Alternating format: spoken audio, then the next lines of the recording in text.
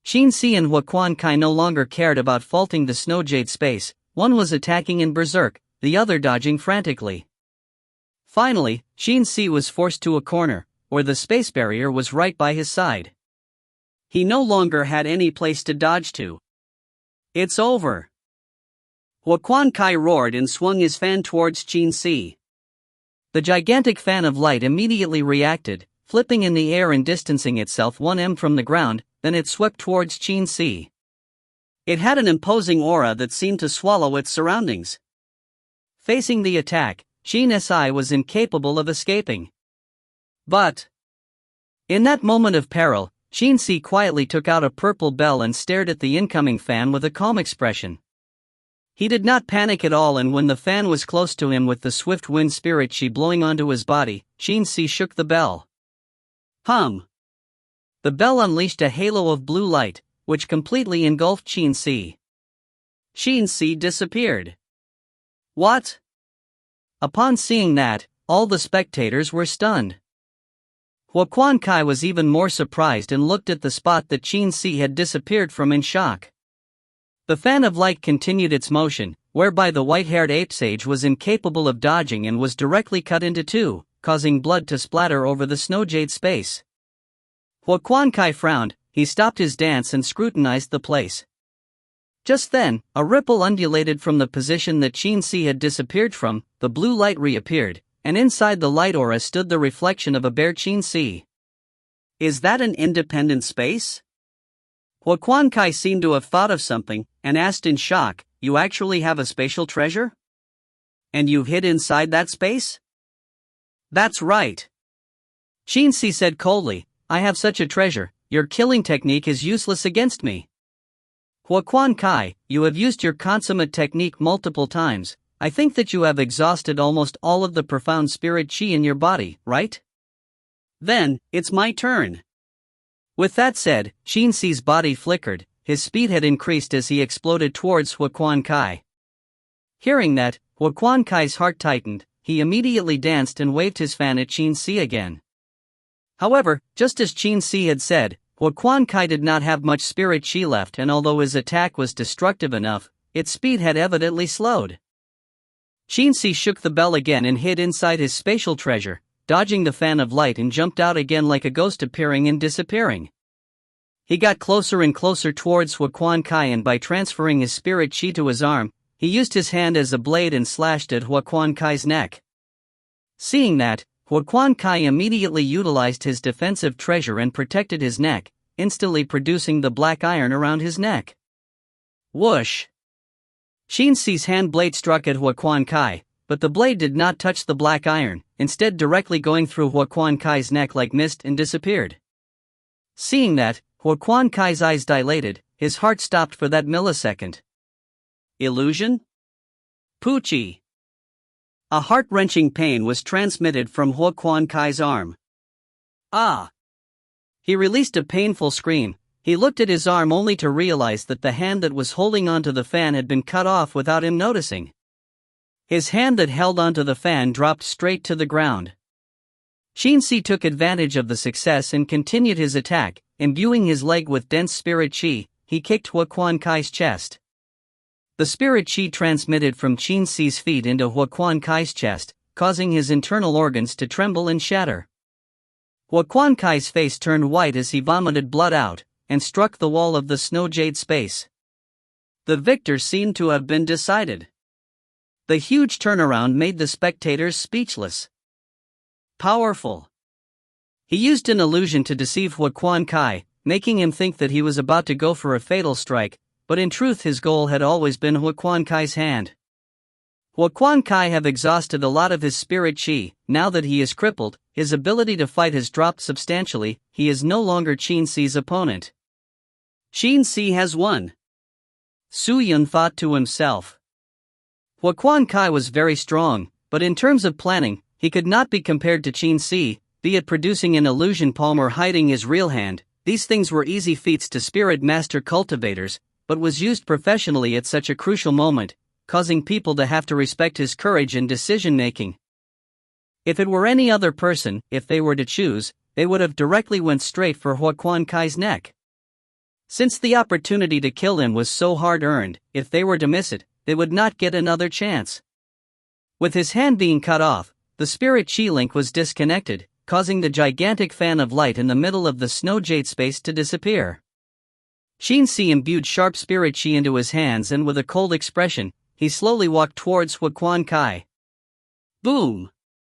He thrusted one of his hands into Huaquan Kai's left shoulder, exploding and ripping apart his shoulders, even exploding his thoracic cavity. Blood spurted all over. Huaquan Kai's internal organs were heavily damaged, an injury where a normal human being would have long died. If not for the spirit chi in him not dissipating, Huaquan Kai would have long passed away. According to the competition rules, the competition should have ended. But Zhu Wen did not dare to speak out because the organization that Huaquan Kai represented had not said a thing. Su Yun stared at the Qin-Si, whose eyes were bloodthirsty and cold, and frowned slightly. There were no emotions in Qin-Si's eyes, his methods were ruthless and completely disregarded all consequences. He was most likely already prepared to kill Huaquan Kai. Inside Huawei Chamber of Commerce's pavilion. President, if we do not stop it now, Huaquan Kai will die on the stage. A man clad in purple armor cupped his fists and spoke to the indistinct figure behind the curtain made of beads. He is trash, why do you want to save him? To waste even more cultivation coins? The figure spoke with a cold voice. The purple-armored man did not know how to reply, he cupped his fists, and no longer said anything. The pavilion's silence was naturally noted by Huaquan Kai. Right from the start, he knew and understood the relationship he had with Huawei Chamber of Commerce. To him, Huawei Chamber of Commerce was a money bag, able to provide him with cultivation coins and treasures, a useful existence for him. However, in the eyes of the commerce, he was just a pawn piece that could be thrown away at any time. They are truly ruthless. Huaquan Kai's mouth revealed a bitter smile. He looked at the pavilion, then turned his eyes to Qin-Si, who was standing before him. Qin-Si was staring at him coldly, with a faint killing intent in his eyes. Huaquan Kai knew that he was unable to escape his fate. He fiercely took a breath, then closed his eyes without saying a word. Qin-Si was delighted. He congealed his spirit chi into a blade and slashed down. Poochie! Huaquan Kai's head flew. At least he had decided to spare Huaquan Kai from the pain. Blood flowed everywhere. The round had ended. Huaquan Kai's headless corpse laid inside the snow jade space. No one collected his body, since no one was willing to protect the spirit of Huaquan Kai.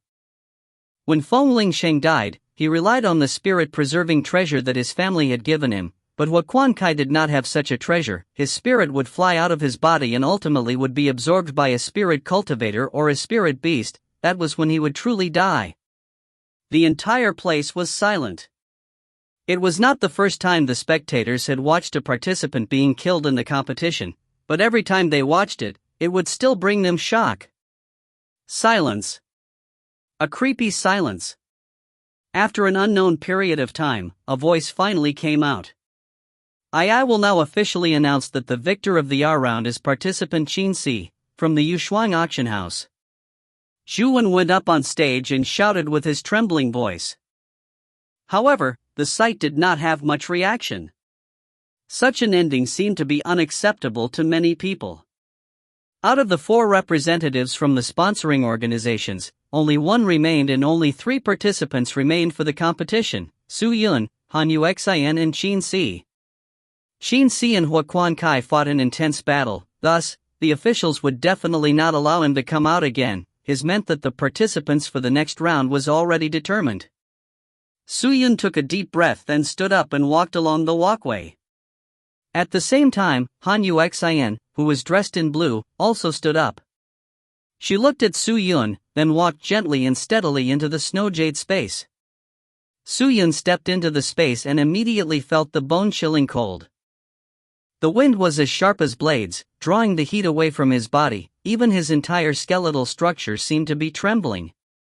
The snow that dropped on his body were like stones that obstructed his spirit essences, preventing any spirit chi from flowing out of his body. To battle in such a harsh environment, the difficulty could only be imagined. On the ground, Huo Kai's blood had not dried up. Su Yun unsheathed his scarlet blood sword and looked at Han Yuxin.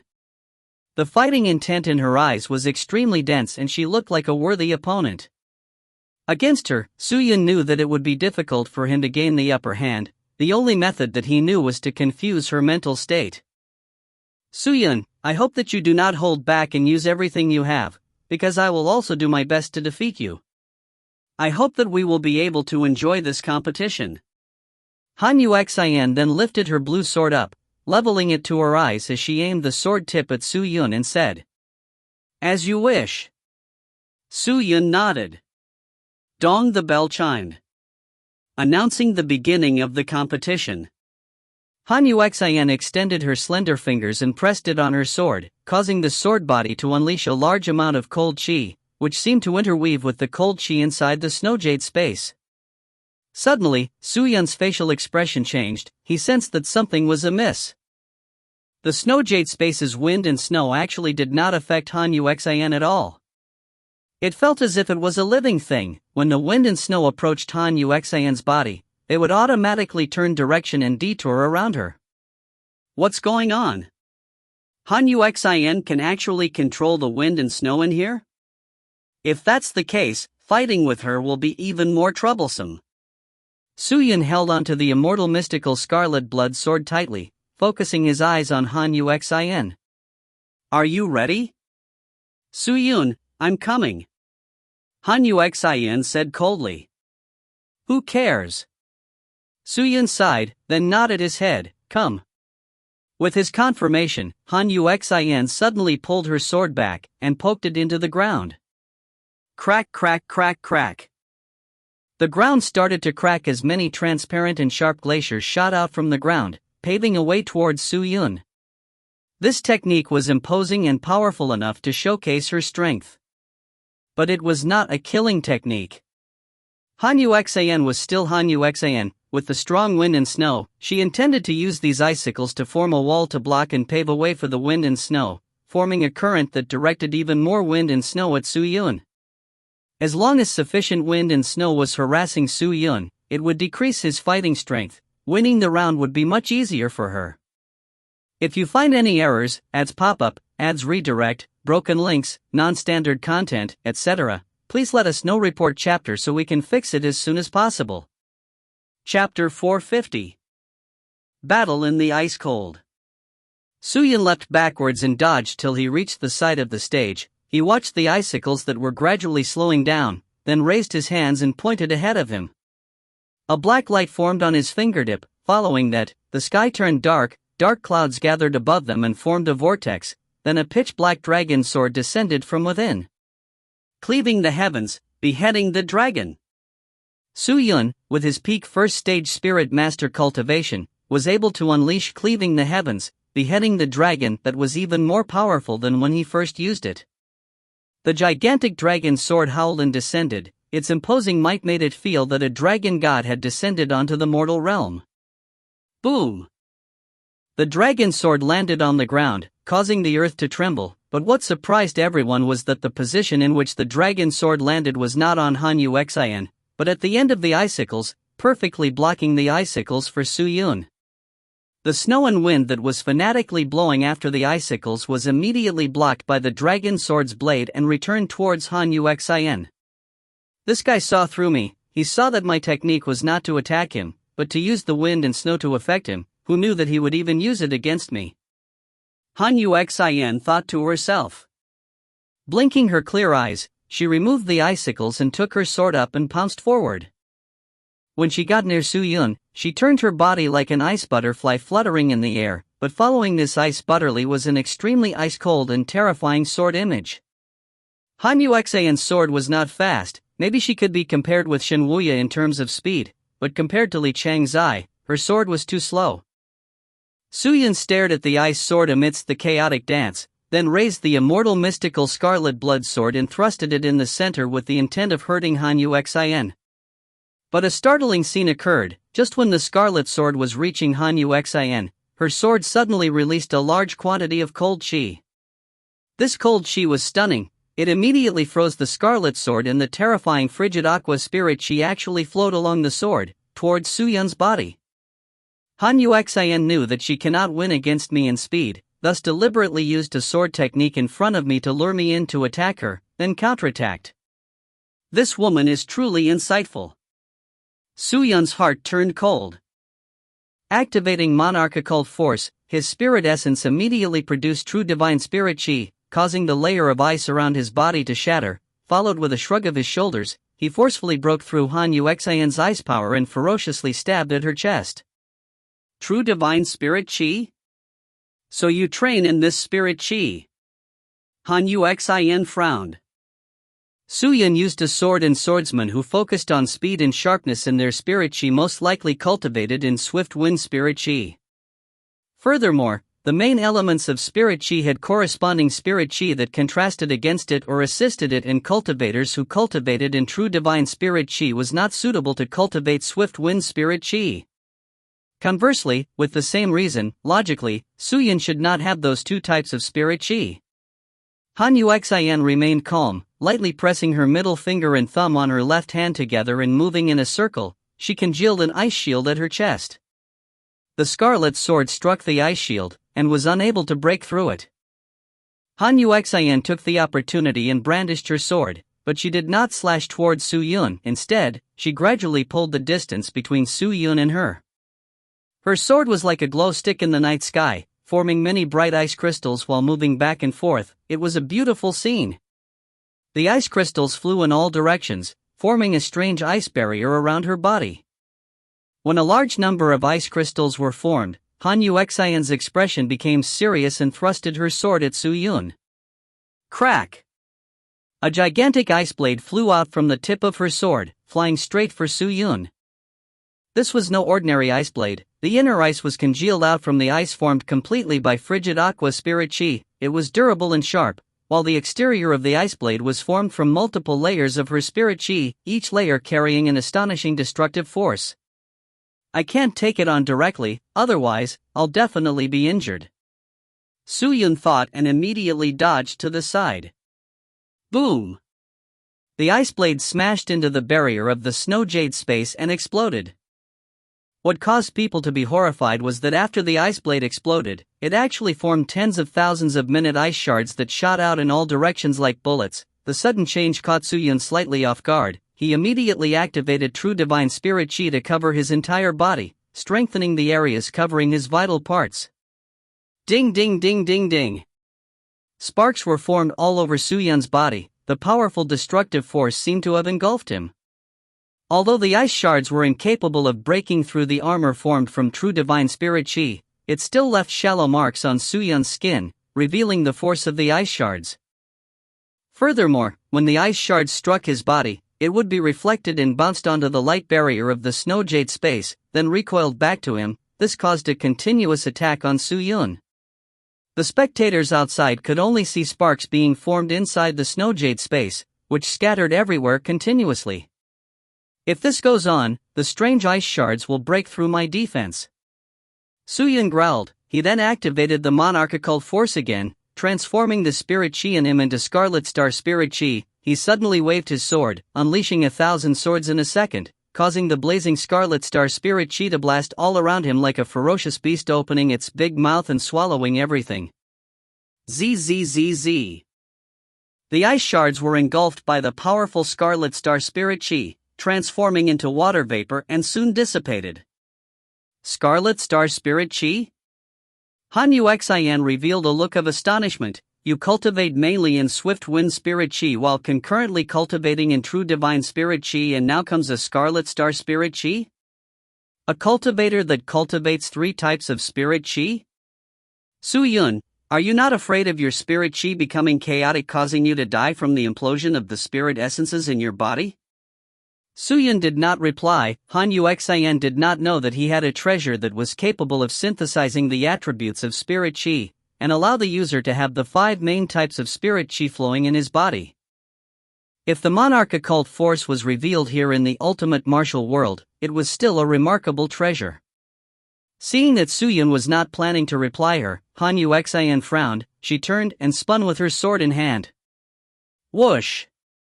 A sparkling and translucent ripple dissipated out with her at the center. The speed of the ripple undulating outwards was too fast, preventing Soo-Yun from reacting fast enough, and was struck by the ripple. But this ripple did not have any destructive force contained within it. When it blew past him, it was like the spring wind blowing. Ha! Soo-Yun sensed that something was amiss. If such a ripple was formed but did not create any disturbance, most likely it was the indication of a mystical technique. As expected.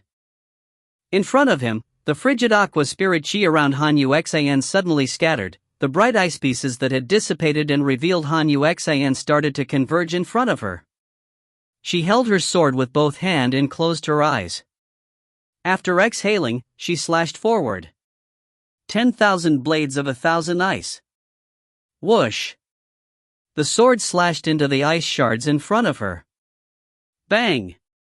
The space between the sword tip and ice shards exploded, producing a large quantity of ice blades that shot towards Soo-Yun like rain. There were more than 100 of the ice blades. Previously, the ice blade was shattered into many ice shards, and with so many of these ice shards, it could occupy the entire snowjade space. Boom! Boom! Boom! Boom! Boom! 10 of these ice blades flew at Soo-Yun. Upon being shattered, it gave rise to a thick ice mist, causing Soo-Yun's figure to be shrouded. All of the ice blades that missed Soo-Yun struck the barrier of the snowjade space, which shattered the ice blades and gave rise to even more ice shards which filled the entire space. Clang! Clang! Clang! Clang! Clang!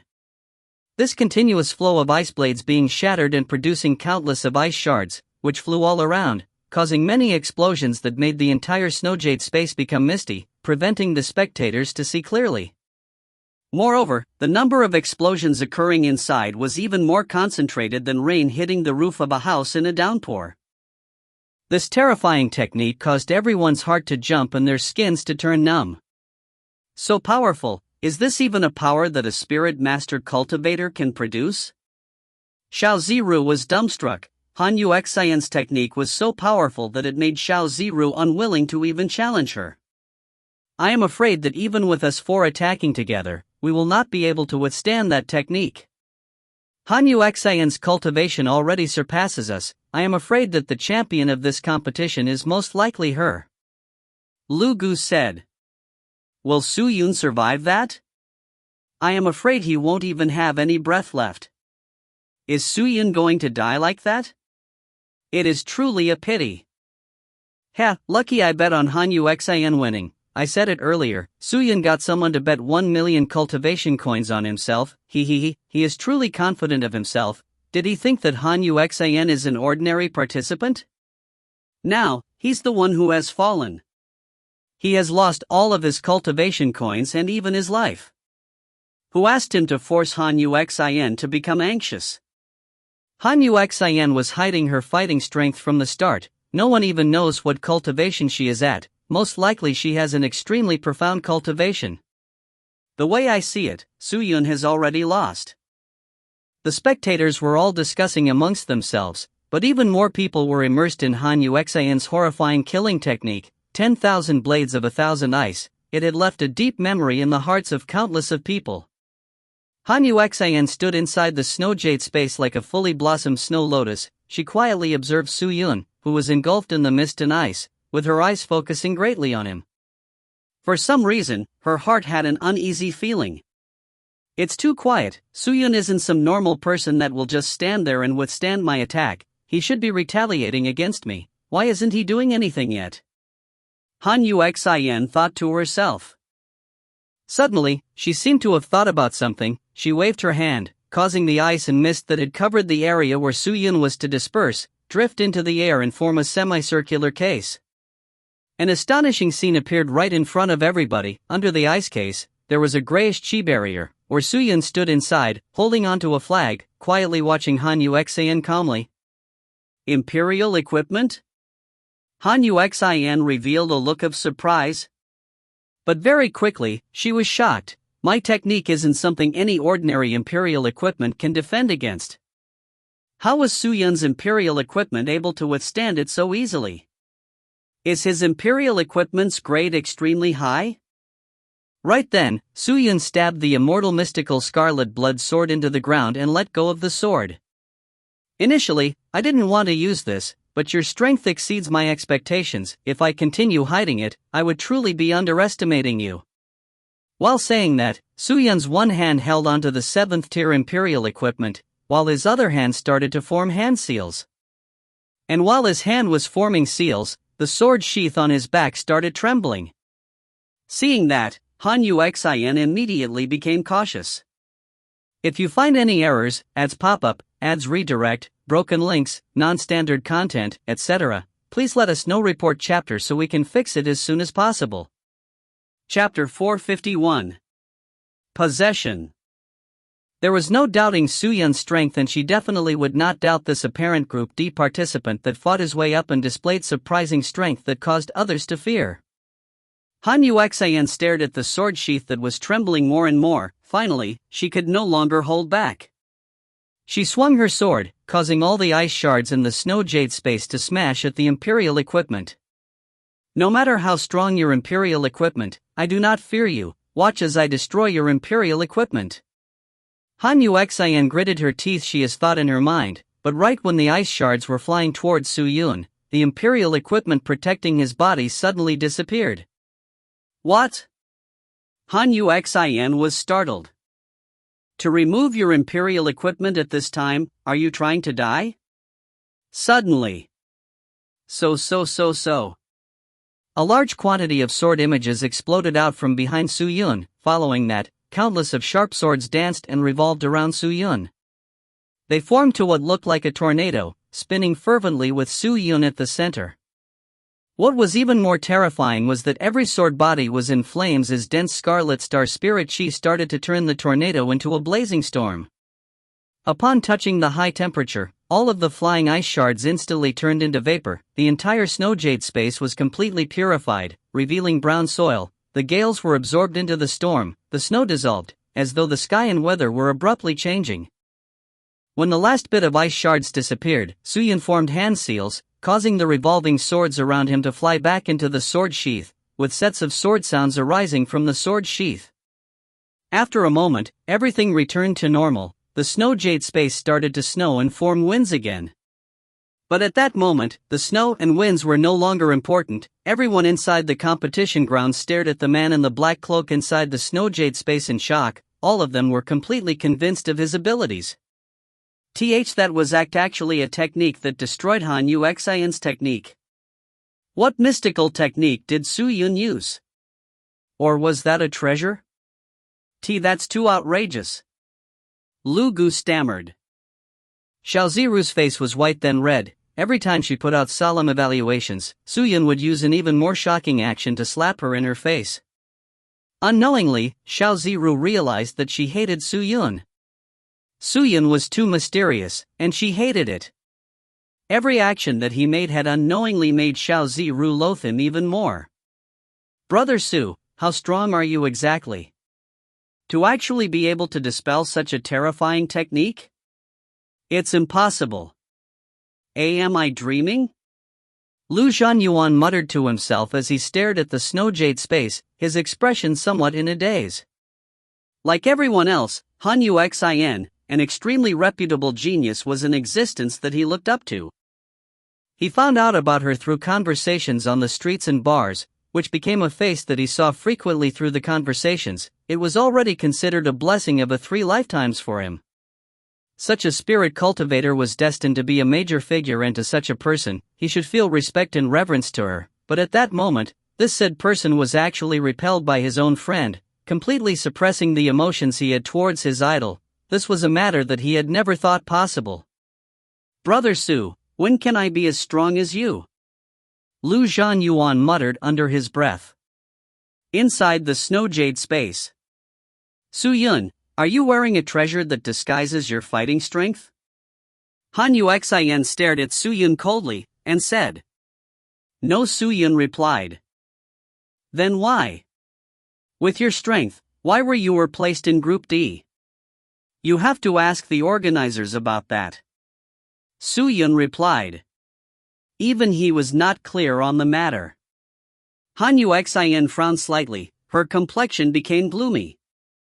She did not ask further as she let out a humph. She raised her sword and rushed towards Su-Yun. A terrifying ice-cold power pervaded and followed her movements, as though a gigantic sun enclosed in ice was being summoned. Inside the distinguished guest private room off the stage, a young man dressed in a gold jade gown with combed pitch-black hair that reached his shoulders held onto a cup of tea and quietly observed the intense battle on stage. The battle was exhilarating. There was no doubting Han Yuxin's strength, but Su-Yun's performance was even more surprising. His sword techniques, speed, power and techniques did not lose to Han Yuxin.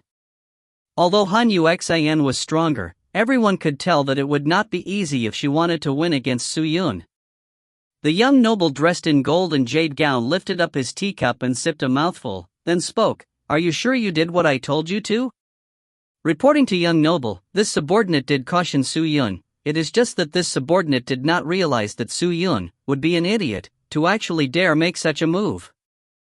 The man standing beside him bowed and cupped his fists, then continued respectfully, "But rest assured, young noble, maybe Su-Yun does not want to lose too miserably, and thus initiated this kind of retaliation. Maybe in no time, he will immediately let Miss Han Yuxin defeat him." "Is that so?" The young noble turned and glanced at Su-Yun, who was on stage, then his eyes landed on Han Yuxin, who was dancing with her sword, his calm eyes instantly revealing a passion that seemed to be uncontrollable. Han Yuxin is a beauty. Moreover, she has a special physique. Her frigid aqua spirit chi is able to intoxicate others. She is the most suitable dual cultivation companion. If I am able to have her, my trip to this new dear city can be considered to be fruitful. Young noble, rest assured, young Miss Han is already young noble's possession. Yes. The young noble nodded his head, his eyes continued to stay on the snow jade space. Hallucinatory demon mirrors.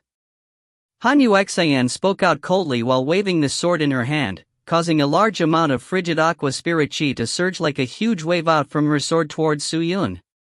But when this ice wave was close to Su-Yun, it suddenly congealed and transformed into multiple flat mirrors that surrounded Su-Yun completely.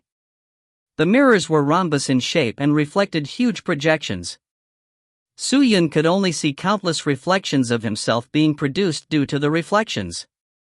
Han Yuxin leapt up and landed on the top demon mirror. She formed hand seals with her eyes closed, chanting some kind of spell, causing the reflected Su-Yuns to reveal cold glares in their eyes that were fixed onto Su-Yun's real body.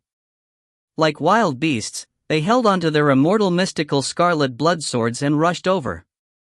All of these reflections were identical to Su-Yun with powerful techniques as well, actually wielding 30% of Su-Yun's sword-wielding speed.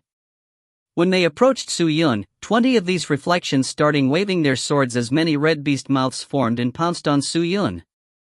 The sword images filled up half of the snow jade space. However, fakes were ultimately fakes. Facing the all-rounded attacks, Su-Yun did not panic. Instead, he dodged all of the swords that approached him with ease, and with an even quicker movement speed, he sprung at the closest mirror and slashed down with the immortal mystical scarlet blood sword. Poochie! The sword cut through the mirror and directly Reflection's shoulders. The Reflection did not seem to have any pain. Instead, Su-Yun felt a pain in his right shoulder, as though something had lacerated it. He turned and looked, only to see that his right shoulder was covered in blood and a long wound had appeared. What? Su-Yun frowned. All of these reflections are based on you. Although their strength cannot compare to your own, you are unable to attack them, otherwise, their injuries will become your injuries. Han Yuxin spoke indifferently to Su-Yun. Su-Yun, you are strong, but I have to defeat you today. While saying that, the young lady's eyes were filled with dense determination. To be able to defeat a powerful genius was the best reward for her bitter struggles and battles. Han Yuxin had become intoxicated with the taste of victory. Hearing that, Su-Yun's mouth arched into a smile. He raised his head and looked at Han Yuxin, who was above the mirror. He suddenly leapt up and swept towards her. Han Yuxin seemed to have predicted his move. She immediately dropped down and landed amongst the mirrors. With a wave of her hand, the mirrors suddenly produced many reflections of her.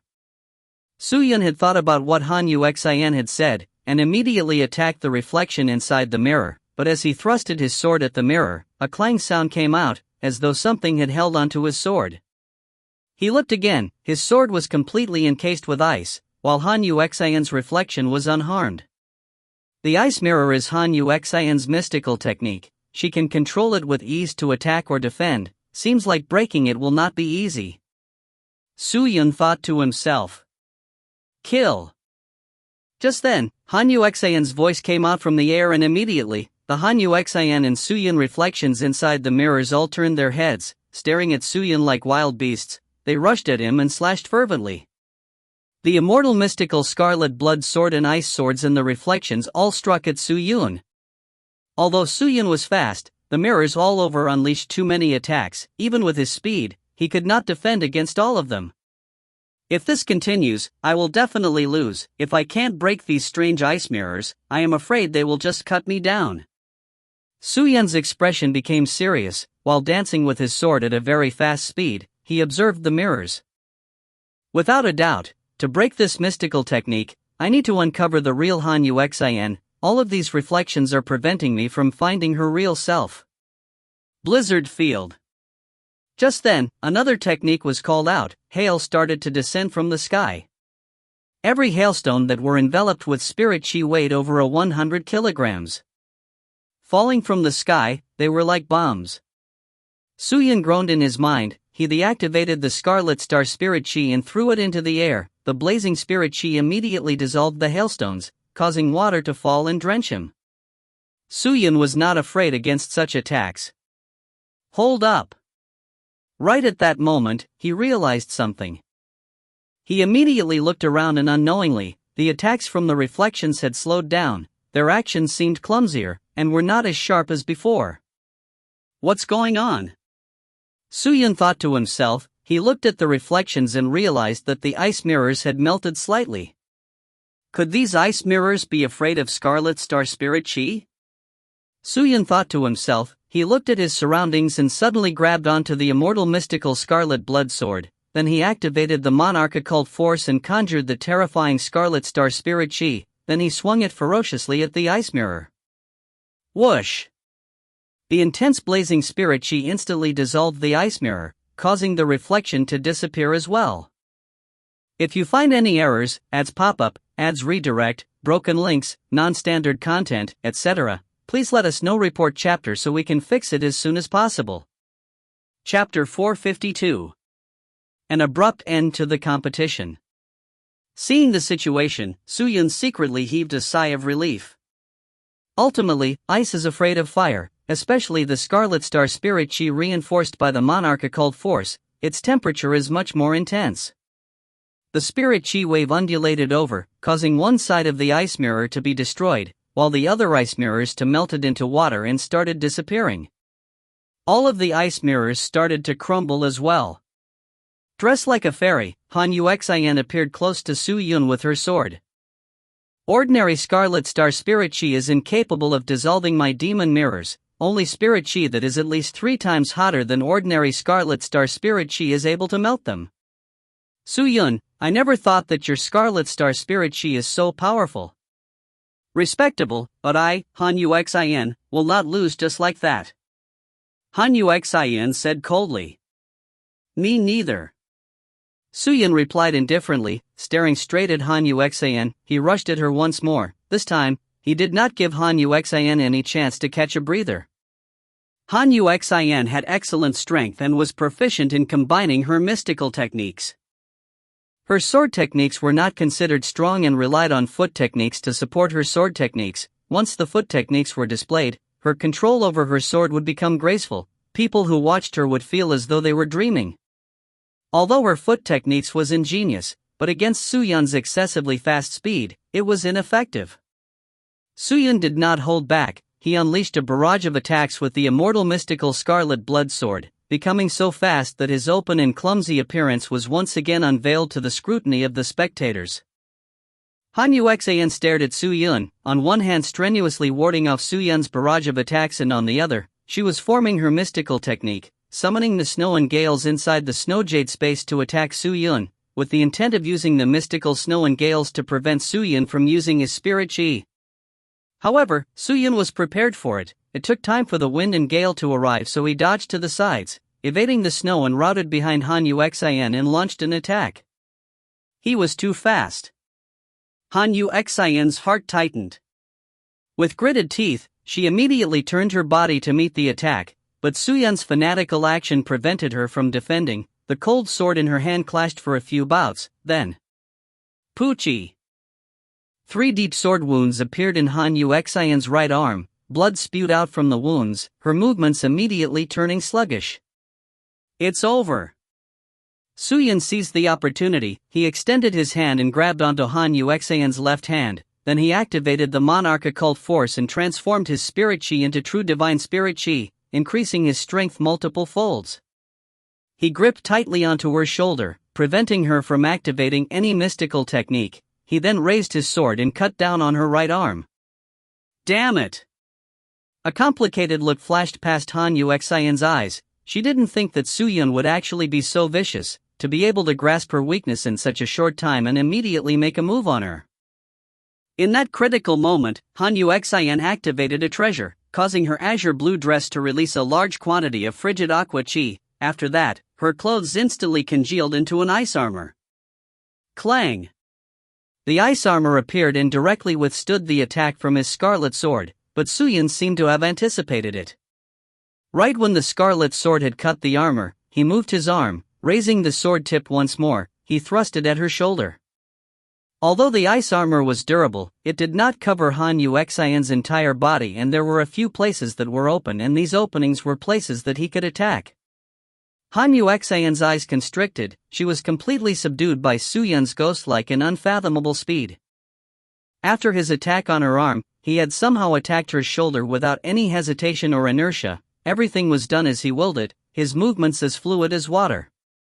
It was though the sword was grown from his body, like an extra limb. Poochie!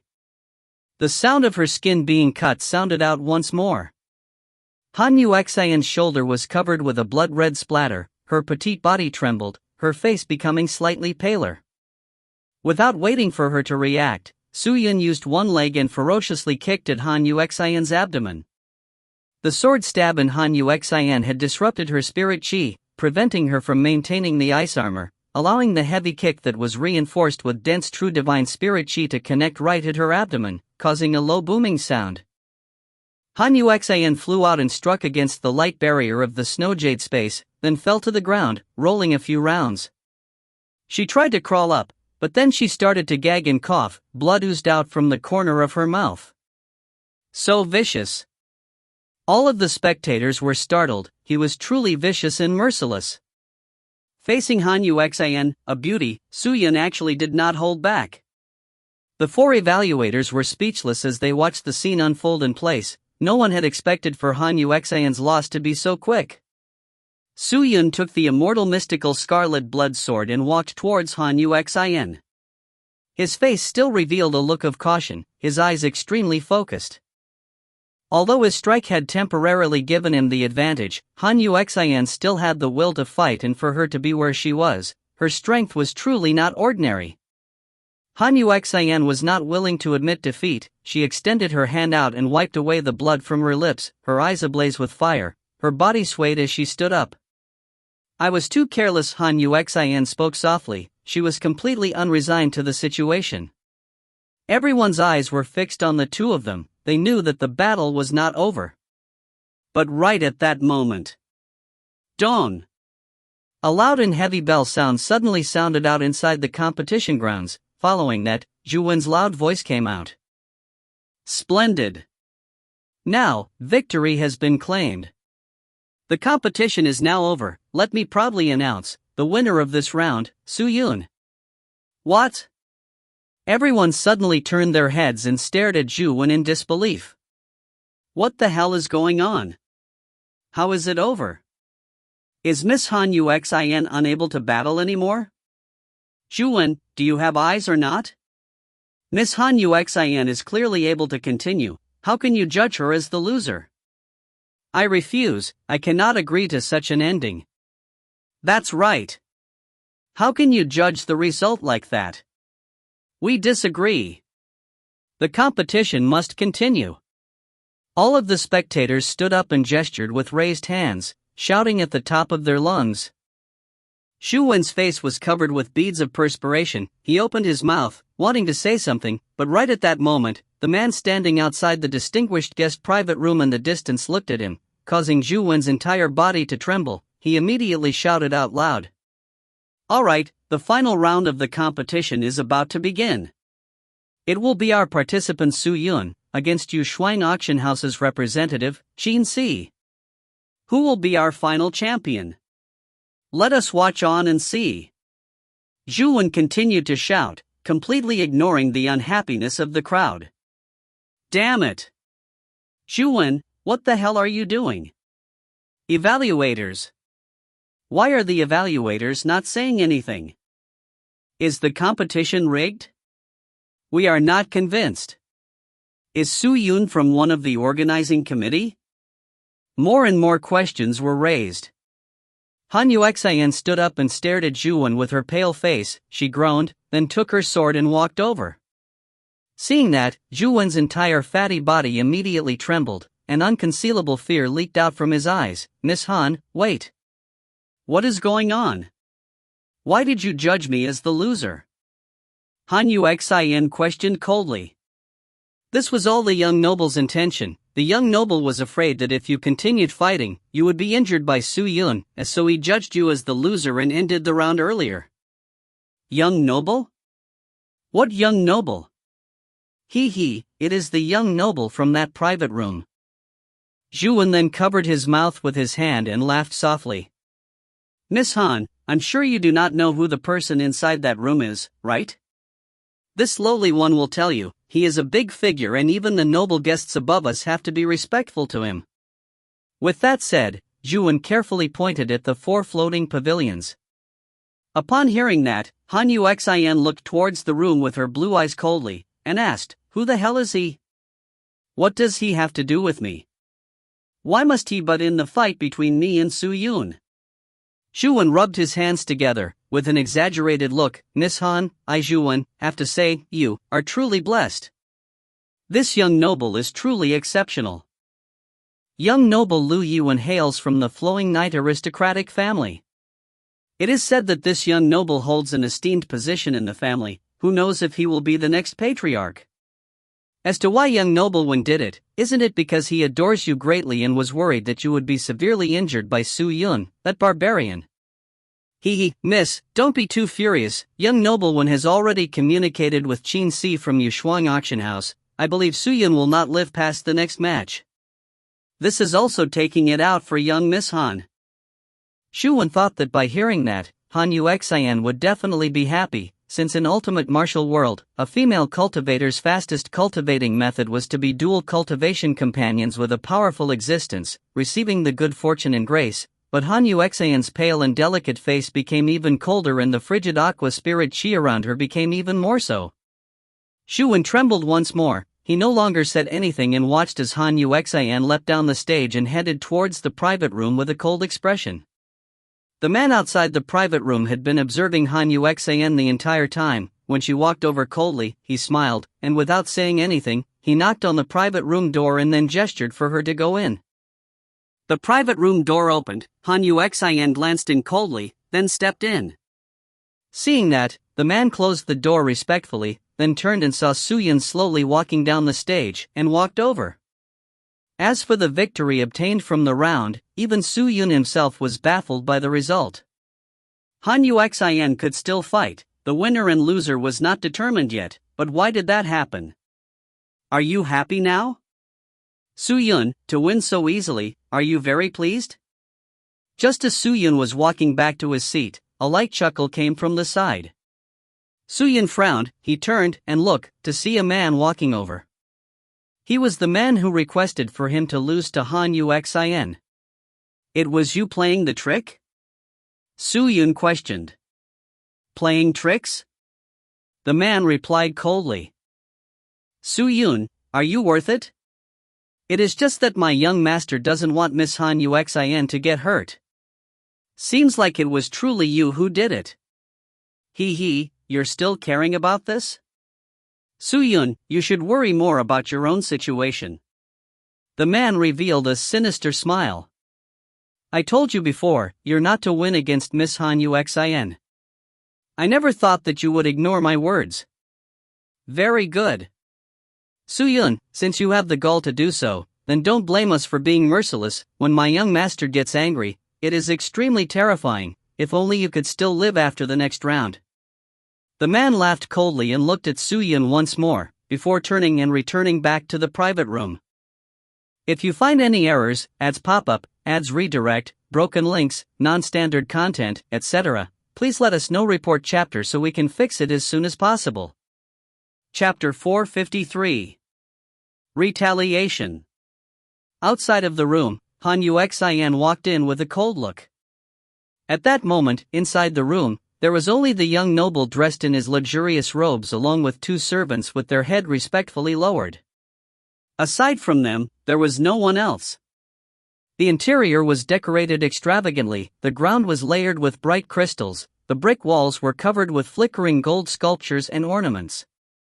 The room was filled with all sorts of furnitures and mystical formation arrays that spun in place, releasing intoxicating perfumes. The young noble lifted up his teacup and took a sip, then smiled towards Han-Uxin who had walked in. He handed the teacup over to the maid by the side and stood up. He cupped his fists and bowed slightly, and smiled. I am your humble Lu Yuan.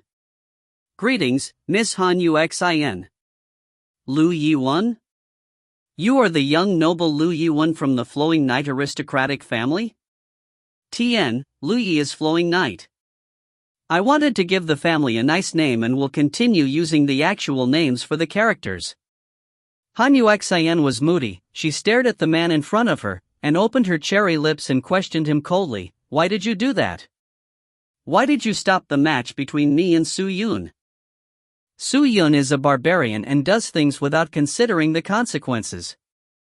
I was worried. If Miss Han continued fighting with him, you would only be injured by him, thus I, Lu Yuan, decided to do it. Lu Yuan laughed and replied. This is a competition. If it's like this, how can we look forward to the future ones? If I, Han-Uxin, feared being injured, why would I participate in the competition? I ask you to immediately come forward and negotiate with the organizers of the contest to clarify the matter and arrange another fight with Su-yun. Han-Uxin replied coldly.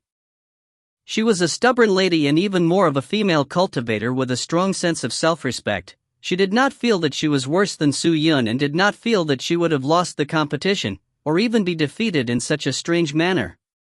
She was unconvinced and wasn't resigned to it. Miss Han, are you concerned about the prize money of 1,000,000 cultivation coins? If you like, I can gift you 1,000,000 cultivation coins. Lu Yuan laughed and said. The problem is not about the cultivation coins. Do you truly think that I am lacking in cultivation coins? What I care about is, who is stronger between Su-yun and I. The problem is principles. Young noble one, you have broken my principles. Do you understand? Principles? Upon hearing that, Lu Yuan laughed without restraint, and spoke with a tinge of fanaticism. Miss Han, I somewhat understand you, but don't you think that your so-called principles is too much of a joke? There are times where winning or losing is really important, but in this instance, how does winning or losing affect you here? I will be honest with you, Miss Han. Actually, I extremely adore you. That was why I stopped the round between you and Su-yun. I also hope that you would not be hurt by him, and I hope that Miss Han will be willing to be my dual cultivation companion, to study and cultivate together. Aside from that, I have no other intentions. As for Su-yun, Miss Han doesn't need to worry. In the next match, Shin Si will personally take care of Su-yun, and help Miss Han dispel this resentment. Lu Yuan spoke extremely straightforwardly, so much that he was awfully explicit. Although being cultivation companions was not some embarrassing matter for male and female cultivators, but to declare it so pompously, it still made her feel uncomfortable. Han-Uxin frowned, her eyes flashed with a look of anger. That was the reason you had Zhuan in the round between Su-yun and I? If you were injured to the point of affecting your cultivation, it would affect our dual cultivation in days to come. Is that so? Han Yuxian snorted. She immediately understood Lu Yuwen's intent, but he could no longer change the results of the competition. After thinking about it, she spoke. Young noble Lu Wenyi, I, Han Yuxian, appreciates your kind intentions, but regarding the matter of dual cultivation, forgive Han Yuxian for not having the same perspective. Even if Han Yuxian wants to find a dual cultivation companion, I will definitely not take one that I loathe. I will take my leave now. With that said, Han Yuxian turned and headed out of the room. Han Yuxian, you shouldn't refuse this toast only to end up being forced to drink a forfeit. The man outside of the private room immediately blocked Han Yuxian's path and spoke gravely. Bai Shan, let her go. Lu Yuan laughed and waved his hand. But young noble, just let her go. Lu Yuan was not annoyed at all, or even anxious, as though Han Yuxian's actions did not matter to him. Seeing that, the man called Bai Shan snorted, then stood aside and let her pass. Suspicion grew in Han Yuxian's heart. She initially thought that Lu Yuan would have 100 men obstructing her path. She never expected him to let her leave on his own accord. What is he thinking? Han Yuxian did not understand, but she knew one thing. By rejecting him, it meant that she had offended Lu Yuan. If such a thing happened with any other man, Han Yuxian would have flipped out long ago, but knowing that he was from the flowing knight aristocratic family, Han Yuxian had some restraining fear. She could only question him and leave. She could not do anything to Lu Yuan. Seems like I need to return and stay in the sect for a period of time. Han Yuxian secretly thought. She increased her pace and directly headed out of the competition grounds. After Han Yuxian left, the man named Bai Shan walked into the room and cupped his fists, then bowed towards the young noble sipping on his tea. He asked, Young noble, why did you let Han Yuxian leave like that? With young noble's cultivation, forcefully keeping her is simple. Forcefully keep her? What? You think that I am merely lusting for her body? Lu Yuan asked coldly. This young noble cares about her talent, her physique, and her cultivation. Dual cultivation emphasizes on the willingness in both parties. Forcefully doing it prevents me from obtaining the best results.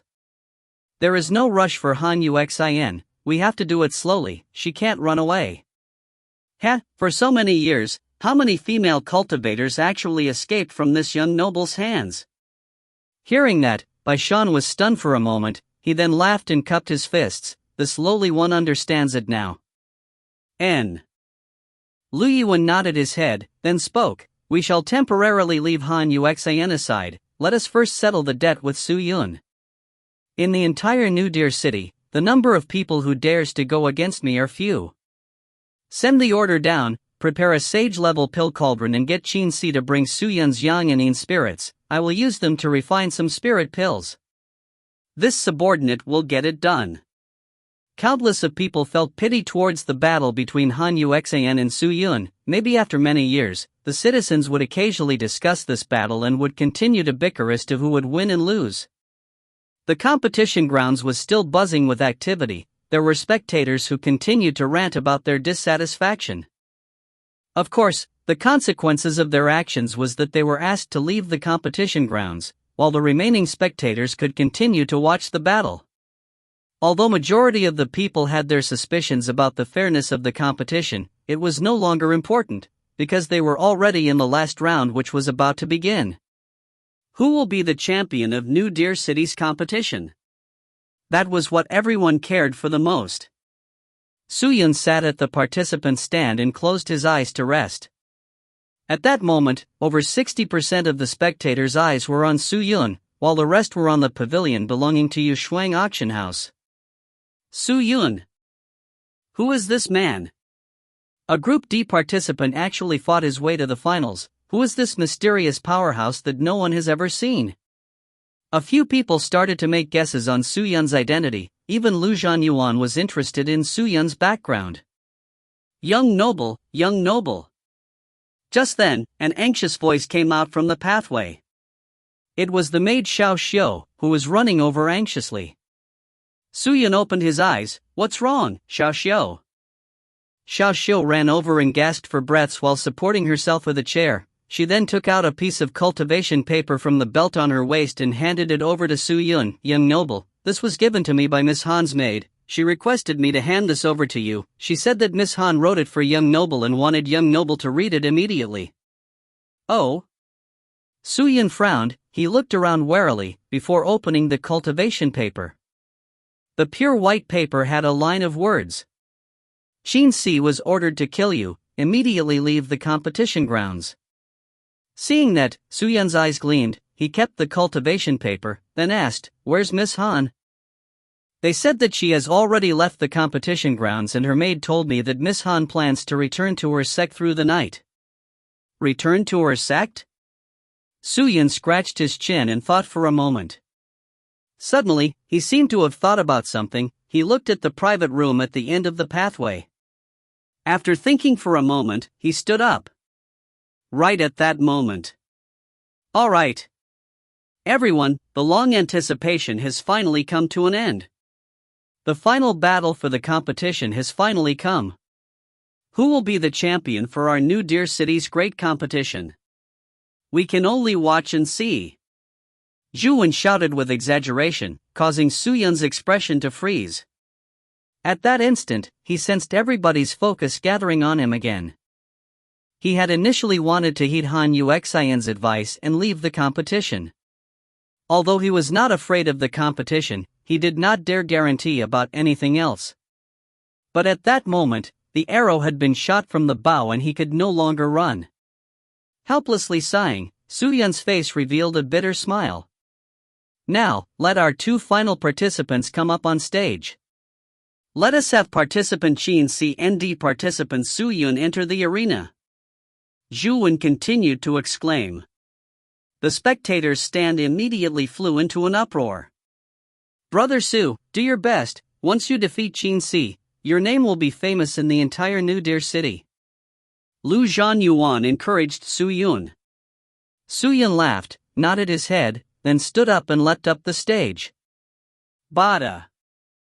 He landed gently like goosefeather, his movements naturally confident and at ease. His pitch-black cloak made him even more mysterious. The faintly discernible pale face under the hood made him look extremely charming. With the gigantic sword sheath on his back and blood-red sword in hand, he looked extremely imposing. "Su Yun, do your best. Su Yun, you have to get first. We are supporting you." The crowd immediately shouted out excitedly. Su Yun sighed, then looked up at the pavilion in the sky. The doors opened, and a figure shot out. Right when the person entered the snow jade space, killing intent immediately filled the room. Su Yun scoffed, his face instantly turned gloomy. "If you find any errors, ads pop up, ads redirect, broken links, non-standard content, etc. please let us know. Report chapter so we can fix it as soon as possible." Chapter 454. As though he is a completely different person. Su Yun was a vengeful man. He did not have a big heart. He remembered people who treated him well as people who provoked and wanted to harm him. He had his principles and could not tolerate people who wanted to kill him. "People who want me to die has to die first." Su Yun stared at the man inside the snow jade space coldly, his pitch-black eyes revealing a look of evil. Qin Si was dressed in brown robes with blue edges. His attack patterns were extremely random and it was said that he could use 3 different types of weapons. Su Yun watched as Qin Si got up the stage empty-handed, but his palms were covered with a thin layer of green qi, which was strange and mysterious. Qin Si's face was on the lean side, with sunken eyes and high nose bridge, making him look like a gloomy man. He stared at Su Yun like an eagle staring at its prey. This made Su Yun feel extremely unhappy. The wind and snow inside the snow jade space still blew on, but the two of them did not even care about it. Seeing their gazes, Zhu Wen immediately called out, "Our participants are now on stage. Now, fellow guests and spectators, who will be the victor of the competition? Who will bring home the championship of the New Deer City's great competition? The answer is about to unfold." I, Zhuan officially announce, the final battle of New Deer City's great competition has begun. Boom! The loud bell sound came out. At the same time, everyone's eyes instantly turned to the snow jade space with everyone holding their breaths. The two men stood still. Suyin extended his hand, slowly pulling the scarlet sword out with a cold expression as he stared straight at Qin Si. Qin Si frowned. I can see the killing intent in your eyes. Why? You want to kill me? I should be the one saying those words to you. Suyin replied. Upon hearing that, Qin Si kept quiet, then shook his head. Seems like you're very sensitive towards killing intent. To be able to fight your way here, you are truly not some mediocre cultivator. You're right, I'm going to kill you. Although it is not my intention, but regardless of the reason, you have to die today, and you have to die to my hands. I will also have to take your yang and yin spirits. He spoke extremely arrogantly, as though everything would go according to what he said. Good. Very good. Suyin nodded his head earnestly, revealing a sinister smile.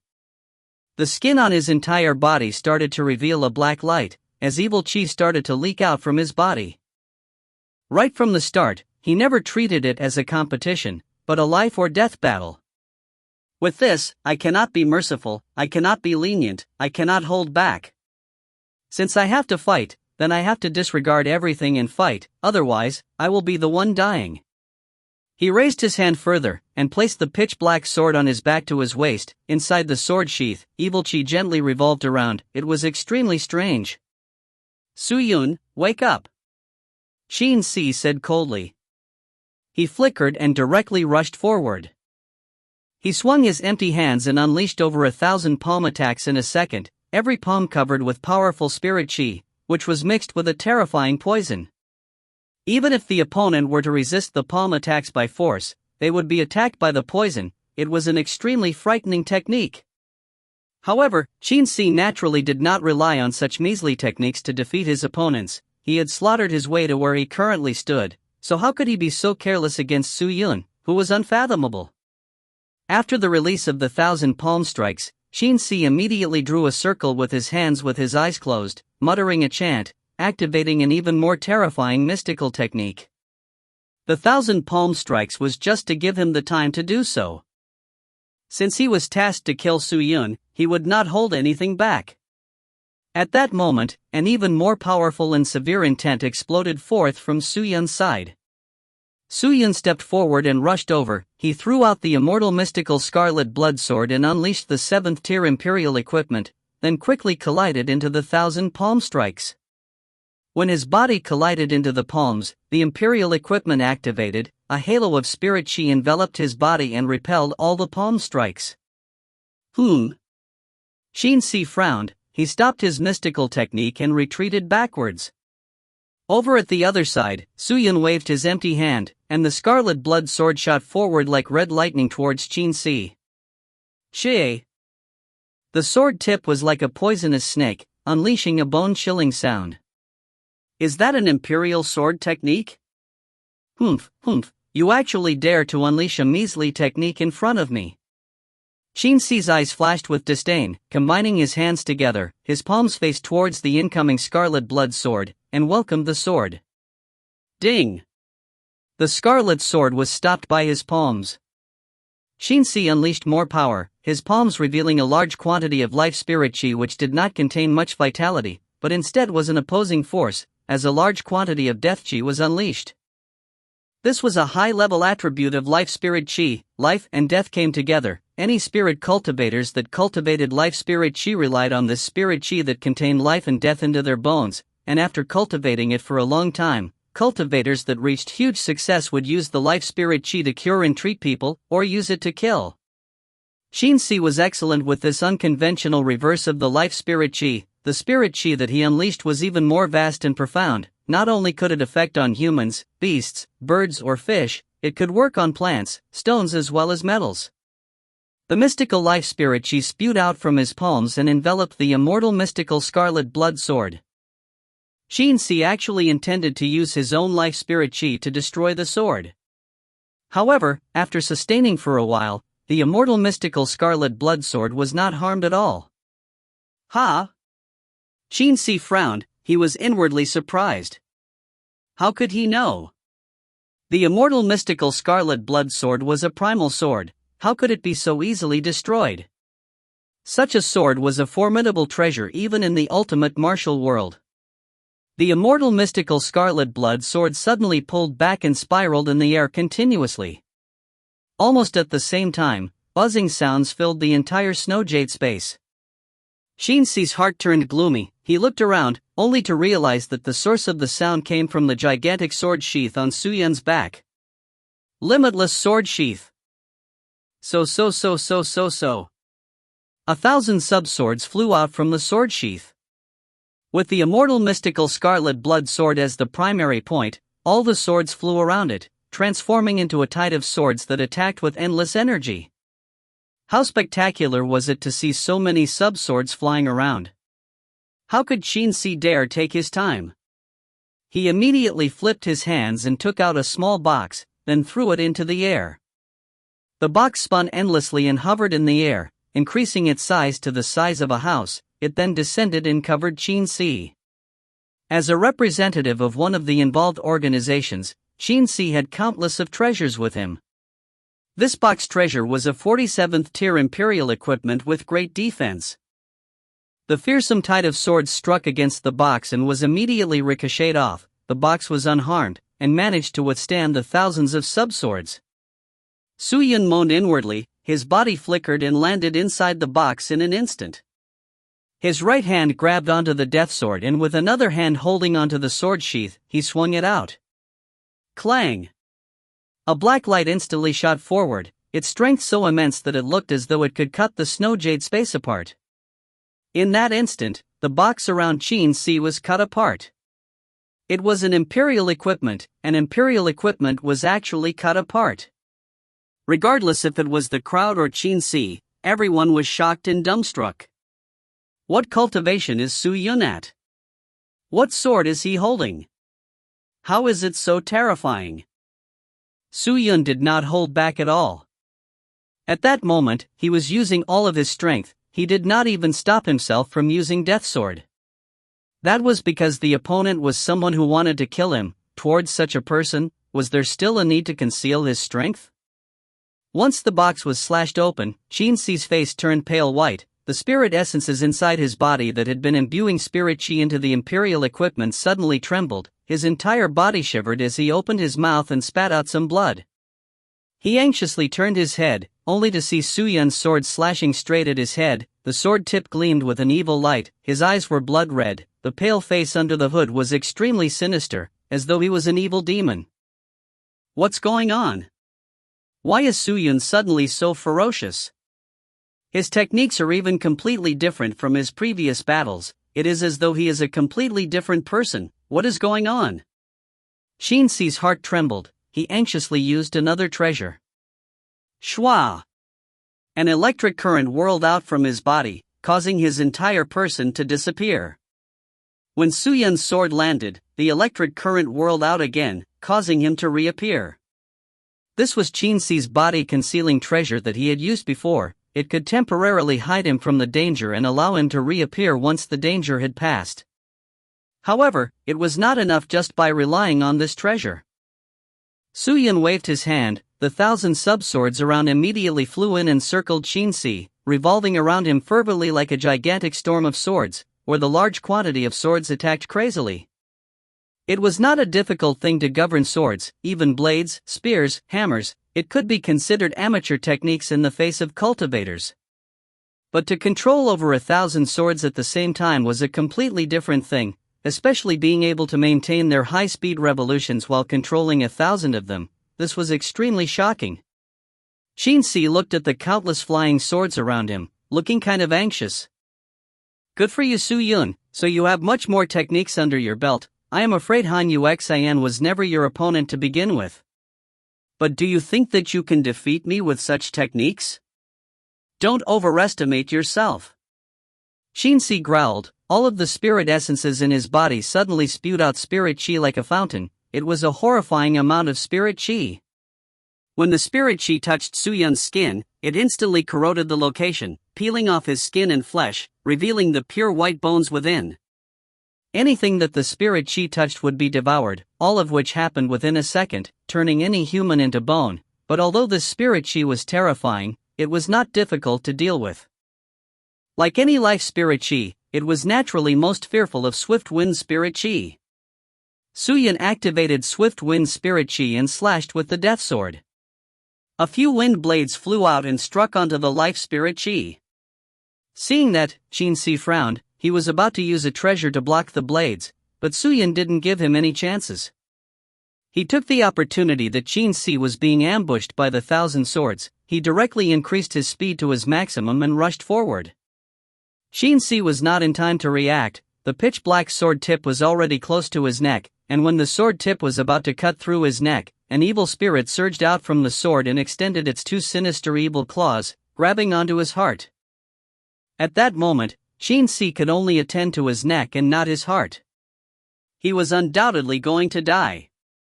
If you find any errors, ads pop up, ads redirect, broken links, non-standard content, etc., please let us know. Report chapter so we can fix it as soon as possible. Chapter 455. Monarch Temple Bell. Confronting the attack that determined his life, Qin obviously would not hold anything back. He had seen how Suyun had previously fought, regardless if it was against Li Changzai or Han Yuxian. The techniques he had displayed was extremely conservative without any intent of going on the offensive, nor did it wield any powerful destructive ability. But he was different now. Not only was his sword fast, it was filled with evil and was extremely strange. No one dared to believe that such a change was possible. It was as though he was going all out, as though he had disregarded his own safety and life and unleashed an attack with the vow to destroy his enemy. Could he be hiding his true strength all along? Qin's mind came out with his annoyed thought. His expression became even more sinister. In this moment of peril, he no longer hesitated and immediately activated his personal life-saving treasure. Monarch Temple Bell. He shouted out, then a loud and low bell chime exploded out from within Qin's chest. Suyun could not react in time. He was struck by the bell's sound and was forced backwards, his body trembling incessantly, as though he had collided into something. Qin seized the opportunity and sent a palm strike over. The palm strike came with gales. The destructive spirit chi formed a tornado on the palm strike. Anyone who took the strike would most likely suffer from severe injuries, if not death. Although Qin was quick, his speed was incomparable to Suyun's. When the palm had arrived, Suyun had turned his body with all of his strength and dodged to the side. At the same time, the fingers on his left hand moved slightly, transferring a bit of spirit chi over, controlling the 1,000 swords which obtained the order and rushed at Qin. The sub-swords rushed over, all of their edges extremely sharp, but Qin was not afraid at all. He continued to rush towards Suyun, treating it as though the 1,000 sub-swords around him were just air. Dong! Just as the sub-swords came close to his body, a low-sounding bell chime exploded out from within his body once more. The bell chime was like a shockwave that spread it out in all directions, causing all the sub-swords to be flung out, all of them incapable of harming him. What is that? Suyun frowned as he stood up and started scrutinizing Qin. This is Qin's famed weapon. It is also my life-saving treasure, called the Monarch Temple Bell. It was drawn out with my own life force and can only be used once. Although it is a pity for it to be used here, but Suyun, if I can't defeat you today, Qin, will lose my standing and reputation, thus I do not care even if I have to use it now. Qin spoke coldly, then rushed forward again. Suyun controlled the sub-swords to stab towards Qin, but Qin was like a swaying ancient bell, continuously unleashing a low resounding bell chimes. The shockwave attacks were continuously being produced from inside his body. Regardless of what came close to him, they would be struck by the shockwave and were incapable of harming him. Clang, clang, clang, clang. The flying swords were being struck away. This is impossible. Ordinary flying swords no longer pose a threat to him. Even the Desolator is incapable of attacking him with its invisibility. This Monarch Temple Bell of his seems to be an automatic protection and isn't controllable. It doesn't capture objects by sight but by sensing them. the Desolator is useless here. In order to break through this treasure, I can only restrict his movements. Suyun took a breath, then, with a leap, he flew into the air, forming hand seals with his eyes closed at the same time, with his mouth moving extremely quickly, muttering chants. Halos of spirit chi pervaded out from his fingertip. However, this spirit chi was no longer as sharp or powerful as before. Instead, it was gentle like water and calm like a breeze, gradually dissipating out in all directions. A bit of unique frigid aqua spirit chi flowed around the snow jade space. Although the snow jade space was already extremely cold, this strange cold power seemed to be of a higher quality, clearly distinguishable from its surrounding. Suyun's eyes opened. With a raise of his hand, he shouted out, "Cold hail sword formation." With that said, cold light shot forth in 4 directions and disappeared. Suyun held onto the death sword and rushed at Qin Si. When he was close to Qin Si, he thrusted the death sword straight out, but did not aim at Qin Si's body that was releasing the bell chimes. It was aimed at his arms instead. His sword moved extremely nimbly, his speed reaching the maximum. It was so fast that Qin Si was unable to react at all.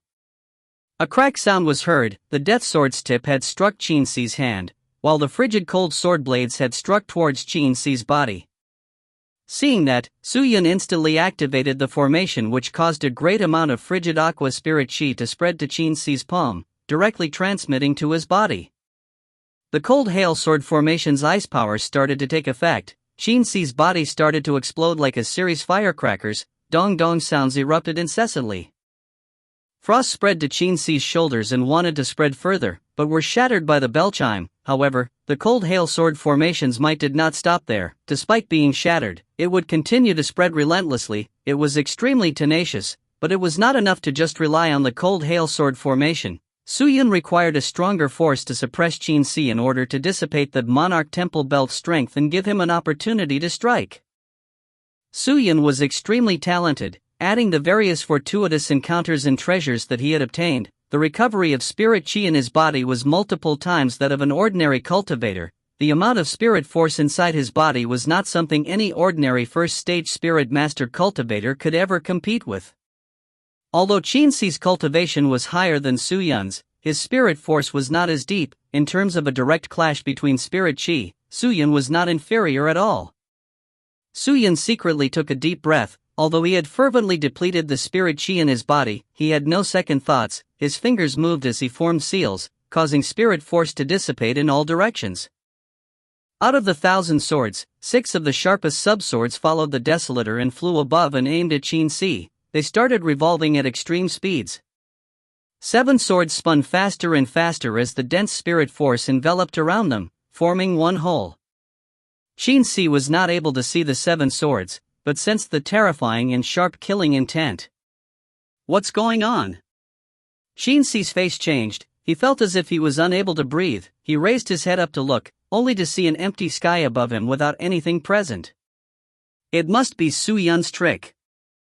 Qin Si secretly thought. He looked at Suyun and without any more hesitation, he rushed towards Suyun, who was inside the cold hail sword formation. He forcefully raised his hands that were covered with frost, producing spirit chi on them as he struck at Suyun's head. The terrifying spirit chi from his palms shattered the frost around him. It had a decaying attribute to its power, as though it was able to disintegrate a mountain into fine powder, and it was used towards Suyun. Anyone could tell that if Suyun were to be struck, he would definitely die. Right at that moment, Suyun was still in his original positions with his eyes closed. He continued to chant and form hand seals. He was extremely focused and did not have any reaction towards Qin Si's attack, as though he was too immersed with his own technique. Seeing that, Qin Si secretly thought with joy. It's over. The gale from his hand descended, but in that moment of life and death, one sharp sword suddenly appeared above Qin Si's head and stabbed at the top of his head. Danger arose that quickly. However, Qin Si ignored it. With the Monarch Temple Bell, he was not afraid of the swords that flew at him. Then, just when Qin Si swore that he was a step faster than Suyun, Suyun suddenly opened his eyes, and a spherical chi barrier enveloped his entire being. The hand that was forming hand seals had unknowingly held onto a flag. Imperial equipment? Qin Si was startled, but at that moment, he was already too late. The arrow that had been shot off from the bow could not be retracted. He gathered all his power into his palm and disregarded everything and smashed through. Imperial equipment. I am not afraid even if you have an Imperial equipment. Watch how I destroy your Imperial equipment and completely obliterate you. Shinsi's face completely distorted, his eyes became completely dilated, as though he was using all of the strength he had left. Rumble. The terrifying spirit chi accumulated in his palm fiercely smashed onto the chi barrier and unleashed an intense explosion.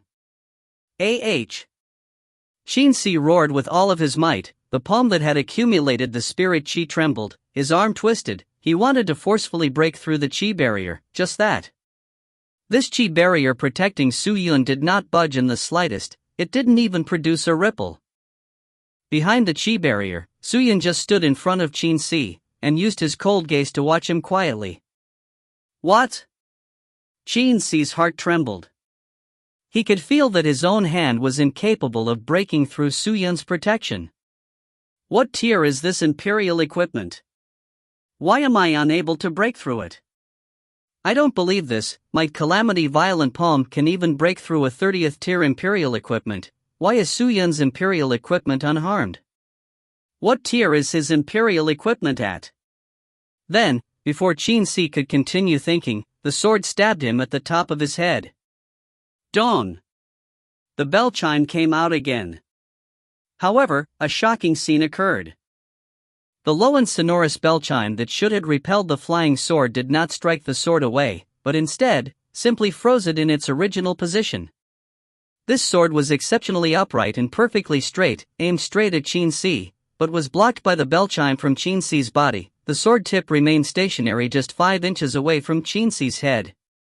The sword was doing its utmost to move, with its apparent swaying, as though it was not able to support itself.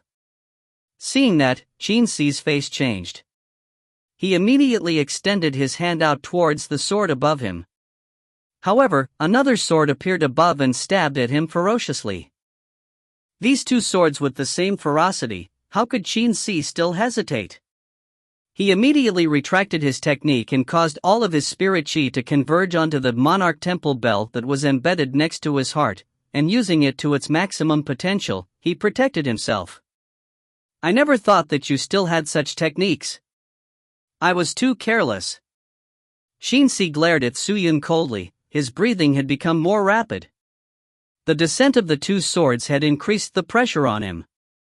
The strength displayed by these two swords far surpassed that of the ordinary flying swords, making Shinsi feel as if there were two large mountains above him, which were extremely heavy. So. Suddenly, another 5 sword sounds surfaced above Shinsi's head. Shinsi's mind was extremely fatigued. He immediately raised his eyes to look, and in that moment, a cold chill shot up from the bottom of his feet to his head. 5 more swords. 5 more swords had appeared. And they were all aimed for the top of his head. Every sword seemed to contain the energy contained within an army of 10,000 cavalry, the unconcealable killing intent surging towards him. This killing intent, it seemed to come from an immortal. Crack! Shinsi's chest suddenly twitched, followed by his stomach being ripped apart, blood flowed out and his innards flowed out. Right at the same time, the protection that he gained from his bell suddenly stopped, the spirit chi in his body completely crumbled, as 7 fierce swords directly stabbed and unimpeded and stabbed through his head as though his skull was nothing. If you find any errors, ads pop up, ads redirect, broken links, non-standard content, etc., please let us know. Report chapter so we can fix it as soon as possible. Chapter 456. The Champion. The 7 Ascension Slaughter Formation's speciality laid in its peculiarities and horrifying strength. The 7 swords that were unleashed were all extremely powerful. The swords would not stop until their target was killed. Previously, Shinsi was already confused and was struggling with the Cold Hail Sword formation. With the addition of the 7 Ascension Slaughter formation, the pressure on him increased multiple folds. With Su Yun's timely positioning of the sword formations, it produced such an effect on Shinsi. If he had initiated the 7 Ascension Slaughter formation the moment he crossed swords with Shinsi, it would have most probably been negated by Shinsi, even with the strength of the 7 Ascension Slaughter formation, he could not sustain it for long. Its spirit chi consumption was something that could cause Su Yun to lose. Su Yun had relied on the 7th tier Imperial equipment's powerful defense to counter Qin Si's last move, where Qin Si had gathered all of his strength into his palm, causing his Monarch Temple Belt defense to be unable to utilize its strongest defense. Thus the 7 Ascension Slaughter formation had its opportunity. Qin Si's entire body was frozen like a petrified stone statue. The 7 sharp swords had stabbed into the top of his head, making him look like the stem of a blossomed flower. It was an extremely strange sight. Viscous red blood mixed with a milky thick substance leaked out from the wound. Qin Si's body trembled before falling onto the ground. Qin Si had died. The most fatal parts to attack on a Spirit Master cultivator are the heart and the crown of the head. No matter how strong the cultivator was, if they were to be harmed in any of these two locations, it would be difficult for them to survive. Qin Si's head was stabbed by 7 swords. He was as dead as he could ever be. Even as a representative of one of the organizations, it was a useless title in such a situation. Su Yun did not give Qin Si any possibility of reviving. His fingers moved, causing the 7 swords to disperse in all directions, causing Qin Si's head to blossom like a flower, splitting into a few parts. The competition was officially over. He raised one hand. So. The 1,000 swords flew back into the sword sheath. The Desolator returned to its original position while he slowly placed the Death Sword back into its sheath. Everything was back to its original state. The gale and snow inside the Snow Jade space continued to blow, but the entire competition grounds was silent. Haggard eyes were fixed onto Su Yun, all of their dumbstruck faces with open mouths faced towards him. Qin Si is dead? The spectators were all looking at each other, disbelief filled in every single person's eyes. He dared to kill an official representative? How much courage was required to do that? Qin Si is a representative of the Yu Shuang auction house. Killing him was like a challenge towards Yu Shuang auction house. The other representatives had their own organization for support and would have been fine if they were to kill others, but who was Su Yun? Why did he have so much courage? First, he killed Dao Wang, then, he went to kill Qin Si. Was he not afraid of dying? Who is he exactly? He has offended the Quick Blade sect, and now that he killed Qin Si, he has offended the Yu Shuang auction house. Does he have some huge almighty being as his backer? To have such outstanding sword techniques, I'm afraid that his talent is gifted from the heavens and is one of a kind. Maybe he truly has some powerful backer supporting him. It is truly unthinkable. He is directly provoking the Yu Shuang auction house. Is Su Yun truly unafraid of all of these powerful important figures? The participants and the other participants all discussed amongst themselves. Many felt that Su Yun had been too careless. However, even more were excited, wanting to see what would happen to Su Yun. With Qin Si dead, the Yu Shuang auction house had no way out of the embarrassing situation. If Su Yun were to leave New Deer City safely, where would the Yu Shuang auction house hide their face at? In truth, Su Yun was deeply aware of the consequences of killing Qin Si, but the situation left him with no choice, like with Dao Huang. If he did not kill them, he would be the one dying. As for the other participants, they would give up upon losing their fighting strength after challenging him for a long time and rarely try to use any finishing blows. But the two of them were different. They held on to the intent and attitude of killing the entire time right from the beginning. Against such an opponent, Su Yun would be the one dying if he had been lenient. But despite all of these, Su Yun was not afraid of the Yu Shuang auction house. According to what he knew, the 4 trading organizations were against each other, and the Yu Shuang auction house posed a smaller threat compared to the rest. As for the real threat, it came from somewhere else. Inside the luxurious private room. Crack! A sharp and clear noise came out. The cup in Lu Yuan's hand transformed into dust. Su Yun. Hee, interesting, really interesting. After so many years, there is someone finally able to make me excited. Lu Yuan laughed coldly and stared at the black-cloaked man standing on the stage through the window. Young master, this man has gone against your wishes multiple times and have openly challenged you. Do you need this subordinate to do something to help you seize him over? The man called by Sean cupped his fists and bowed. He spoke respectfully. There is no need. Lu Yuan waved his hand. The Yushuang auction house will be even angrier over Qin Si's death. If Qin Si was killed by one of the other representatives, it would have been fine, but he had died to some unknown pawn. With their loss of face, do you think they will leave it to rest? Let's watch how the Yushuang auction house will handle it. Bai Shan nodded his head. Yes, young master. The announcement of Qin Si's death symbolized the closing of the curtain for the competition. Su Yun trampled on Qin Si's corpse and walked out of the snowjade space. The 4 evaluators and the host, Zhu Wen, were all staring at him. The 5 of them realized that when Su Yun walked over, their own breathing and heartbeat actually hastened. The man under the hood actually gave them an unexplainable pressure. Su Yun walked over to Zhu Wen and spoke indifferently. Zhu Wen, the competition is over. Why aren't you announcing the result and giving out the prize? Zhu Wen trembled before reacting, just that he did not shout out anxiously. Instead, he looked over to the Yushuang auction house pavilion with a worried look and with difficulty in his eyes. He had never thought that Su Yun would win the competition, but it was not only him, many others never thought that it would be possible. However, the reality was that. Prize? Humph, you used such despicable methods to defeat others, how can that count in our competition?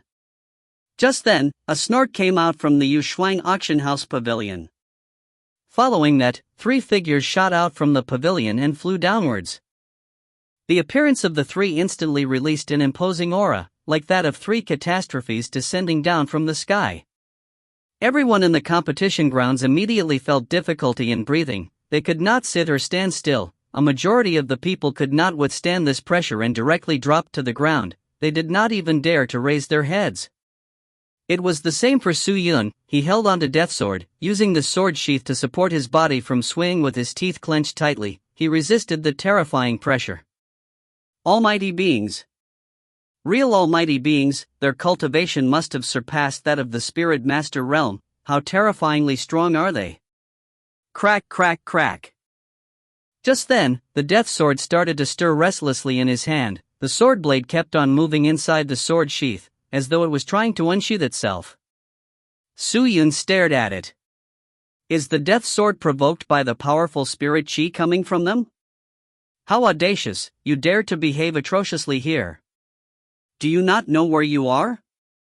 Ignorant child, quickly retract your spirit chi, otherwise, this old one will disperse your spirit and prevent you from reincarnating. Another voice came out. This time, the new Deer Auction House pavilion's doors opened, and an old man dressed in yellow robes flew down with a few guards, or one of the guards was the young man that had tried to recruit Su Yun. The old man waved his hand, causing his sleeves to sway and a gentle chi spread out, causing the oppressive pressure on everybody's shoulders to instantly disappear. Su Yun gasped for breath before being able to stand. With the appearance of the old man, Su Yun secretly heaved a sigh of relief. President Zhang Hong, what is the meaning of this? Are you trying to protect this cheater? He dared to violate the competition rules to win. This man needs to be punished and his cultivation crippled. The man who spoke was lean and tanned, seemingly close to 40 years of age. The old man, Zhang Hong, remained indifferent.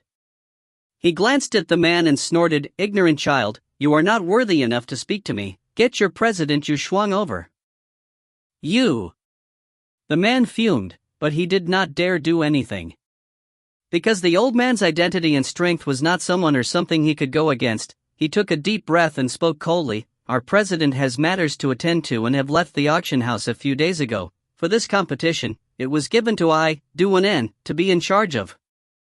President Zhang Hong, I would like to request your new deer auction house to bear witness that this man had used despicable means and underhanded methods while fighting Qin Si. Despicable means and underhanded methods? Tell me, how did Su Yun cheat? Before waiting for Duanen to finish speaking, Zhang Hong directly cut him and questioned him back. Participant Qin Si's monarch temple bell is unbreakable, but Su Yun had cut through it with such ease. Such a method is impossible. Unless Su Yun used some forbidden technique, which is not allowed in any competitions, thus Su Yun has cheated. We need to cripple his cultivation. Duan replied. You said that Su Yun used a forbidden technique? Hee, then this old man wants to ask everyone present, who saw Su Yun use a forbidden technique. Zhang Hong laughed, his sunken old eyes revealed a brilliant light as he looked around. Everyone trembled, and shook their heads, indicating that they did not see anything. Although the Yushuang auction house and the New Deer auction house had relatively equal strength, inside New Deer City, the Yushuang auction house did not have the weight that New Deer held. Zhang Hong nodded his head with a satisfied expression and said, See, everyone said they did not see it, so your claim was fabricated. From what I see, that Monarch Temple Bell was most likely given to Qin Si by your auction house, right? For a treasure to be weak, causing the participant to lose, how can you frame others for it? Or is this how the Yushuang auction house does things? Duan did not know how to refute. But then, Zhang Hong shouted loudly, Alright, this old one will officially announce that the New Deer competition's champion this year is participant Su Yun. Damn it, you're speaking nonsense. Duan, clarify where you are at now. If you dare to behave so atrociously, don't blame this old man for not giving your president Yushuang face. Zhang Hong looked at Duan coldly. Hearing that, Duan's face turned red and white, he muttered words under his breath, but no one heard what he said. At long last, he swung his hand, and stormed off angrily. The Yushuang auction house had suffered a setback, causing many to have their own thoughts, but everyone was even more focused and excited towards the mysterious owner of New Deer auction house. Witnessing the situation, how could Zhu Wen still dare to hesitate? He immediately shouted out loud, Fellow guests, fellow spectators. The competition is officially over, and from what everyone has seen, this year's champion is our participant Su Yun. Whoa! Waves of cheers and exclamations that could cause a tsunami rose from the spectators' stand. The champion was not Chen Wuya, or Li Changzai, or even Han Yuxin. It was not even any of the four representatives, but someone nobody had never even heard of, Su Yun. Su Yun immersed himself with the cheers of joy, but his heart remained calm. From the competition, he had obtained cultivation coins, fighting strength, and techniques. However, it was not over yet, as the real trouble had just begun. If you find any errors, ads pop up, ads redirect, broken links, non-standard content, etc., please let us know. Report chapter so we can fix it as soon as possible. Chapter 457. One after another. Through the fights and killings from the competition, Su Yun's fighting strength had increased by 900 points. His previously 6,000 fighting strength, which didn't even provide him with an official fighting strength ranking in the top 10 million ranks, finally had an official position, 9,973,434. One could not imagine the terrifying strength of the first position, or how terrifying the manufacturers of the proof of qualifications were. Such a technique to be able to form a structure in the ultimate martial world to determine fighting strength was not something any mystical technique could perform. But what made Su Yun even more pleased were the cultivation coins. From the competition, with the successive wins, especially with Bai Mu Jian, it allowed Su Yun to swallow an exact sum of 20 million cultivation coins. Although the house had set a limit on the bets, Su Yun had placed bets on himself with the highest cap limit, so by the end of the competition, he already had over 28 million cultivation coins. If one were to absorb so much cultivation coins, who knew how terrifying the increase of cultivation would one obtain? According to the norm, any cultivators who obtained such a large sum of wealth would choose to open a store and invest the money, providing them an endless supply of cultivation coins, but Su Yun knew that he did not have the mind of a businessman and could not compete against the other businessmen, so he decided to give up on the idea. The award presentation was not conducted publicly and everyone present were cultivators. Spectators only cared about the winner of each round and did not care about the award presentation. Su Yun and Lu Zhanyuan were notified. They were brought to leave the recovery chambers provided by the competition and were led by the members of the competition to an area behind the competition grounds. At that moment, the New Deer Auction House's president Zhang Hong and the higher-ups of the other few organizations stood on a stage as they waited for Su Yun. The prize had already been prepared. The prize money of 1 million cultivation coins were stored in a spirit card along with a top-rate pill that could increase the growth rate of cultivation for 30 years was placed inside a plate. Su Yun walked in. Zhang Hong immediately stood up and took the plate as he walked towards Su Yun. "Young friend Su Yun, congratulations to you. Congratulations on becoming the champion of our competition. This is the prize reward that belongs to the champion, please accept it." Zhang Hong laughed and said, acting extremely friendly and intimate. Su Yun did not remain polite. He accepted the prize and kept them in his storage ring, then cupped his fists. "Thank you, President Zhang." "Hey, what is there to thank? It was the result of your own hard work. This junior is talking about the matter with the Yu Shuang auction house." Su Yun explained, "If not for President Zhang intervening, I am afraid that the Yu Shuang auction house would not let go of this junior." "Yu Shuang auction house? Humph, this is New Deer City. For the matters of reward and punishment, it will be dealt with by our New Deer auction house's people. Isn't the Yu Shuang auction house overextending too much?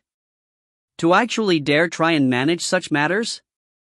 Young friend Su, you need not be so polite to me. This old man was doing what was needed to be done. If I did not intervene, where will I, Zhang Hong, put my face in the future? Others would think that the owner of New Deer City is surnamed Yu." Zhang Hong snorted. Regardless of how it was, Su Yun still needs to thank Master Zhang Hong. Su Yun laughed. Although he knew that New Deer City and Yushuang did not get along well, Zhang Hong still protected him with concern. Su Yun did not evaluate how Zhang Hong was as a person, but he still owed Zhang Hong a favor. "Young friend Su is too polite." Zhang Hong laughed, stroked his white beard and said, "But, young friend Su, there is a matter that I am unsure if you are aware about." "What matter?" "I asked President Zhang to clarify it with me." "It is with regards to the Quick Blade sect. Young friend Su, this old one sees that you are young, but wield astonishing strength. To miscalculate and kill someone in a competition, the crime cannot be forced onto you, but the Quick Blade sect does not think so. This old one received some news just now that the sect leader of Quick Blade sect has personally moved out. He is already close to reaching New Deer City to capture you and take revenge for his daughter. If you are to leave New Deer City now, I am afraid you will encounter them. As a lone cultivator, young friend Su, I am afraid you are not the opponent of the many experts from the Quick Blade sect." Hearing that, Su Yun went into deep thought. This old one has to be bold to inquire, "Young friend Su, what sect are you from?" At this time, Zhang Hong spoke carefully. Ultimately, he was still a businessman, and would worm his way to be friends before trying to obtain information. Su Yun shook his head. "The sect that I am in is just a small sect and will never reach President Zhang's eyes. Maybe President Zhang has even heard of it before." Oh, seeing that Su Yun was not disclosing his background, Zhang Hong was disappointed, but he secretly kept it in mind. Su Yun ultimately still belongs to a sect. He seems young, but his cultivation is hard to measure. His strength is already so terrifying. I am afraid that his sect isn't simple either. He must have a backer behind him, otherwise, why would he dare to kill Dao Huang and Qin Si? If he did not have a backer, how would he dare to? No matter what, regardless of whether he is in a sect or not, if I can pull him into the New Deer auction house, even if it is just a collaboration, it can only be beneficial. Zhang Hong thought in his mind, then spoke out, "Young friend Su, although this old man isn't any powerful figure, but inside New Deer City, I can be considered as someone who has some influence. In here, even the sect leader of Quick Blade sect has to take me into consideration. This old man really admires young friend Su. If you are willing to stay in New Deer City, this old one can shelter you, but if you are to leave, I am afraid that this old man will have my hands tied. But young friend Su, if you are willing to join our New Deer auction house and become one of us, even if you were to leave New Deer City, with this new identity, the Quick Blade sect will not dare to do anything to you. What about it? Young friend Su, how good is that for you?" Su Yun had long guessed Zhang Hong's intent. Seeing how he had tacitly invited him, it placed Su Yun in a difficult spot.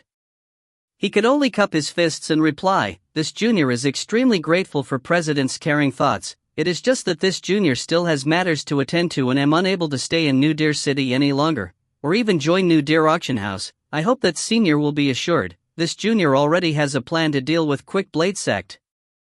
Upon hearing that, the disappointment in Zhang Han's eyes became more apparent. "Oh, you already have a plan ready? Alright, that is better, this old man can rest easy then. Since that is the case, President Zhang, this junior will not stay to chat, I will take my leave now." Zhang Hong's face became somewhat ugly, but he did not reveal his anger. His lower lip stammered slightly, and he said, "Since that is the case, then this old man will not hold young friend Su up any longer. Men, come and send young friend Su out." "Yes, President." A man dressed in New Deer auction house robes walked over and extended his hand out respectfully. "Young noble Su, please. Please." Su Yun nodded, then turned and walked out. Although he had obtained much benefits from participating in the competition, he had unintentionally offended many people. New Deer City was a city of troubles. Leaving early meant distancing himself from trouble. The man sent Su Yun to the exit of the competition grounds. Su Yun then covered his head with the hood. Seeing the vast crowd on the main road of New Deer City, he immediately lowered his head and headed towards the city gates. The New Deer City competition had just ended, thus there were countless of spirit cultivators all around with differing strengths. A majority of them had concealed the fighting strength on their proof of qualifications, with an average fighting strength between 2,000 to 3,000. Many more were at 1,000, with a few 3,000 fighting strength cultivators. 4,000 fighting strength cultivators were rarely seen, while cultivators with 5,000 fighting strength could become major figures. Upon thinking about the requirement of 7,000 fighting strength to step into Beiyang, Su Yun started to ponder. There are very few people with fighting strength of 6,000 in New Deer City, while Beiyang requires a cultivator to have a fighting strength of at least 7,000. It seems that New Deer City is a lower grade land in the ultimate martial world. For some reason, after leaving the competition grounds, Su Yun felt as though he was being watched, making him uncomfortable. He quickened his pace and continuously cut through the crowd. With the Longjin's bracer, he was not afraid of people locating him with spirit chi. As long as he concealed his physical body well, he could throw off the other party. But, just as Su Yun was shuttling through the crowd, a chuckle came up from in front of him. "Alright, right here." Following that, the group of people in front of him suddenly scattered away. The cultivators on the left and right all dodged to the sides, as though they were making space for some demon personifying pestilence. In the center of the road were a few men. All of them had shocking and tyrannical spirit chi. Judging from their aura, they were all above the realm of 5th stage spirit master cultivation. They were all experts. And in the middle of them was Bai Shan. "It's you?" Su Yun squinted his eyes. "Yes, it's me. Why? Are you surprised?" Bai Shan revealed a cold sneer. He sized Su Yun up once, then said coldly, "I never thought that you would have so much balls. It is fine that you disregard the Quick Blade Sect, but now you have offended my family's young noble and even offended the Yushuang auction house. Even the New Deer auction house that could have protected you got offended by you. Hee, brat, where exactly are you from? To offend so many people in this short period of time, don't tell me that you are able to withstand the backlash from all of these strong powerhouses?" "I had no other choice." Su Yun shook his head. He was truly in a helpless situation, and he had never initiated any provocation towards them. He suddenly thought about something, then asked, "But come to think of it, how did I offend New Deer Auction House?" "Heh, you rejected President Zhang's offer for recruitment, isn't that offending them? My family's young noble had long negotiated with President Zhang. If you were willing to join New Deer Auction House, then the matter regarding young Miss Han would have been resolved easily, but you actually swaggered your way out." From the looks of it, President Zhang was definitely disappointed. My family's young noble no longer needs to care about President Zhang's face. Su Yun, immediately come with me to meet my family young noble, otherwise, don't blame me for destroying your body and bringing your yin and yang spirits to meet my family's young noble. Bai Shan spoke sinisterly, his eyes were like a pair of venomous snake's eyes staring straight at Su Yun. Su Yun had obtained championship for the competition and had certainly offended many great figures. I never thought that one of them would actually openly cause trouble on the main streets of New Deer City. From the looks of it, he isn't any ordinary important figure. That's right, President Zhang is a figure that everyone reveres, but he actually dares to disregard President Zhang. Seems like his backing is even stronger than the New Deer auction house. Su Yun is truly unfortunate. He hasn't even met the Quick Blade sect. Seems like forcefully seeking fame isn't a good thing either. On the road, the passers-by all discussed amongst themselves. Su Yun looked at Bai Shan, his gaze sweeping through the few people who were walking over, and thought to himself, Bai Shan's cultivation is the highest amongst them, but compared to Du Wen from Yushuang auction house, they are still lacking greatly. It should be possible to use divine windsword techniques speed and the 7th tier imperial equipment to rush out of the city. In truth, that was what Su Yun had planned to do, but he had never thought that there would be people who would dare to cause a ruckus in the city. But regardless of anything, he had absolute confidence in terms of speed. Comply obediently. A spirit cultivator spoke gravely, one hand directly grabbing onto Su Yun's shoulder. Seeing that, Su Yun's footwork changed, he was about to make his move. But in that moment of desperation, a loud voice suddenly resonated out from the sky above New Deer City. Stop! If you find any errors, ads pop-up, ads redirect, broken links, non-standard content, etc., please let us know. Report chapter so we can fix it as soon as possible. Chapter 458. I don't think this is a misunderstanding. The voice was extremely clear, like the sprinkles of spring water. It was mellow, causing everyone to feel happy upon hearing the voice. It was extremely beautiful. When the voice came out, 2 green lights shot down from the sky and landed directly on Su Yun's 2 sides. The 2 lights were extremely tyrannical as they instantly flung the spirit cultivators who were prepared to take Su Yun down, away. When the imposing aura dissipated, all of the spectating cultivators that had decided to partake in the action were all blown away by the shockwave. Their entire bodies started trembling and their scalps turned numb. It was almost identical to the situation inside the competition grounds where they had been forced to prostrate. Another almighty being came? Su Yun frowned. He did not move, observing the situation. Due to the sudden change in the situation, Bai Shan's face changed. He immediately roared, "Who are you? How dare you? Do you not know that I am from the Flowing Night aristocratic family? Furthermore, this is the territory of the New Deer City. You actually dare to fly in New Deer City's sky? This is a blatant challenge of authority. Quickly come down, otherwise, I will report this to the officials and watch all of you get exterminated." It was a rule in the ultimate martial world to not fly in the cities. Upon taking flight, it meant disregarding the law, it meant disdain, it meant provocation. The consequences doing so are dire. New Deer City? Humph, just a small New Deer City, why be so pretentious? And your Flowing Night aristocratic family as well. Even if you were to mix New Deer City with your family, you can't even compare to our young Miss Fingernail. Another voice came out. Following that, a gigantic and luxurious carriage descended from the sky. It headed towards them. The carriage was extremely large, with 7 snow-white single-horned Pegasus as steed. Its carriage door was embedded with gems, with a mystical array diagram drawn on both sides of the carriage with resplendent scales. Its bottom was extremely bright, as though there was some formation at work. At the back of the carriage, a small and exquisite flag was erected, with 2 large words drawn with bright colors on the flag surface. Huai Rou. Huai Rou aristocratic family. Upon seeing the people who newly arrived, everyone's faces changed. What? It's actually people from the Huai Rou family. Why would people from the Huai Rou family come here? See that carriage? It is not simple at all. Who can it be inside the carriage? What is going on today? Why are there so many almighty beings here? All of the passers-by who had recovered from the shock had looks of astonishment. They stared at the carriage blankly. As for Bai Shan, he was even more shocked. Who would imagine that when he was dealing with a nobody, it would attract the Huai Rou family? Ordinary cultivators might only have a faint idea of the immense power that the Huairou aristocratic family possessed and would assume that they were powerful. But Bai Shan was different. He had worked for the Flowing Night aristocratic family for so many years, and naturally was aware of the well-known reputation of the Huairou family.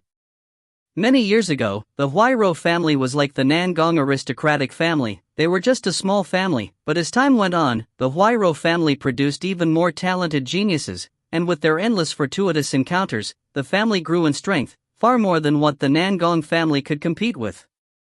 In the past, the Flowing Night aristocratic family was also much stronger than the Nangong family, adding that it was an aristocratic family that dealt in trade. They had a deep reserve and strength, where even the New Deer auction house, Yushuang auction house and the rest had to give face to the Flowing Night aristocratic family. As for comparing them to the Huairou family, it was like a small-time magician in the presence of a great warlock. It was simply incomparable. Bai Shan's face turned whiter as he watched the carriage slowly descend. His eyes did not even move while his breathing became rapid and beads of perspiration trickled down his face. How could he have known that Su Yun had a relationship with the Huairou family? In truth, it was not only him, even Su Yun himself was shocked. In fact, he was prepared to use the speed of the divine wind sword technique to escape. He never thought that people of the Huairou family would actually appear at such a time. Creak dash. Just then, a creak sounded out. The carriage door opened as a young lady dressed in green walked out. She dragged a red carpet and pulled it out from the carriage. After that, she laid the curtain on the door down, concealing a vague figure that could faintly be seen sitting down behind the curtain. The young lady then stood by the side of the carriage and lowered her head. Seeing that a person was present behind the curtain, Bai Shan's mouth was wide open. He anxiously walked over, cupped his fists and bowed. This lowly one is Bai Shan and am the personal attendant of the Flowing Night aristocratic family's second young noble. Li Yuan humbly greets master. I wonder how can I address master? How dare you, you servant? You dare to greet my young miss while standing? What is the meaning of this? Are you looking down on my family's young miss? Get down on your knees. Now. The young lady dressed in green standing by the side scolded him in anger. Bai Shan was startled, and was at a loss to what to do. Xiaoyin, don't be too arrogant, otherwise people would think that our Huairou family enjoys bullying people. Just then, an extremely gentle and natural voice came out from behind the curtain of the carriage. Upon hearing that, Bai Shan immediately turned to look at her. Her voice came out again. My name is Huairou Muyu. Attendant Bai, I believe that you should have heard of my name. Huairou Muyu. Bai Shan's body trembled as though his spirit had left his body. He stood there in a daze. Huairou Muyu. How could he not have heard of that name before? In the entire Flowing Night aristocratic family, as long as one spoke of the Huairou family, the name that was heard the most was undoubtedly the absolute and monstrous genius of the Huairou family, the one young lady that led the Huairou family far ahead compared to the other families. This young lady that brought the Huairou aristocratic family to devour and sweep away all the other trading organizations. Huairou Muyu. I didn't hear it wrongly? The person who is here is Huairou Muyu. Oh my god, Huairou Muyu is here. Like a pot exploding, the crowd flew into exclamations. They started shouting and speaking loudly. A few of the male cultivators that could not control themselves were already half crazy. If not for the fearful experts protecting the carriage, they would have long rushed forward. Although Huairou Muyu's cultivation was not high, her intellect far surpassed others. Especially her beauty, which was known to all men. If one were to say that Han Yuxian was an absolute beauty of New Deer City, then Huairou Muyu could be said to be an angel. It's you, Muyu, why are you here? Su Yun revealed a bitter smile as he turned to look at the carriage. The lady inside the carriage quietly turned and looked at Su Yun, but did not reply. She turned back and questioned Bai Shan, Attendant Bai, this man called Su Yun is related to my Huairou family. I wonder how has he offended your Flowing Night family? I would want Attendant Bai to explain it to me. I, Muyu, will make the decision. If Su Yun was truly at fault for the matter, although his relation with my Huairou family is not shallow, I will definitely not shield him. Huairou Muyu spoke firmly, but in truth, she believed that Su-yun would definitely not cause any trouble. With her understanding of Lu Wenyi, she knew that it was most probably Lu Wenyi himself who started the problem. As expected, upon saying that, Bai Shan did not know how to reply, but at that moment, many figures could be seen flying from the competition grounds in the center of the New Deer City towards them.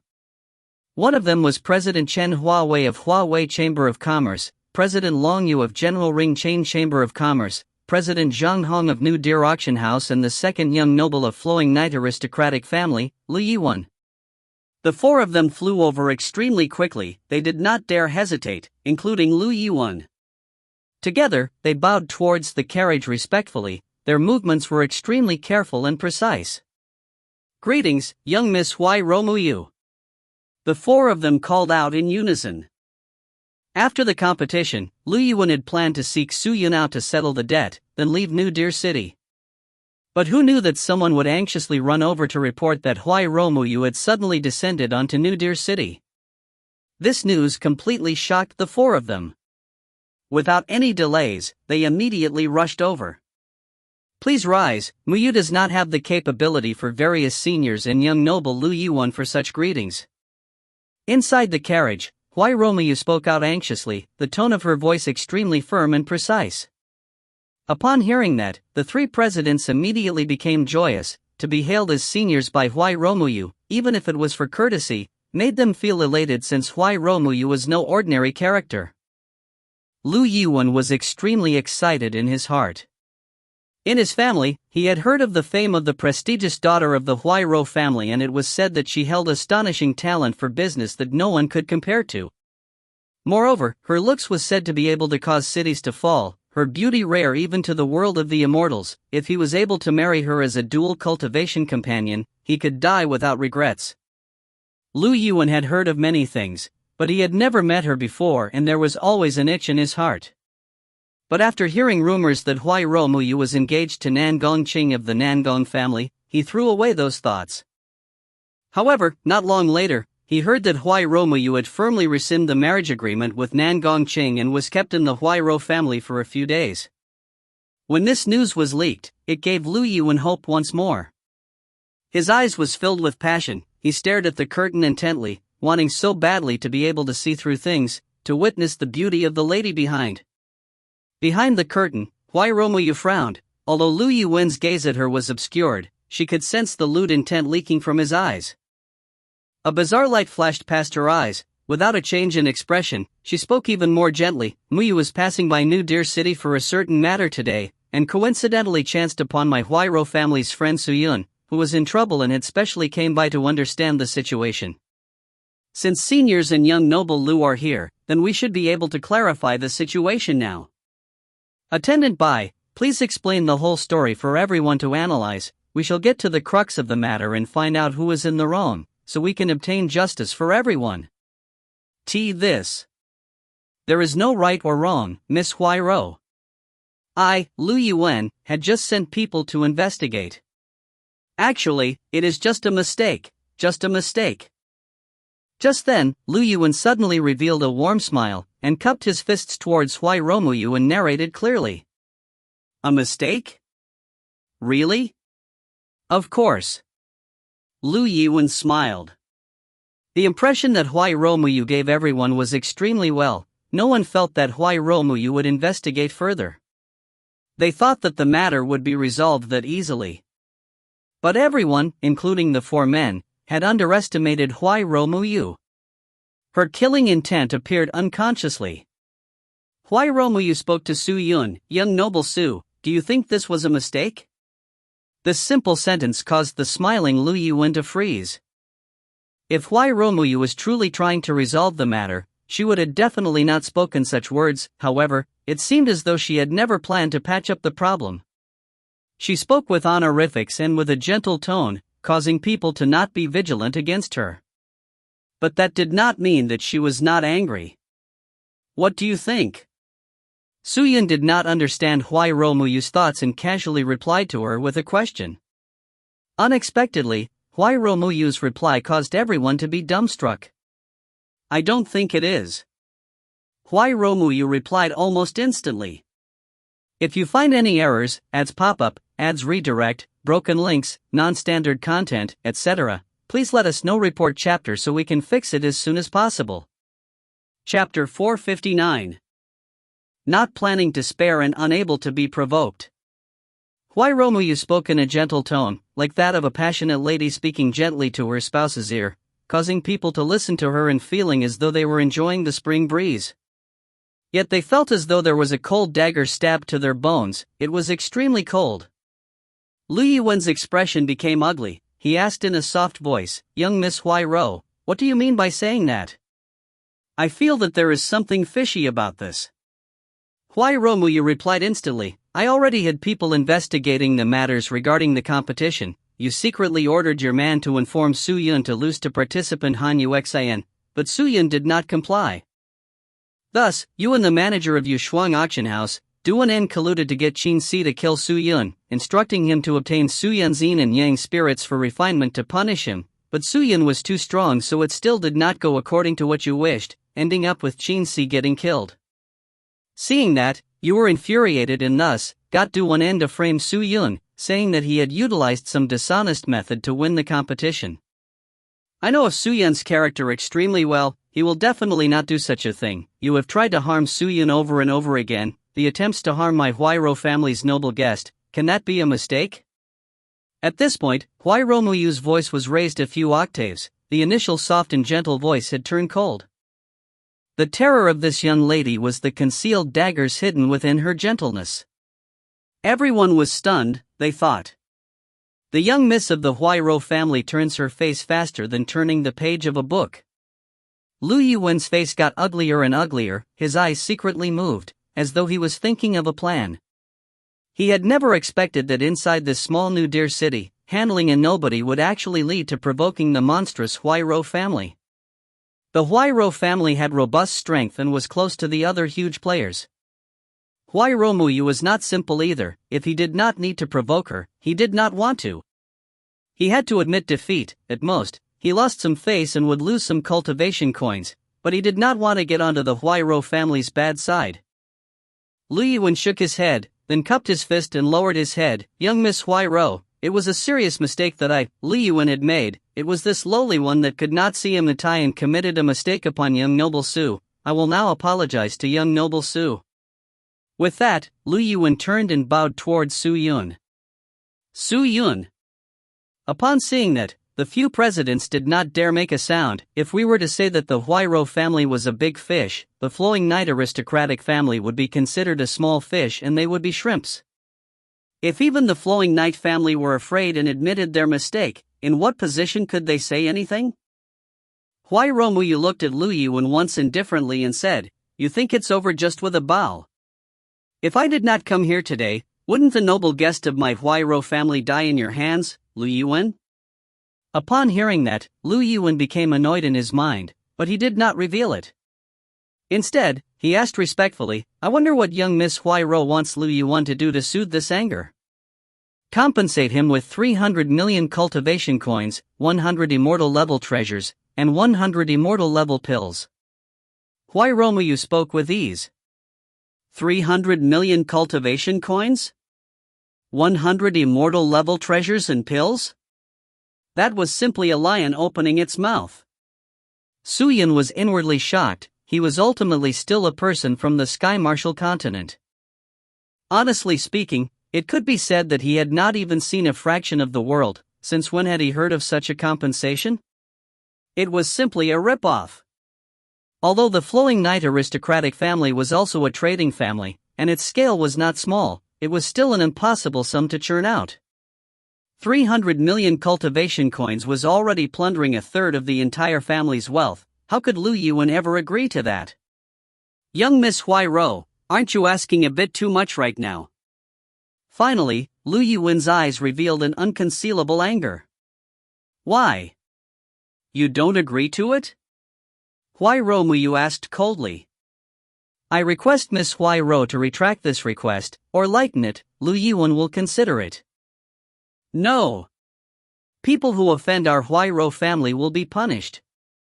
Seeing that Huai-Ro was not planning to spare him, yet unable to be provoked, Lu Yuan shook his head, then cupped his fists and snorted, then forgive Lu Yuan for being unable to comply. But in the next second, a gale blew over and struck him directly in the face. Pa! Lu Wenyu was struck down by the strong wind as it slapped straight onto his bare face, causing him to fall down as he was caught unprepared. Young master! By Lu Wenye's side, Bai Shan immediately supported Lu Wenyi up as he asked anxiously, Young master, are you alright? Who hit me? Lu Wenyi covered the side of the face that had turned red. He anxiously stood up and roared as he looked around. Me. Huai Romuyu replied with indifference while retracting her slender hand. Hearing that, Lu Wenyi questioned in anger, You? Miss Huai Ro, why did you do that? I will only ask you one last time, do you agree or not? Huai Romuyu still spoke as calmly as ever. You wish. Lu Yuan was infuriated. He felt that he was being humiliated by Huai Romuyu. He was also a young man, his cultivation was obtained through cultivation coins, his mental state was not strong enough. Facing Huai Romuyu's insults, he could tolerate it once, twice, but thrice? He could only retort. Fine. Huai Romuyu seemed to be waiting for that, and she immediately shouted, Since that's the case, don't blame me for being impolite. With that, Huai Romuyu instantly raised her slender hand and pointed forward, Go. Instantly, all the expert bodyguards around her rushed forward, towards Lu Yuan. Seeing that, Lu Yuan no longer acted like a gentleman, he immediately roared, Bitch Huai Ro, I called you young miss, that was because I see you as an equal, who do you think you are? Fine. Since you want to play. This young lord will play with you. Go. Help me teach this Huai Romuyu a lesson. This young lord will bear all responsibilities after. The people around Lu Yuan were not resigned to being insulted, all of them rushed forward as well. Two groups of people faced off.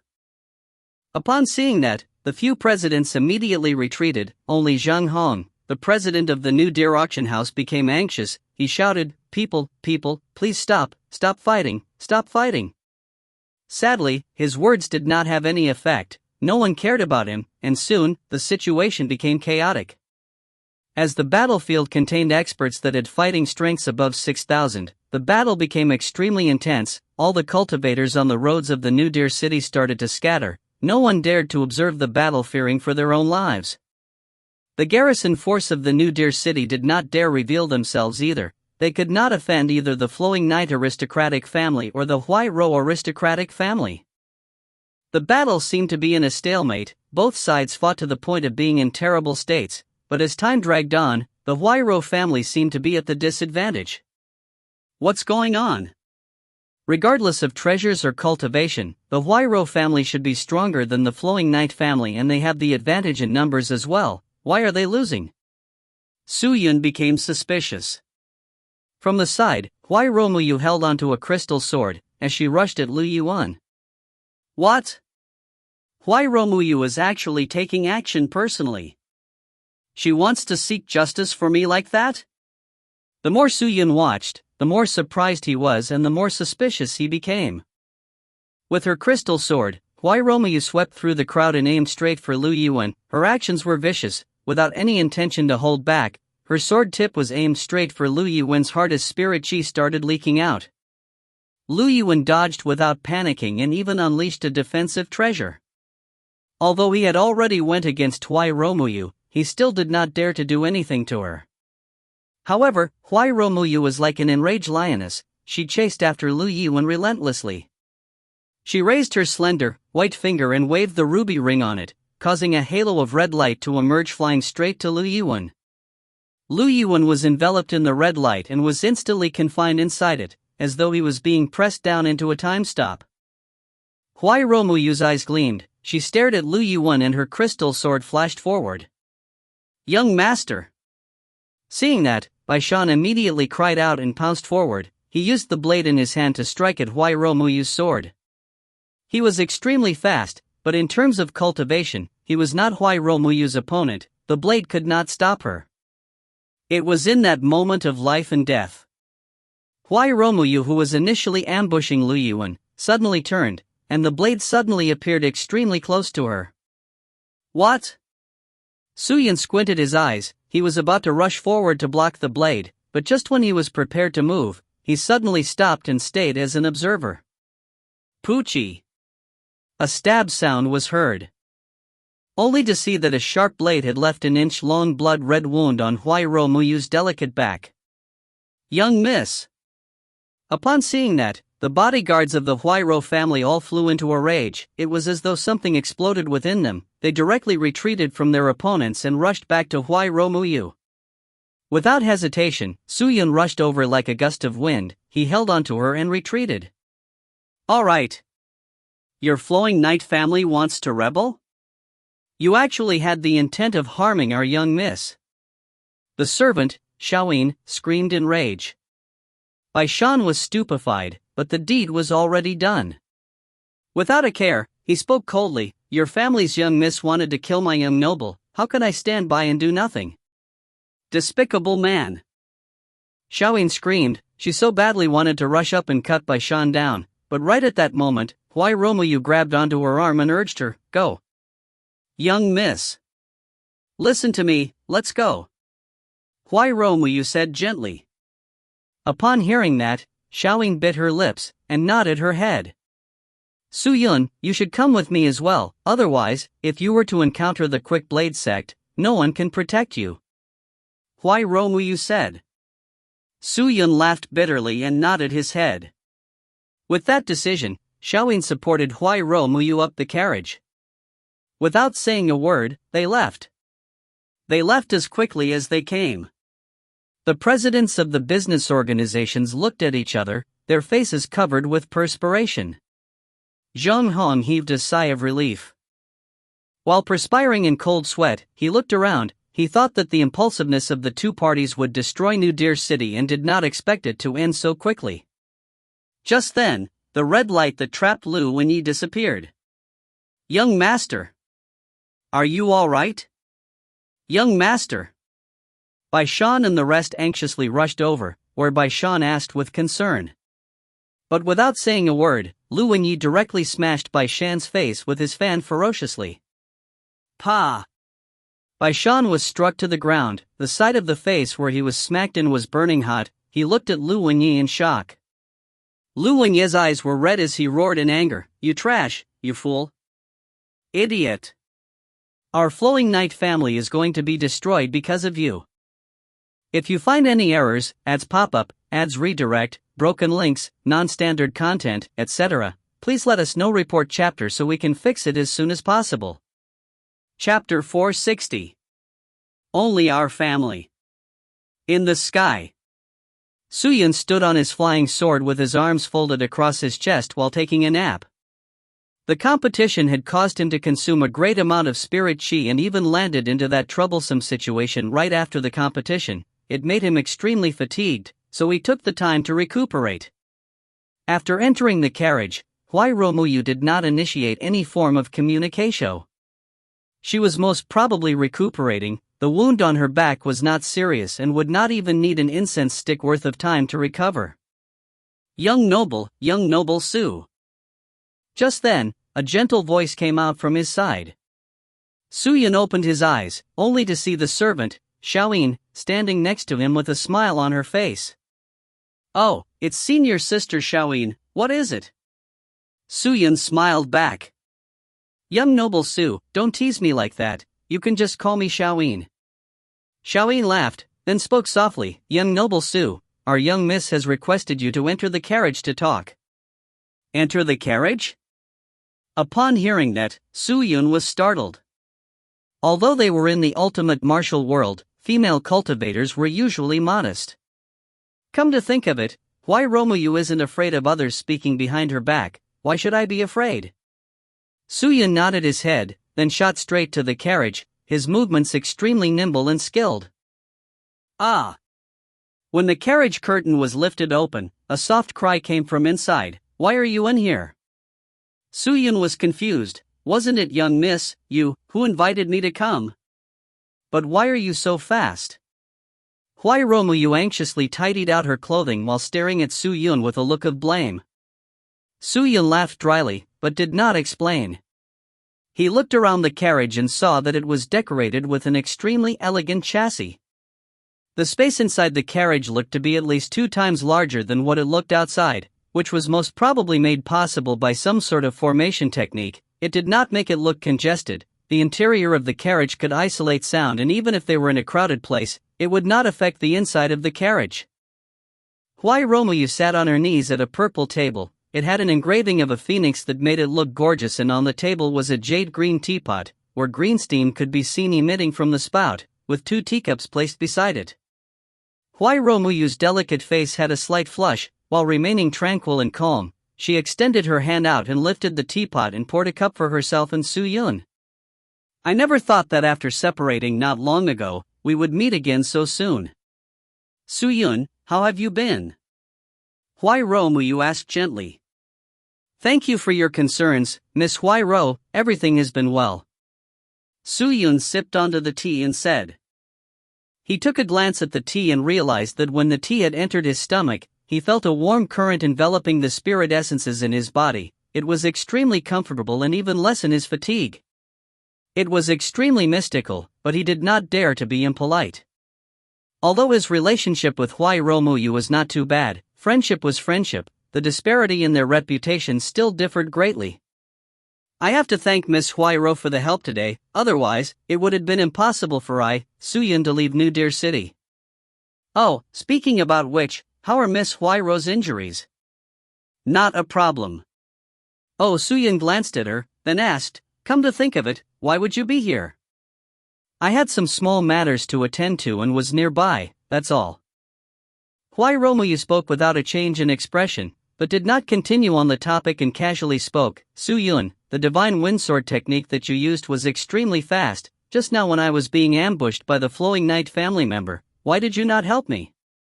With your speed, saving me should actually be easy for you. Save you?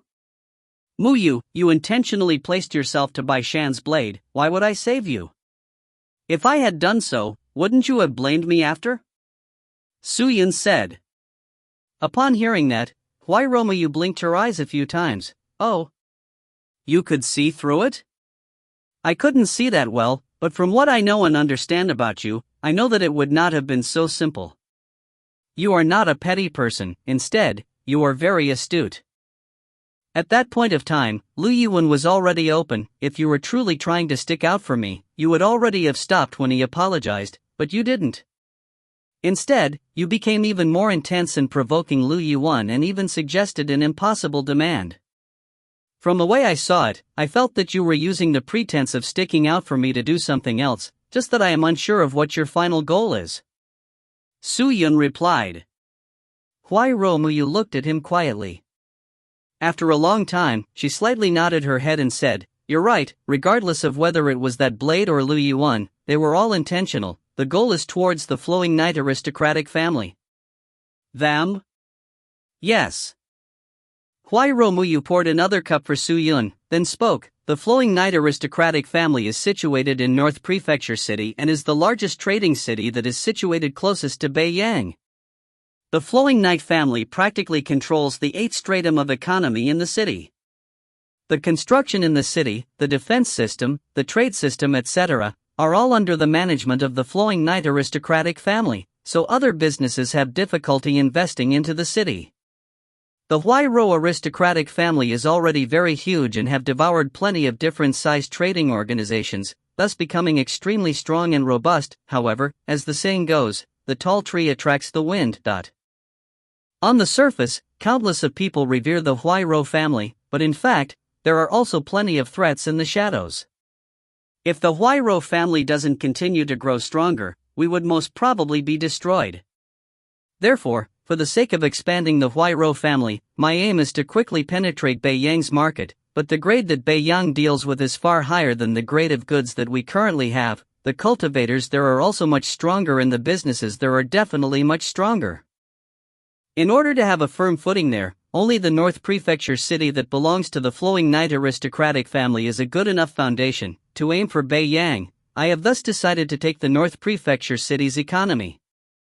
We need to make an excuse. The Flowing Knight aristocratic family is actually a force with very strong potential and has good prospects.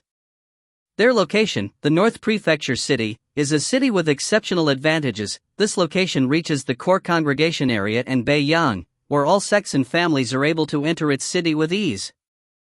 They receive huge human traffic, and although the Flowing Knight family's time of expansion hasn't reached a duration as long as my Huairou family, their strength had soared exponentially. I reckon that in less than a century, the Flowing Knight aristocratic family's strength will surpass my Huairou family.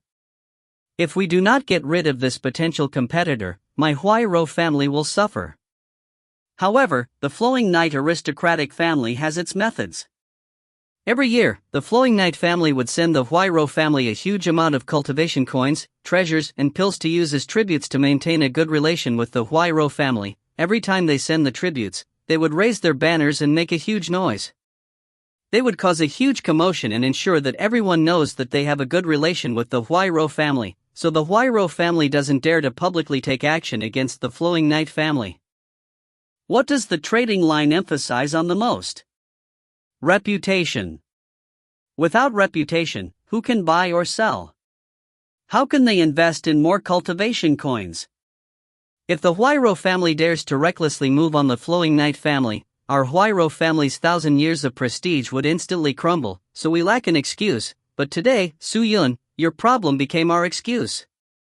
He, Li Yuan, did not distinguish between right or wrong and harmed our Huairou family's noble guest, and when stopped by me, Huairoumu, he became ashamed and angered and thus became murderous. When this matter spreads, the advantage will be in our Huairou family's hands, and no matter what the Flowing Knight family tries to do, we will not be afraid. Upon hearing that, Su Yun was enlightened. I feel as though I am being used as the ignition for war. Hearing that, Huairoumu shook her head and spoke gently. Don't be mistaken, the main reason for me coming here was to save you, the rest were purely done following the situation. Su Yun laughed and did not refute. But I believe that Lu Yuan isn't a fool either. Previously, my acting had many flaws, so he should quickly react soon. What I need to do now is to quickly return to the Huairou family and spread the word of how Lu Yuan had harmed me. We can't let them take the initiative. In the following days, we should have a few methods to deal with the Flowing Knight family. I wish you good luck. Su Yun raised his teacup and said, I will be borrowing your luck. The two of them drank their tea. Oh right, Su Yun, why are you here in New Deer City? Was it to participate in the competition? That's right, I wanted to use the competition to increase my fighting strength. I wanted to enter Beiyang, but my fighting strength at that time wasn't sufficient. Su Yun answered. Why do you want to enter Beiyang? Someone said that my parents, whom I have not seen for decades, might have entered the Emperor Palace, so I plan to make a trip there. To see if I can find them. Su Yun answered, with his eyes slightly dim. In truth, it had been many years since they had gone missing. Su Yun himself did not know if his parents were still alive or not. Furthermore, he was unsure if his parents were able to find the younger sister that he had never met. Upon thinking about it, he became nervous, excited and apprehensive. Although it had been many years, he was still a child to his parents. So that's the reason why. Huairoumu nodded her head, then said, the Huairou family has a few friends inside Beiyang. If Su Yun, you are willing, I can get people to bring you into Beiyang, but the Emperor Palace is not just any regular sect, it has quite the influence inside Beiyang. The Huairou family temporarily doesn't want to do anything with the Emperor Palace, so I am afraid that I am unable to help you for the journey towards the Emperor Palace. No need for that. Su Yun smiled. Muyu, you have already helped me many times, I can't trouble you for this matter. It will be better for me to rely on my own strength to enter Beiyang since I'll be looking for my parents. Furthermore, even if I enter Beiyang, it will be difficult for me to head to the Emperor Palace without any strength. Huairoumu thought for a moment, but no longer persisted after hearing his words. Then, what do you plan to do next? Continue to participate in various competitions in other cities? I currently have no plans. I have earned quite a lot of cultivation coins from this competition. I plan to absorb them first, then see how much breakthroughs I can obtain. How much cultivation coins? Close to 30 million cultivation coins. So much? Although Huayromuyu was extremely wealthy, upon hearing that he had earned close to 30 million cultivation coins, it surprised her. That's because I'm a black horse.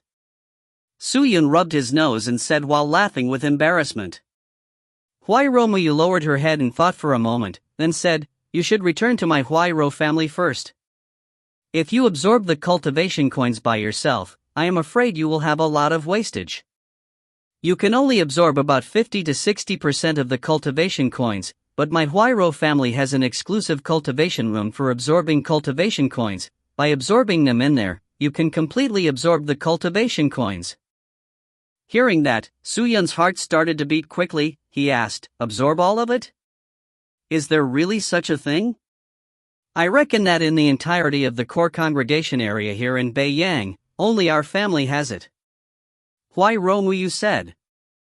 If you find any errors, ads pop-up, ads redirect, broken links, non-standard content, etc., please let us know. Report chapter so we can fix it as soon as possible. Chapter 461. C461 Challenges. Huayromuyu's words make Suyun feel better.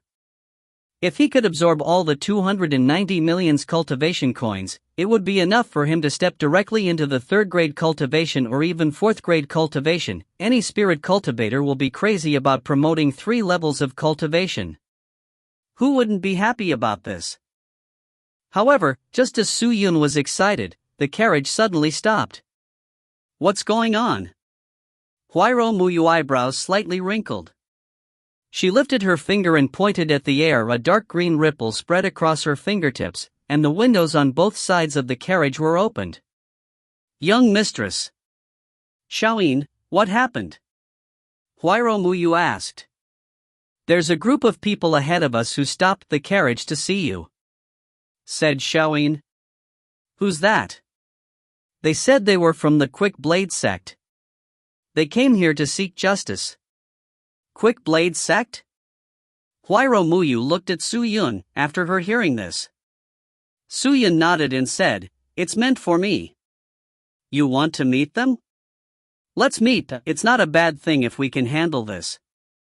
After all, they will reason with me if you're here. If you're not here, they will pull the knife maybe." Suyun laughed. Huayromuyu nodded slightly, then stood up and walked out of the carriage with Suyun.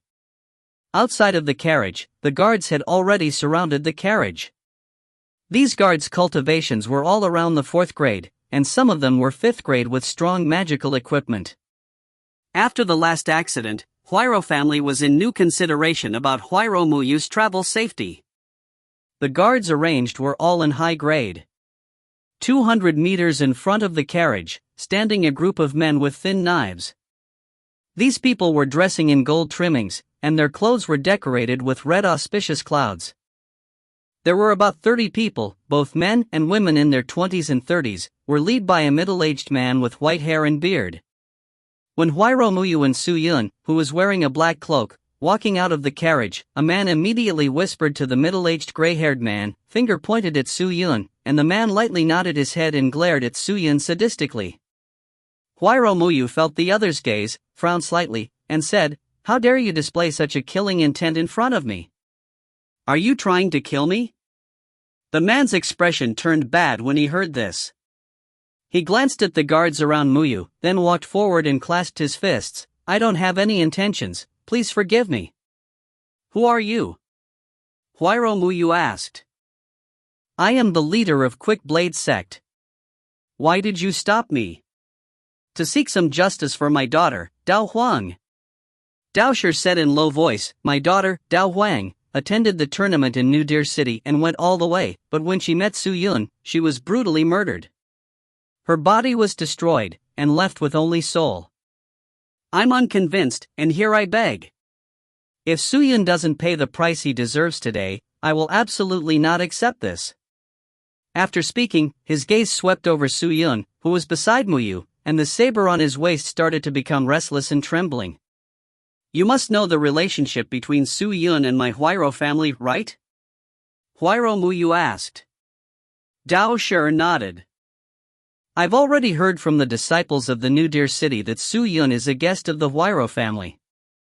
That's fine, said Huairou Muyu. I can't ignore this then. I feel sorry about what your daughter experienced, but with the strength of your sect, it's not hard thing to revive Dao Huang. It's just that after reviving, your body will be remodeled, or even disappeared. This is harder to be accepted than losing their soul. What do you plan to deal with Su Yun in order to eliminate your hatred? I don't want to embarrass you, Miss Huairou. Dao Shi said, I heard from my disciple of the sect that Su Yun's swordsmanship was in high speed. Please allow me fight with Su Yun. No matter who dies, after one fight, we are fine between us, how about it? Su Yun frowned slightly. He currently in 1 grade spirit master's cultivation, and the cultivation coins on his hands hadn't been absorbed yet. How could he fight with the sect master? Sect leader Dao Shi, are you trying to bully me? You are in 6th grade spirit master cultivation, to bully a junior of the 1st rank of the cultivator. If it spread out, wouldn't it be shame? Huairou Muyu said. 1 grade? Dao Shi was stunned. Su Yun was wearing wrister. He couldn't make out Su Yun's cultivation at all, but Su Yun had taken the championship. How could his cultivation be only grade 1? My daughter's strength is not good, but she also has a cultivation of the 3rd grade spirit. How can Su Yun only have the strength of 1 grade? Miss Huairou, are you kidding me? It's not a kidding. Su Yun said calmly, then he took wrister down. In an instant, the power level on his certificate and the aura that he had on his body were exposed. It was indeed a grade 1 spirit. Even if there was a faint sign of breaking through, it was only a 2nd grade cultivation, yet this existence had actually won the champion? That's unbelievable. Everyone was shocked, including the disciples of the Quick Blade sect. Tell you about my decision? Seeing the astonished face of Dao Shi, Huairou Muyu said, Dao Huang was dead. It was an accident, as it was a competitor, a fight. If you fighting with Su Yun, whether you win or not, your reputation will be destroyed. How about this? I will compensate you with 10 million cultivation coins, as compensation for Dao Huang's loss. It's only a matter of time to get the cultivation back. It will be even faster with 10 million cultivation coins. Leader Dao Shi, what do you say? Dao Shi hesitated. If you don't want, then please go back. Su Yun won't fight with you. Huairou Muyu said faintly, of course, if you are willing to bear the anger of Huairou family, you can bring your people to attack me. I can guarantee you that from tomorrow, Quick Blade sect will be removed from the world of extreme martial. You can rest assured that I, Muyu, will do it. The gentle voice was like a heavenly music, but it was filled with a creepy killing intent. The looking on Dao Shi's face grew increasingly bad. To the Huairou family, the Quick Blade sect was nothing, but Dao Shi believed that the Huairou family was reputable and would not act blindly. That's why he dared to come with people, but unexpectedly, they took a tough stance. Sovereign, forget it. 10 million profound coins isn't a small amount either. We've got enough money to do so much, so we don't have to offend the Huairou family for a little Su Yun. That would be a loss. At this moment, a man with a buzz cut on the side whispered to the stone tunnel. Vice Leader, do you agree? Dao Shi asked. Isn't it a best solution for the moment? In this way, we can barely preserve the face of our Quick Blade sect. As soon as he heard, Dao Shi's eyeballs rolled, and he nodded. Since that's the case, then I'll accept your offer, Miss Huairou. Huairou Muyu nodded. You are a macho, I will immediately send someone to pay you. After saying that, Huairou Muyu called for the female servant, Xiaoyin. Wait. Just at this moment, Su Yun, who was beside Muyu, suddenly spoke up. All people turned their gazes toward him. His face was calm as water, and his eyes showed determination. I don't think that I was wrong about Dao Huang's death. During competition, Dao Huang was about to kill me with the attitude of taking my life away. If I didn't kill her, I would be killed by her. Therefore, Muyu, you don't have to pay 10 million cultivation coins, because I don't owe them anything." The words fell like a stone on a tide. The Quick Blade sect was immediately enraged. "You stinking brat, what are you talking about? You damned bastard, you actually dared to say such arrogant words after killing our sister. Do you think you have Huayro family protecting you, you can be lawless? You bully, fight me 300 rounds if you dare." The Quick Blade sect disciple angrily shouted, and every face was filled with rage and resentment. He stared at Su Yun coldly and said, "Su Yun, are you challenging the Quick Blade sect?" "Nope." Su Yan shook his head. "Then take back what you said." "No," he shook his head again. "You." Dao Shi was speechless. Soon, he pulled out the green saber from his waist and shouted coldly, "Then you have to be prepared to accept my anger. Su Yun, don't think you're protected by Miss Huayro. I will forcefully kill you today and then offer a humble apology to Huayro family." Hearing this, Huayro Muyu's beautiful face was covered with frost. "You dare! I, Dao Shi, will vent my anger today." Huayro Muyu's eyes was furned. The guards beside her all rushed up to her, forming a line in front of her. They all pulled out their magic treasures, urging their power for the battle ahead. The Quick Blade sect also didn't show weakness, they rushed over. The two sides faced off against each other, both sides clanking and plucking. "Wait." Just at that moment, Su Yun spoke again. "What do you say?" Dao Shi said coldly. However, Su Yun didn't change his expression. He said calmly, "Leader, didn't you just say that you wanted to settle this matter in a fight? You're going to fight with me?" Dao Shi asked. "Sure." Su Yun didn't hesitate.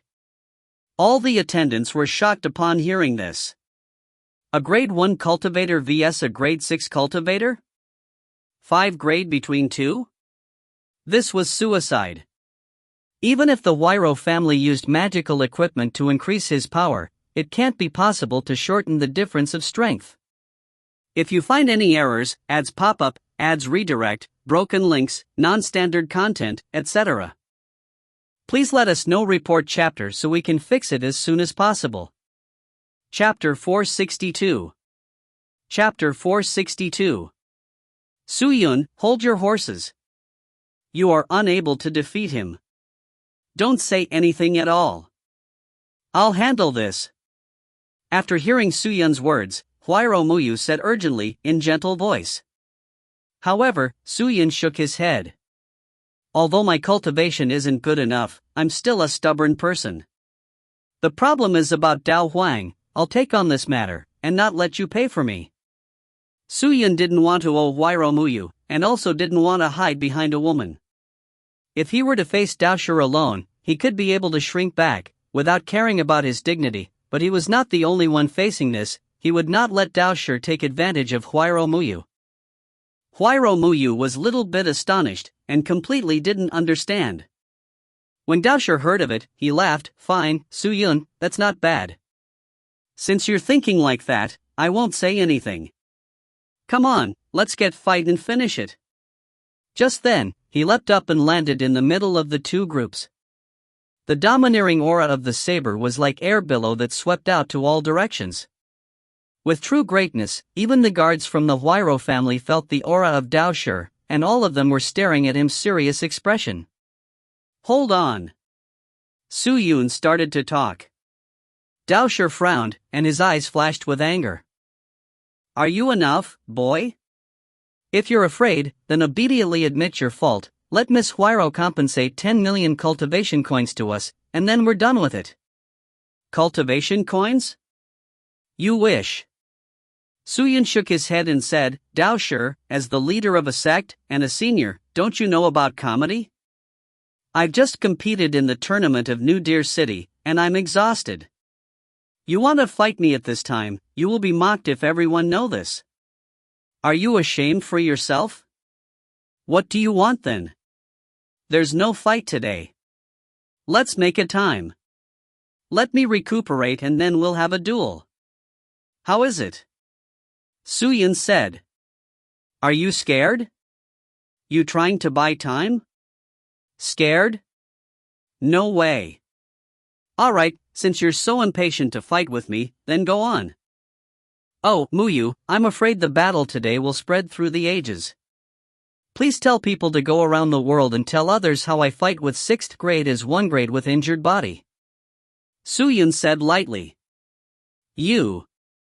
Daosher was a bit angry and said irritably, well then, in order not to destroy reputation as Quick Blade Sect, I agree. Then 10 days. In 10 days, we'll fight on peak of Yuqing Mountain, what do you say? Sure. Regardless of life or death. Regardless of life or death. Very good. Miss Huiro here today is witness. What if you're not make it in 10 days? The Huiro family will give you an explanation. Not waiting for Su Yun to speak, Huiro Muyu spoke. Fine. Daosher nodded and then waved the hand, let's go. As his voice faded, all of the Quick Blade sect flew away quickly. As soon as they left, Su Yun took back his view. He took a deep breath and looked at Huiro Muyu, was about to say something when he saw that Huiro Muyu went back to the carriage alone and called softly, let's go. Yes, Mississippi. Xiaoyin replied and then shouted, set out. The carriage moved forward. Did this woman get angry because of my recklessness? Su Yun shook his head. He placed his sword and sat on the side, dozing. He didn't regret this decision at all. Sometimes people should be a man. Besides, this was damn grievance, why did they have to pay coins? The carriage was extremely fast, and in just a little over a day, the group arrived at 5 Leaves City. The city was located between the New Deer City and Beiyang City. They have passed by more than 30 cities, mountains, and rivers. 5 Leaves City was more prosperous than New Deer City and Mid-Sky City. The whole city was much larger than total area of 2 cities. There were 3 circles of air shields surrounding the city, gleaming the white light. It was said that the shield could not only defend against enemies, but also had the effect of adjusting the temperature, air, and spirit energy FPR the city. The city had 8 gates, and each door was filled with people. Approaching the 5 Leaves City, Huiro Muyu's carriage landed. The heavenly horses pulled the carriage to the main entrance and howled loudly. Those who were walking in front of the door quickly spread out to make way for them and all focused on the carriage. It's carriage of Miss Huiro. Is Miss Huiro in the carriage? Why can't I see anyone? What a pity. If I couldn't see the heavenly face, I truly have regrets. How can a low-grade cultivator like you see Miss Huru, such a talented lady? A toad trying to swallow a swan. As ID you don't want to.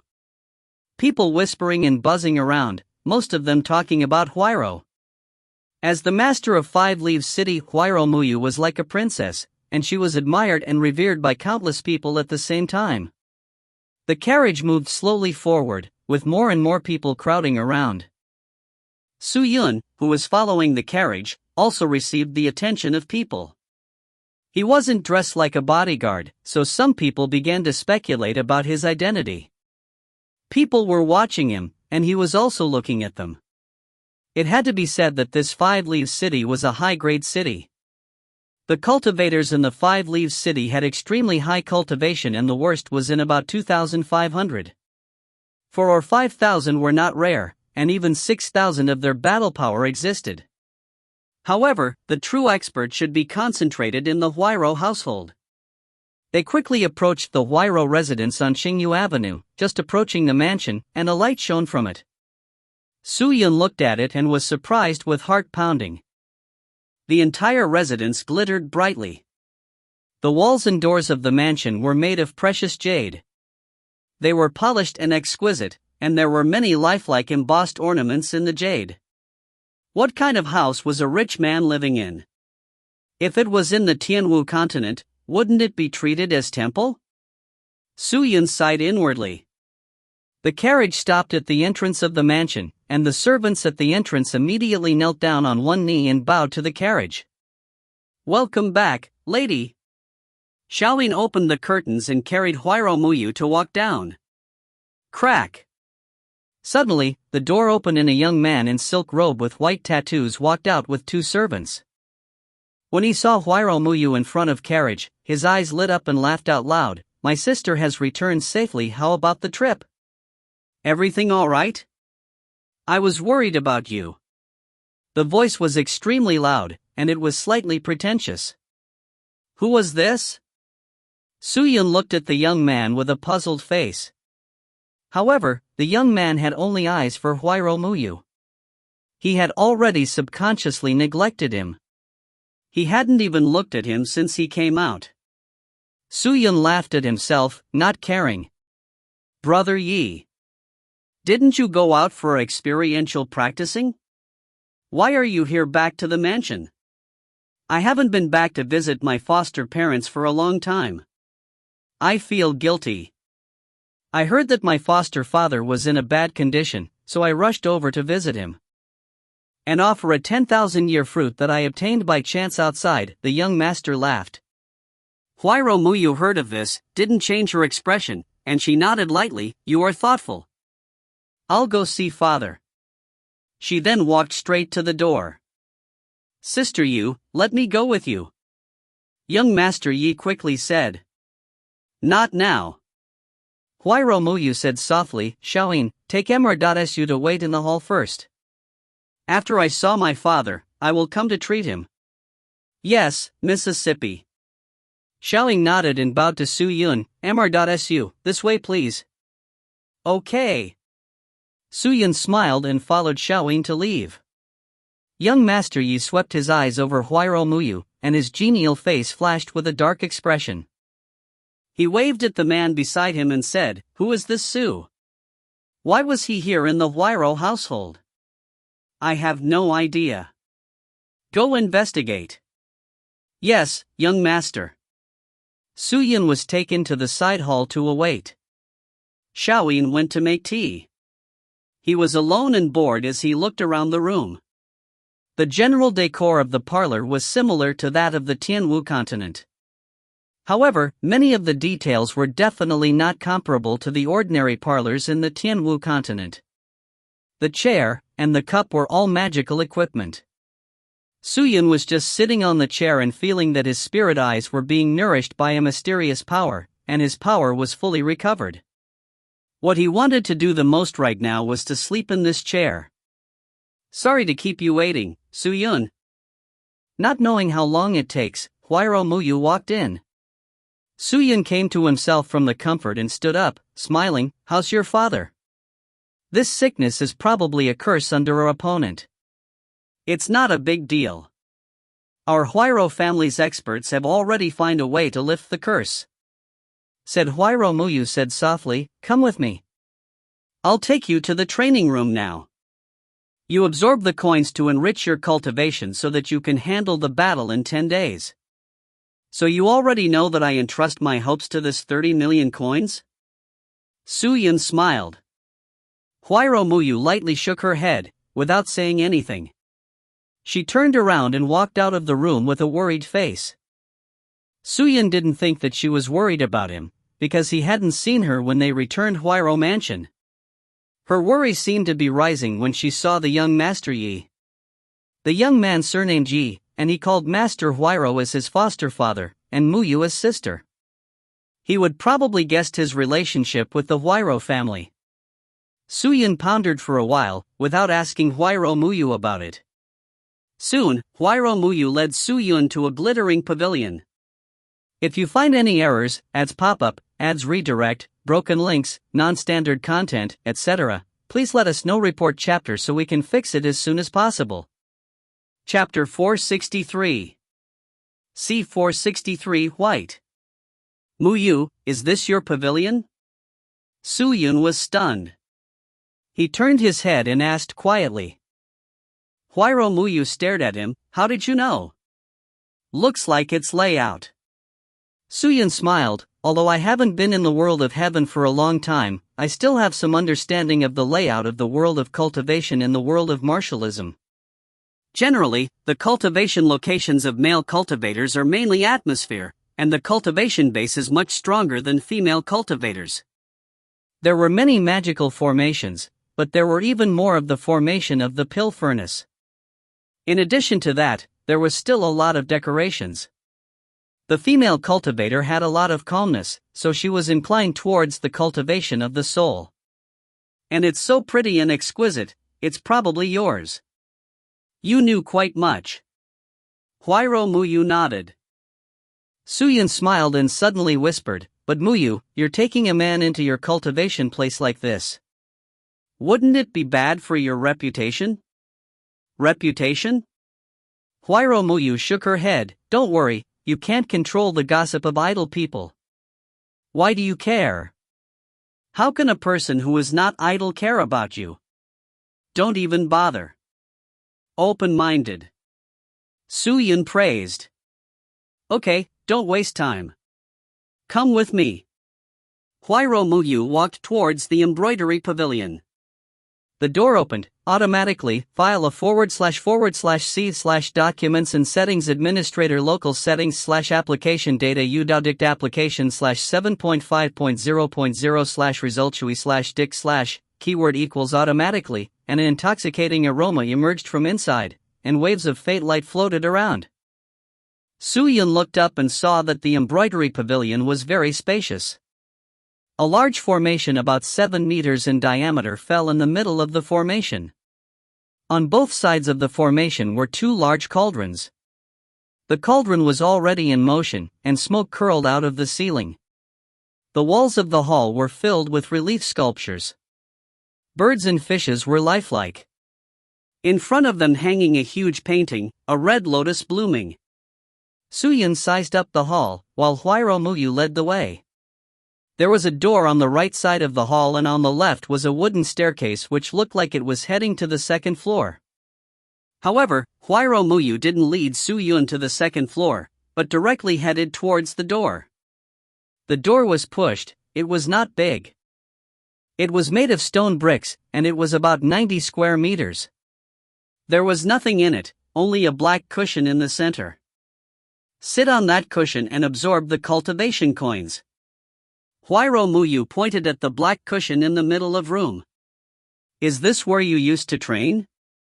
Suyun asked. Correct.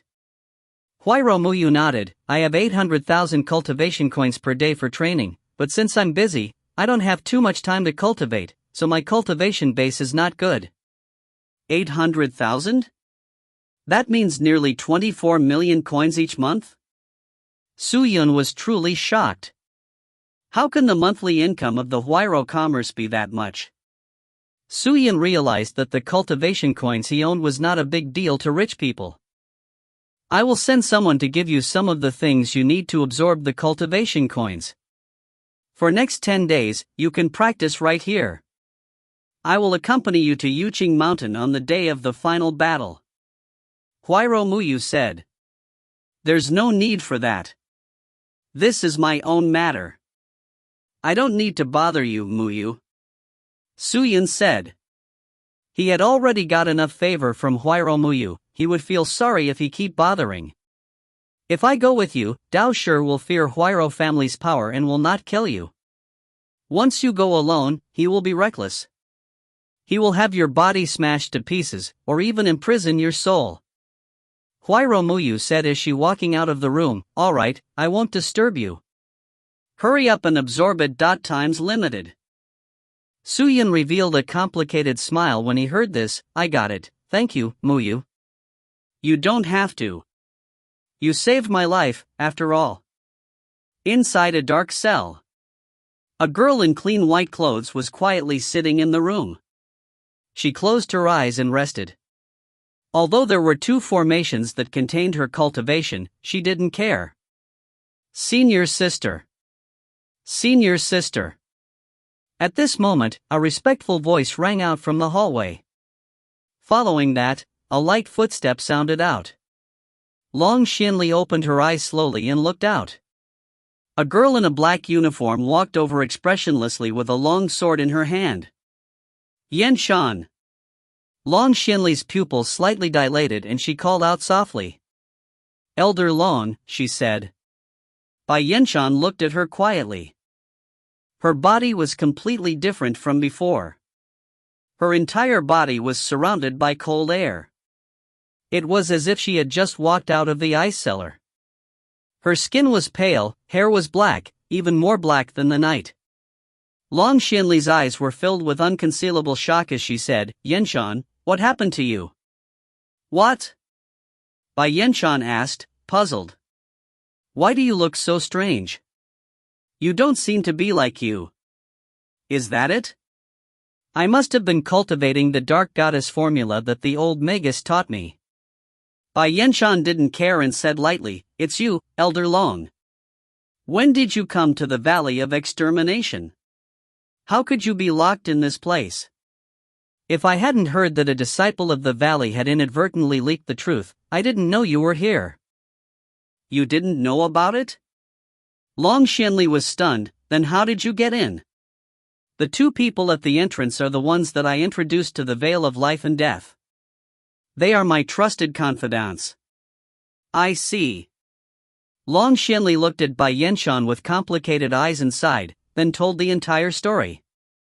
Bai Yanshan nodded and said, I see, so the old witch also took a fancy to your talent. She was so hungry for talent. It looks like that she hopes to nurture a large amount of talent to fulfill her revenge plan. In the end, we are just a pawn in her eyes. That's right, treating a person like that only as a pawn. But there are advantages to be chess piece. After you've been trapped here, why don't you compromise and agree to the old wizard? She's not a bad person, and she'll give you a lot of money. We've just come from the Tianwu continent, and our cultivation base is low, and if we can increase our cultivation, we'll be able to walk in the world of martialism later. No! Just as Bai Yanshan finished her words, Long Xianli scolded immediately, Yanshan. We can't lose our principles. We are the people of the God Sword sect, not her people. Secondly, the Desperation Valley is demonic. Although you and I have come from the Tianwu continent, we should keep our upright. How can we serving an apprenticeship to demon? Isn't that a sign of being a freak? I won't agree. You just haven't come round yet. Bai Yanshan shook her head. I, Long Xianli, wish to possess a powerful cultivation, but I would rather be a cultivator myself. If you say this again, then leave. Long Xianli's voice turned a bit cold. The words of Bai Yanshan had pierced into her heart like an awl, violating her baseline. A trace of sadness flashed through Long Xianli's eyes, and she turned her head away, trying not to let the white yen see this sadness. Bai Yanshan quietly stood in front of the cell. She focused on Long Xianli for a while, sighed softly, Elder Long, I'm sorry, I shouldn't have said this to you. Everyone's thought is different. Our thoughts are way too different. Long Xianli was looking at her. Elder Long, I'm sure you know that I have always been eager for cultivation power. No one is more eager for cultivation and strength than me. As long as I can obtain power, I don't care if this power is evil or not. So you're not going to leave Desperation Valley? Long Xianli interrupted her at this moment. Bai Yanshan hesitated for a moment, nodded, and then shook her head, I will leave, but not now. When the Supreme Elder has no more to teach me, I will leave. Long Xianli smiled wryly and said, it seems a mistake for me to come here. Bai Yanshan had changed indeed. Now, she was even more crazy about power. She was even more terrifying. Her thoughts were basically based on gaining power. I will arrange people to help you escape from the Valley of Desperation. Don't worry. Bai Yanshan turned around and left. Long Xianli's complexion was a little pale. She didn't say a word. Soon, the sounds of footsteps in the corridor disappeared. Click. A piece of cultivation coin that had been sucked into the stone fell to the ground. Suyin grabbed a handful of cultivation coins that were piled up like mountains quickly and absorbed them again. In less than a second, the cultivation coins in his hand had once again turned into rotten stone, and the cultivation power inside completely dried up. It had to be said that the Huayro family's treasure was truly numerous. Not to mention the strange cushion beneath him, it was enough to make one wonder if it was just a series of magic treasures from Huayro. It was impossible to make a person absorb 20 Xian coins at the same time. The universal dust that could increase the absorption rate was almost 30 million.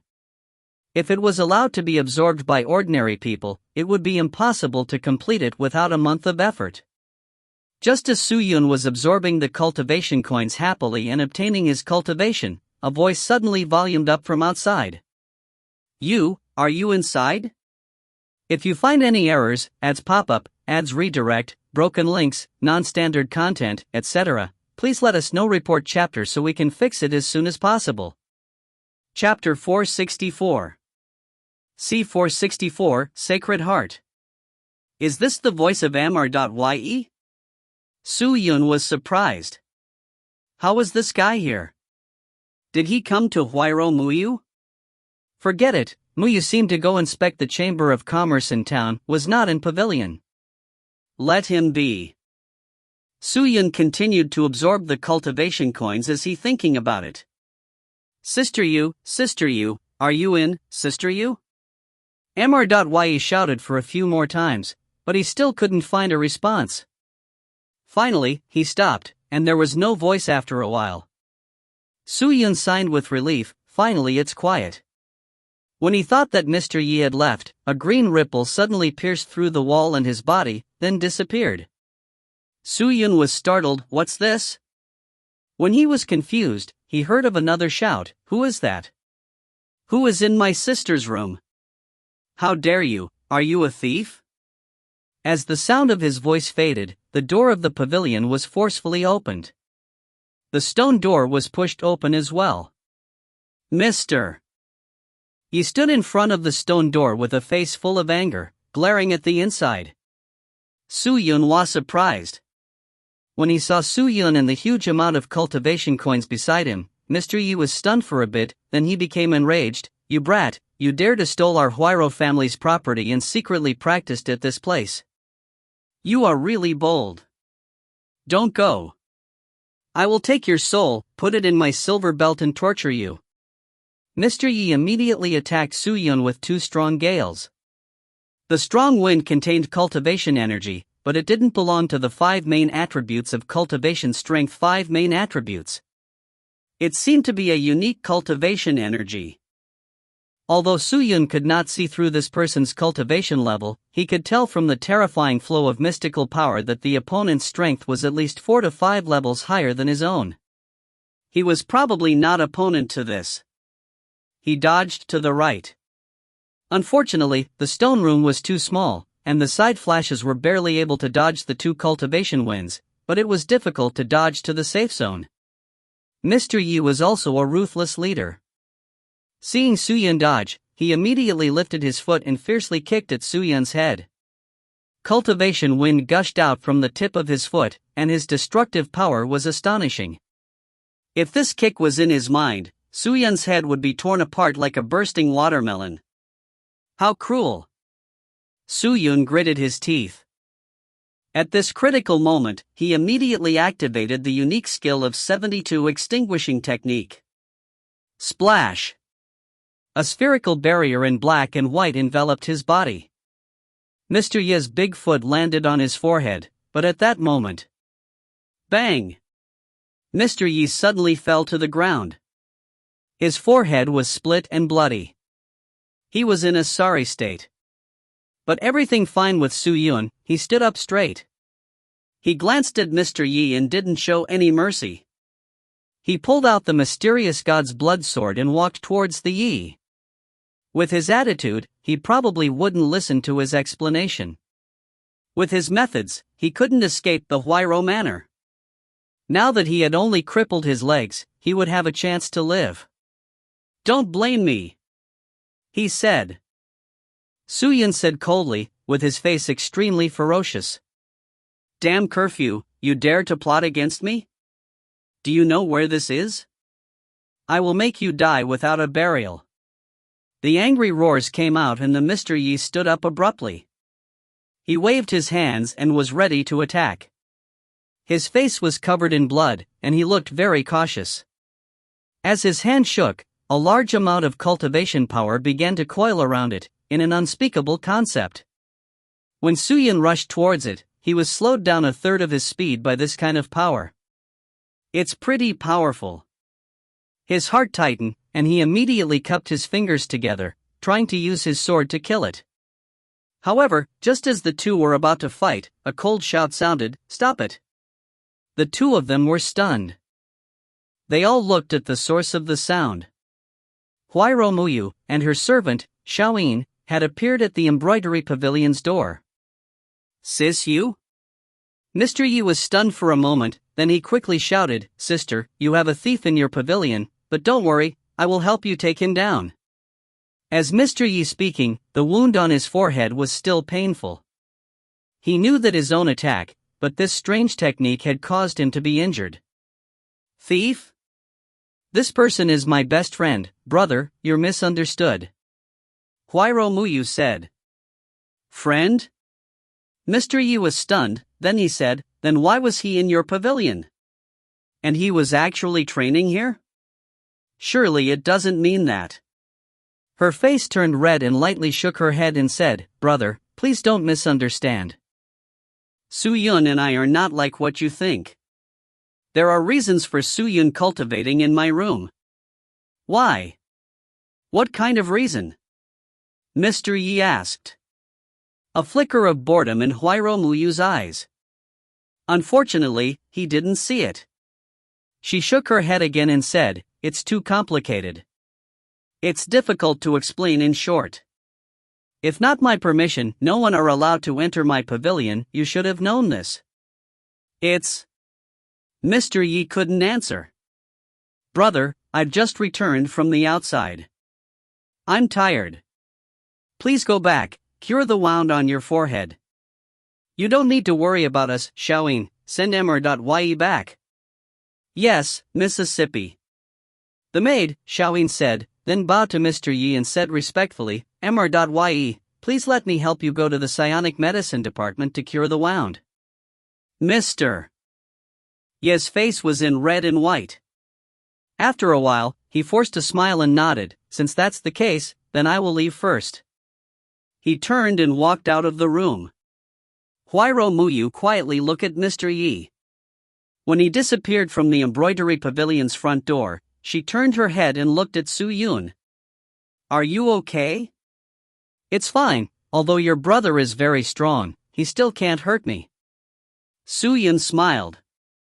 However, Muyu lightly shook her head, "He's not my brother." "Not a stepbrother? If he really treat me like a sister, then what's the difference between brotherly brother? However, he just called me sister, but he has other plans in his heart. How can such a person be my elder brother?" Huairou Muyu said. "Trick? What's going on here?" Suyun asked. Huairou Muyu mumbled her lower lip, then shook her head, "It's nothing to do with you. It's better for you to not knowing much about our Huairou family. Tell it, maybe I can help you. You're not afraid of being involved in my Huairou family business? As long as you think it's okay, we're friends, after all." Suyun smiled as he spoke. Having experienced so much with Huairou, Suyun found that this girl who looked very complex was still reliable. A friend? Huairou Muyu was little surprised. This word was very new to her. She was silent for a moment, then spoke. "He's named Yi Maxian. He's the son of the Yi family. There are lots of Yi's family in this area. Yi Maxian's family was one of them. Quite famous. He sold his magic treasures for hundreds of years and has a few dimensions. The Yi family's master had a very good relationship with my father, the Huairou Palace. They were said to have known each other in the past. They were brothers who had risked their lives and died together. They had heard that the Yi family had bought a magical treasure, and they were being watched by the great power. On the same day, Jin Chen returned from his experiential learning and escaped from the outside world. Who was this person who hadn't been investigated yet, but no one dared to investigate him? When his father heard of this, he immediately went to the Yi family to deal with matters. Seeing Yi Maxian being alone, his heart softened and he took him back to Huairou's family. Actually, from the start, I didn't feel anything to Yi Maxian. But gradually, I felt bad about some of his actions. Su Yun, have you heard of the Sacred Heart? What's that? An incomparably powerful magical equipment which is also my protective magical equipment. If I possess it, even if it is the Spirit Cultivation Emperor, I can kill it. The Spirit Cultivation Emperor. Su Yun was completely stunned when he heard this. In his eyes, even if it was Spirit Cultivation Sky, it was still a heaven-defying existence. What an unreal existence must it be? Is that Sacred Heart so powerful? Su Yun replied with a sigh of relief, but still in shock. To tell you the truth, I don't know whether it's true or not. I haven't used it because the Scared Heart can be only used once. It's a treasure passed down by the first ancestor of Huairou. Huairou Muyu said softly. Yi Maxian returned to the Huairou family for this. If I'm correct, he came to the embroidery pavilion for this. Su Yun nodded and said, no wonder when I was cultivating here. A green light Yi Maxian came over me. I'm afraid that's the spell he used to search?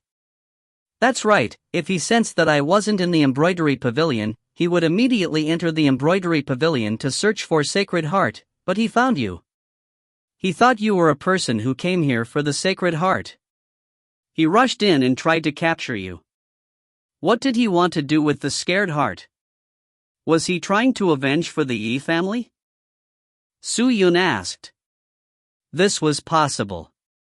After all, there was less people who was able to destroy a member of the Yi family overnight. Huairou Muyu sighed. If Yi Maxian is really like this, I can even give it to him, but his thoughts is not that simple. If you find any errors, ads pop-up, ads redirect, broken links, non-standard content, etc., please let us know. Report chapter so we can fix it as soon as possible. Chapter 465. Chapter 465 50 Millions. By hearing the words of Huairou Muyu, Su Yun was confused. What? Isn't he here to get such a powerful and lethal magical weapon for revenge? Maybe not, Huairou Muyu said softly. According to my secret investigations, Yi Maxian hasn't let anyone investigate the great powers that destroyed his entire family these years. Instead, he began to collect informations about our Huairou Chamber of Commerce. Su Yun, if you use this magic weapon to revenge, what will you do? Perhaps I'll try to communicate with you first. This magical weapon is yours, after all. If you want to lend it, then everything must be good. Fine. Huairou Muyu nodded. Although I'm a businessman, I don't preoccupied with my own people. If he really wants to revenge, what matter if I give it to him? However, he never discussed with me. Instead, he secretly attacked to get it, so I guess he had other ulterior motives. So what's your plan? After you finish the battle with Dao Shi in 10 days. We will figure it out to sound out Yi Maxian. Huairou Muyu sighed softly. A worried look showed on her face. Just let it be, don't overthink it. Maybe Yi Maxian isn't so bad.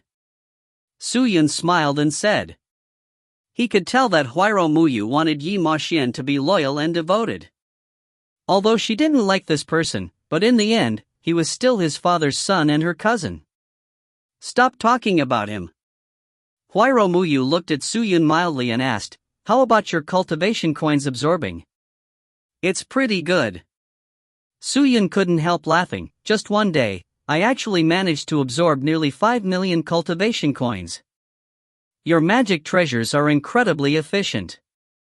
In the past, it would take at least 7 or 8 days to get it done. Hearing this, Huairou Muyu lowered her head and thought for a while before murmuring, 5 million cultivation coins per day is still too slow. Still slow? If I can absorb all of those cultivation coins in 6 days, I still have 4 days to consolidate. How will it be slow? Su Yun didn't understand. Huayro Muyu suddenly took out a cultivation coin card and handed it to Su Yun. It's enough to absorb 30 million cultivation coins, but there's 20 million here. If it's still in this speed, there will be no time to consolidate your cultivation power, so we have to speed up.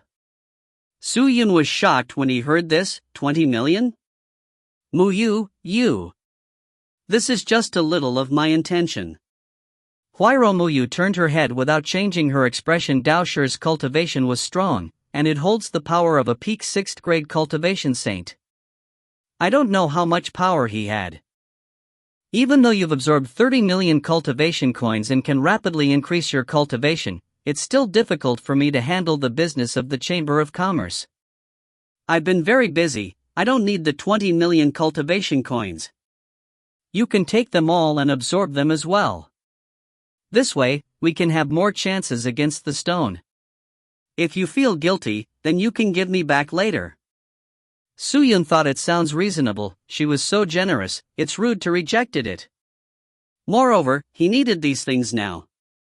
If that's the case, then Muyu, thank you so much. There are only 9 days left.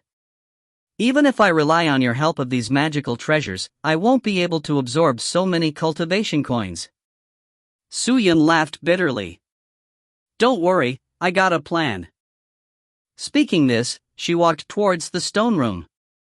Su Yun was confused, but he saw that Huayro Muyu entering the stone room, taking out a yellow scroll, spreading it out, picking up the black cushion, and laid it on the floor. She then placed the cushion down and put her hand on the middle of cushion and started incanting to increase the cultivation power. Strands of magical cultivation power flowed out, and through the cushion of the seat, a yellow scroll appeared at the top of the head. There were several rune-like characters on the scroll. When the cultivation energy entered the scroll, the characters immediately began to glow. It was very beautiful, and a little unfathomable secret emanated out from it. I went to the Chamber of Commerce this morning. I thought of this scroll. It was given to me by a friend of my father many years ago. I brought it to the treasury of the Chamber of Commerce, and I was able to use it.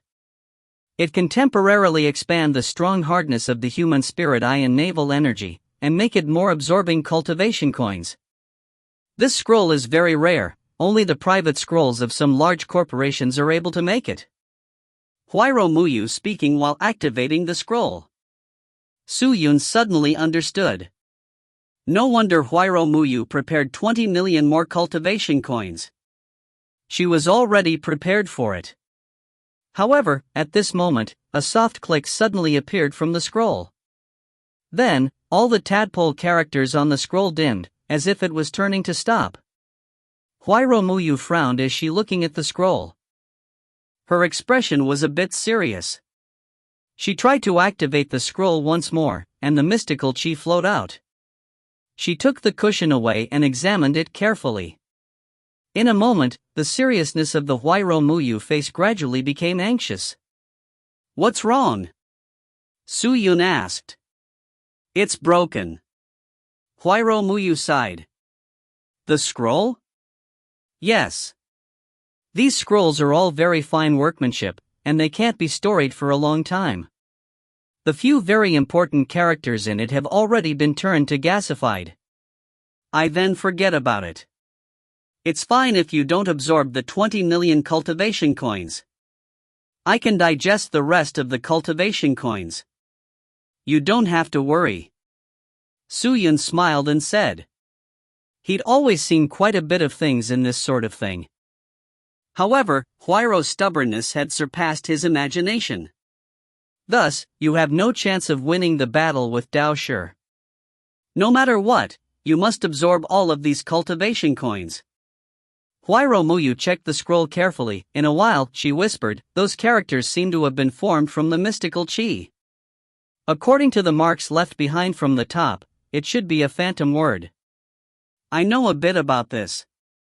I should be able to use mystical chi to condense these words along the trail to repair them. With this, Huayro Muyu gathered up the mystical chi and traced the traces on top of it to the seal. The scroll worked immediately. Huayro Muyu's eyes flashed with a hint of happiness as she seeing this and hurriedly placed the cushion on the seat. But the moment the cushion was placed on the scroll dimmed again. Huayro Muyu was stunned, hurriedly checking the scroll, but she noticed that the words on the scroll had disappeared. She looked at it carefully and calmly for a while. After a long while, she said, "The person who made this scroll is really extraordinary." The words that were condensed from his mystical chi were all solidified, preventing it from spreading. If I didn't have his strange magic power and solidify the mystical chi, even if I wrote the characters on the path above, it will only take a few seconds for the scroll to continue functioning. When he said that, Huayro Muyu's face suddenly turned red, but his expression remained calm. "Looks like I can only use this stupid method. Su-yun, I will give you power. Continue to support this scroll, continuously infuse it, and let the words not disappear. You can start training." "What?" Su-yun shook his head and said, "Then how can you possibly handle it?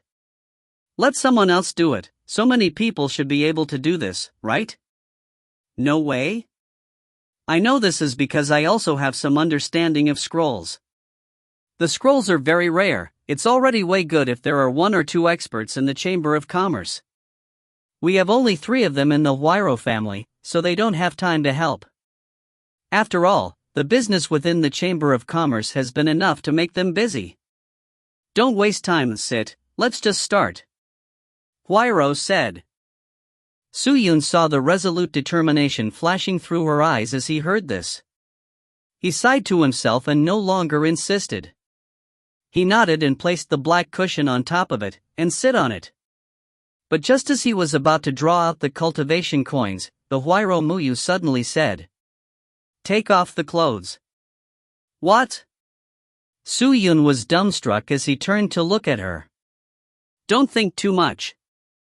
Huayro Muyu's expression was calm as she said, "The purpose of removing the clothes is to make the scroll's effect work in your body. If there's any clothing isolation, the effects of the scroll will be greatly reduced." "Really?" Su-yun recovered, but he didn't feel shy. He had a thick skin. Huayro Muyu was not shy. What was he worrying about? He pulled the cloak off his body and threw it into his storage ring. Then, he removed one of the protective armor. The skin of wheat color was exposed. Huayro Muyu secretly looked at it, and quickly focused on the scroll. "Do I need to take off my pants?" Su-yun asked, at this moment. "No need." The voice was a bit startled. "Aha," he said. Su-yun laughed. He no longer wasting time and took out the cultivation coins and began to absorb it. When the scroll disappeared, the magic power entered his body. The energy in his body rose. The power within the cultivation coin crawled into his body and the spiritual eye was amplified. He was able to expand his power. The cultivation coins were slowly consumed, and Su-yun's strength was also gradually increased. Money was first in this world. How much cultivation coins would the owner of the Consortius Chamber of Commerce had? How scary would the powerful strength be? If you find any errors, ads pop up, ads redirect, broken links, non-standard content, etc., please let us know. Report chapter so we can fix it as soon as possible. Chapter 466. Chapter 466 Dragon City. On a rugged mountain path leading to the Nine-Head City, a red-clothed girl was carefully moving forward. Every few steps, she would stop and look around, carefully investigating and consolidating step by step. Although cultivating in the ultimate martial world is extremely fast, there are too many experts. People like me enter the world are too weak. If they are targeted by the strong, they will be attacked by the strong to refine their treasures. Hu Qianmei thought to herself, and carefully went ahead. She didn't dare to enter the city, only to walk in the wild. Ever since her departed with Long Xianli, she had begun to find the way to save Long Xianli. Although she had no idea, she didn't give up. After her rescued by her master, Hu Qianmei only had 2 family members in her life, Master and Long Xianli. Although Long Xianli had been completely loyal to the Immortal Sword sect, she didn't even believe that the immortal sword sect had killed their master. However, Hu Qianmei was no longer blame Long Xinli anymore. She gradually understood her junior sister. She wouldn't believe anything when there was no evidence. It was not like Upright, but it was kinda unique character. However, at this moment, there wasn't any clue at all. Hu Qianmei began to lose her mind. Perhaps rescuing Long Xinli was as difficult as to climb up to the sky. She found a large rock, sat down, and began to meditate and recuperate. The spiritual sense of the ultimate martial world had surprised her. In addition to sharing talent with Su Yun at this moment, she realized that her cultivation was like a rocket, increasing 1,000 miles a day. However, this wasn't enough. In this world, even Spirit Master was a common level. Whooshing. Just at this moment, several shadows suddenly flew through the sky. Hu Qianmei was shocked and immediately jumped off the rock. She hastily hid her aura and hid herself within a large rock. She hid herself with her big tail, shivering. In the Sky Martial continent, she was kinda strong person. She understood that in the eyes of the strong, the life of the weak was not worth mentioning. It had been some time since she came to the world of the ultimate martial world. She had witnessed the weak's life taken by the strong. Two shadows flashed in the air. Hu Qianmei quietly looked at the people in the air and saw that they were running on their own magic tools. Both of them were in sorry state, their bodies covered in wounds. They were in a hurry as fly for their lives. She didn't dare to come out when she saw this. She continued hiding behind the rocks. She quietly dispersed all the spiritual sense in her body. Her body was drained of spiritual sense, and her strength was probably only in the profound realm. But the lower one's cultivation level was, the less easily it was detected by the powerful beings. Even a reptile's accumulated profound strength would be even higher than a profound spirit in this ultimate martial world. In about 30 minutes, another shadow appeared. He flew past and flew towards the place where they had fled to. He could hear bursts of angry roars as he flew. "Don't go." It seemed like the enemy had chased after them. Hu Qianmei secretly thought. She had hidden behind the stone for another few times. She got out when safe. Hu Qianmei let out a sigh of relief, thinking about leaving this place. Where there was a man, there was a danger, and if she was affected, she would be dangerous. Hu Qianmei wanted to leave as soon as she thought of it. But a few steps she stopped. The fox's eyes gurgled as it turned and walked to the direction of those three people. She still didn't dare to leave and hurry. She stopped to check every step. However, after walking for a while, there was a thick smell of blood in the air, and a large amount of spiritual sense. It was a desolate countryside with few people in it, and there were no vicious beasts around. Hu Qianmei's adorable eyebrows slightly tightened as she carefully followed the smell of blood. At last, at the foot of a barren mountain, a large number of uneven pits appeared in her eyes. There were traces of explosions everywhere, and a scene after a battle appeared. On this battlefield, there were dozens of corpses lying on the surface. It really did have its advantages. Hu Qianmei was delighted. The reason he was heading this way was to try his luck and see if there were any bargain to get. She lay behind a stone, her hairy ears pricked up, her dark eyes studying the battlefield. Does this seem like people in same sect? Hu Qianmei scanned the costumes of the spirit cultivators and discovered that most of the people were wearing the same clothes. On the right side of the battlefield, a broken magic tool carriage fell over. The 10 white horses that pulled the carriage were all dead. Their corpses had been blown apart, and their bodies were covered in blood. Hu Qianmei didn't dare to go up directly. Instead, she made a tour around the area and carefully entered the battlefield. They should all be existences above the spirit master. There must be a lot of treasures on their bodies, and they would be able to help me to be spirit master quickly after scavenging their treasures to exchange for cultivation coins. Hu Qianmei thought about it as she started to clean up the corpse. There was no one who knew the fact that the battle was out of the way here. If anyone knew about this, then there would be nothing to do with Hu Qianmei. In a moment, Hu Qianmei took out a bowl of bowls and filled it with several space bags. Wonderful, with these treasure. It'll be much easier in the ultimate martial world in the future. Hu Qianmei smiled and continued to search for some items that she could use to clean up. No one would come here for a while, and she needn't worry about anything. Girl! At this moment, a low voice suddenly sounded. Hu Qianmei's heart suddenly jumped, and her tail was staring back. She hurriedly looked over, realized that the sound came from the dilapidated carriage. Girl, come over here. The voice was weak, but it was also incredibly overbearing. Hu Qianmei frowned, feeling a bit nervous, but she didn't immediately run away. She carefully moved closer to the carriage and lifted the curtain. Inside, a lousy old man covered in blood was sitting there. The old man's chest was pierced through, and his heart was pounding. Blood kept flowing out, and his legs were broken. His hands were broken, and his bones shrunken, and he felt miserable.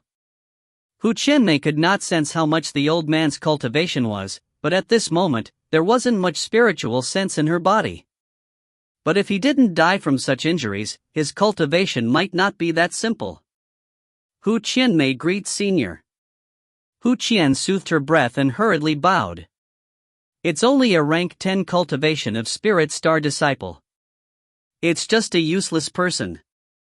Forget it, if you can help me, I might be able to give you some benefits, and your cultivation will advance by leaps and bounds. How about it? Girl, are you willing to do? The old man said in a wee voice. What do you want, Senior? Hu Qianmei asked carefully. However, the old man was not in a hurry to speak. Instead, he opened his blood-soaked eyes and weakly asked, Girl, where are you from? Me? Hu Qianmei was stunned for a moment before his eyes darted around and he said, I am from the Emperor Palace. The Emperor Palace? How you dare to fool me? Do you believe me? I beat you up. The old man angrily said. Senior, don't be angry. I'm just joined the Emperor Palace. The old man coldly stared at Hu Qianmei and said, You're probably a lowly half-human half-demon. You're joining the Emperor Palace? Idiot nonsense. A trace of killing intent flashed through Hu Qianmei's eyes as he said this, but she didn't say anything. She only responded with a lovely smile. Girl, do you know who I am? Who are you? I am the famous Dragon City's 7th Elder, Elder Lu. So you are the Elder of Dragon City's 7th Elder Lu? It's been a great fortune for me to see my seniors today. Seeing the old ancestor of the Lu Kingdom, Hu Qianmei hurriedly bowed again. Her cute little face was filled with excitement, just like how a fan would see her idol. But it wasn't like that at all. She hadn't even heard of Dragon City, let alone the Elder Lu. The man was happy to see this. He didn't expect that the Dragon City would have a nobody like him. Elder Lu was quite satisfied. Since you know about Dragon City, you must know how powerful the Dragon City is. Of course I know. Although the Emperor Palace is strong, it's not at all inferior to Dragon City. I'm just a half-human and half-demon. My status is low, I don't dare to hope for the Dragon City. When Elder Lu heard this, he laughed heartily. Ah, girl, you're still a bit self-aware. It's not difficult to enter Dragon City, but I'll let you enter the Dragon City, if you can do me a favor. Senior, please tell me. Hu Qianmei said. However, Elder Lu suddenly opened his mouth and spat out a blood-red bead. The bead landed on the ground, and with a click sound, it exploded on its own. A scent of space flew out, and a delicately embroidered box appeared where the blood-red bead exploded. You bring this thing back to Dragon City and then give it to our Dragon City Lord, understand? Elder Lu's breathing became rapid, as if he couldn't hold on much longer. What is this? Hu Qianmei picked up the box and asked. However, Elder Lu let out a breath and shouted angrily, It's nothing to do with you. You have to remember, girl, don't open this. Otherwise, I will kill you. The people of Dragon City will never let you off, okay? You killed me? Old man. Hu Qianmei humphed in her heart, but her face was filled with innocence. She quickly nodded. Got it, senior. Come on. Elder Lu looked at the sky and said in a low voice. However, Hu Qianmei was not in a hurry to leave. She looked at the emaciated Lu kingdom and said, Senior, your current situation is not optimistic. If you continue, you will die, and the souls of the 3 souls will be swallowed up by the surrounding berserk beasts.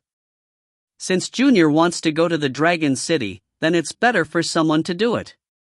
Ah? What do you want to do? Elder Lu asked. Collecting Senior's souls. Return to Dragon City together and ask the Dragon City expert to revive. Hu Qianmei smiled and a hint of indescribable meaning flashed through her long eyes. If you find any errors, ads pop-up, ads redirect, broken links, non-standard content, etc., please let us know. Report chapter so we can fix it as soon as possible. Chapter 467. Chapter 467 Appointment. Don't you worry about me, just finish the task. Hurry up to bring this thing back to Dragon City, otherwise the enemy of Dragon City will return here. Hurry up and leave. If that person takes this away, the consequences will be unimaginable. The old man shouted. However, Hu Qianmei didn't meant to leave. She showed a cute smile and narrowed her eyes. Senior, how can I do this? How can I watch you die before me? Let me keep your souls and send it to Dragon City. Let the superior revive you. Although your cultivation will be decreased, we can save your life. Then, State Elder Lu heard a clang. The scimitar on Hu Qianmei's waist had already been taken out. His pupils were dilated in several circles. The moment the saber left the sheath, a red light flashed in front of the old man's eyes. Then a headless corpse blinked before his eyes. Wasn't that my body? On the point of dying, such a question flashed through Elder Lu's mind, but he couldn't think anymore and the spirit began to leave body. But before he could escape, he was caught up by a suction. This suction force came from an ancient bell in Hu Qianmei's hand. The bell pointed at the Elder Lu's spirit body, but in a short while, he was sucked into it. I didn't expect that the treasure I just picked up would be quite useful. This old man's cultivation was definitely not ordinary. His soul is priceless, how can I let it go? I will definitely need it for forging treasure later on. Hu Qianmei revealed a crafty smile, and her black eyes looked around. Then quickly ran away with her tail curled up. Things were almost taken, she could not stay here for long. Hu Qianmei used all of the spiritual sense she had and ran all the way. When she met wild beasts, she hid herself immediately until she reached the safe area. She carefully stopped. She looked at the strange box on her hand, but didn't open it. Instead, she took out the treasures she'd scavenged for and started searching inside. She took out a few bottles, poured out some pills and sniffed, then put them into her mouth one by one. The pills gave her a huge amount of spiritual sense, which moisturized her dry body, and her spirit eyes began to develop a profound energy. She continued searching. Finally, she was surprised to see that there was a scroll that could hide the aura of this pile of magic treasures. Hu Qianmei quickly took out the scroll, injected it into the spiritual sense, and activated it. The scroll immediately exploded, transforming into a golden cover that enveloped the area within 100 meters. Hu Qianmei noticed that the dense spiritual energy that was everywhere in the world of the martial imperial world disappeared without a trace. The old man valued it so much. This must be a treasure. Generally speaking, the aura of a treasure was extremely strong. If she didn't do something to hide it, it would attract other existence. Hu Qianmei was extremely cautious, so if there were no shields, she would definitely not open the treasure. Excellent. Hu Qianmei smiled and immediately took out her box. She took a closer look at it and carefully opened it up. Roar! The moment the box opened, Hu Qianmei's mind rang with the earth-shaking roar of dragon. She shivered with pale face and backed away. In a moment, she recovered and looked at the box, but she realized that there was a small city inside. Just like the model, it was very delicate. There were rooms, streets, square, shops, walls, etc. Ire was a huge gate with 2 golden pillars front of the city, on its right and left sides. Dragons winded round the pillars and actually crawling on it as living. What is it? Hu Qianmei was bewildered. She looked at the relief words on the door, Real Dragon City? In the stone room. Click. The last cultivation coins turned into rotting stone, threw away by Su Yun. Looking at the pile of rotting rocks, Su Yun felt quite impressed. Huairo Muyu had to clean the rotting stones 5 times each day, and also waste cultivation energy to maintain the scrolls. She would be unable to endure. Anything else? Seeing Su Yun had stopped, Huairo Muyu asked weakly with her pale face.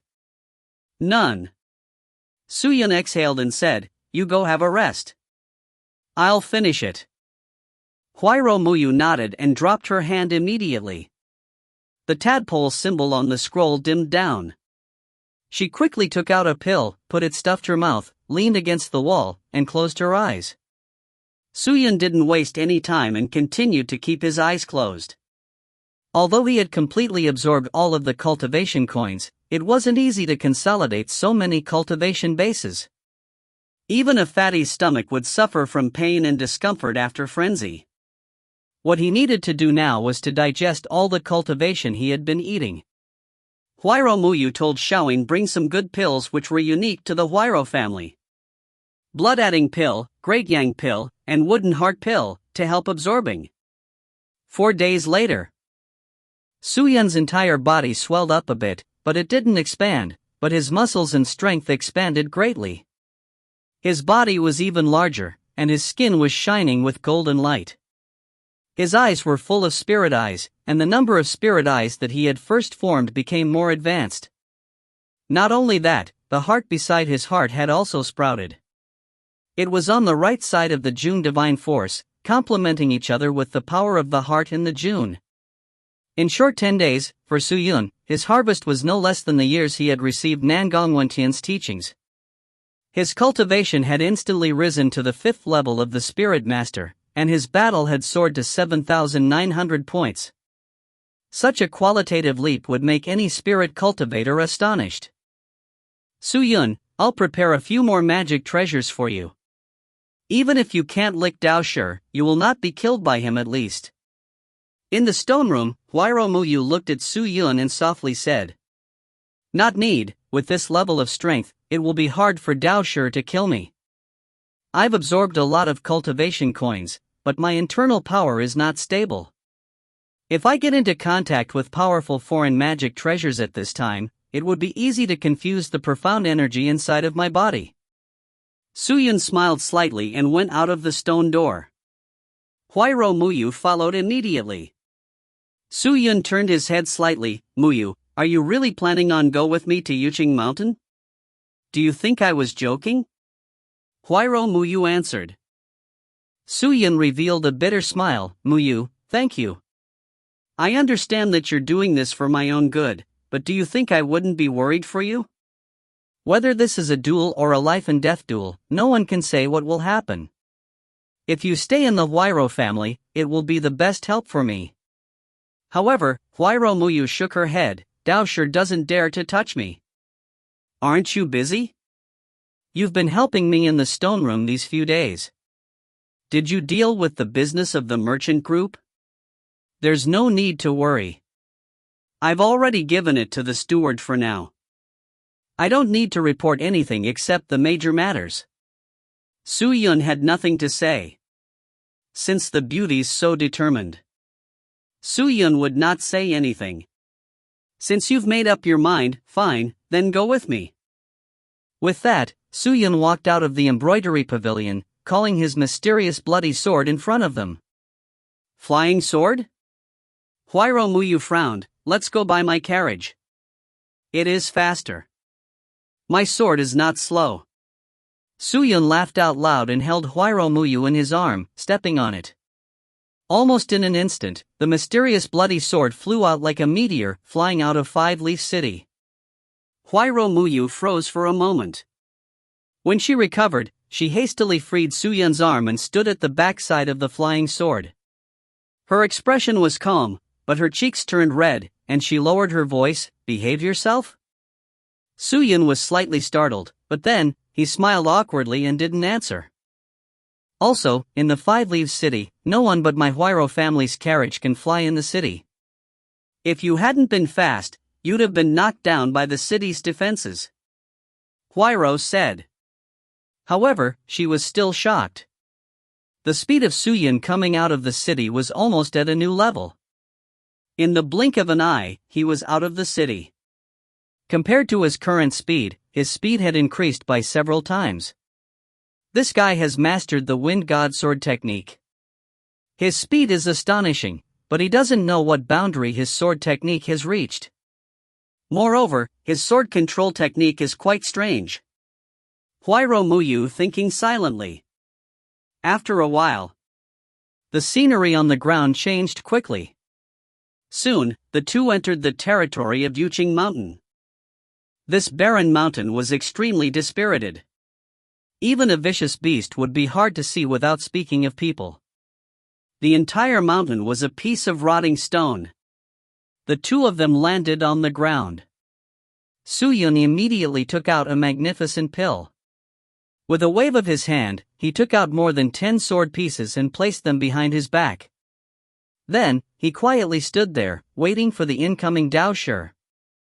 Huairo Muyu consciously backed away and looked out 100 meters away from Suyun.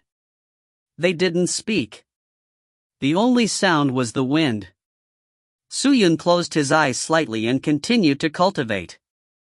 At this moment, he didn't dare waste a single breath of energy to heal the new energy in his body. Just after noon, a series of bantering sounds came from the sky. "You are outrageous, Suyun, you really make it, are you so impatient to be killed by me?" Several shadows dashed towards this direction. Suyun looked over and saw that it was the man from the Quick Blade sect.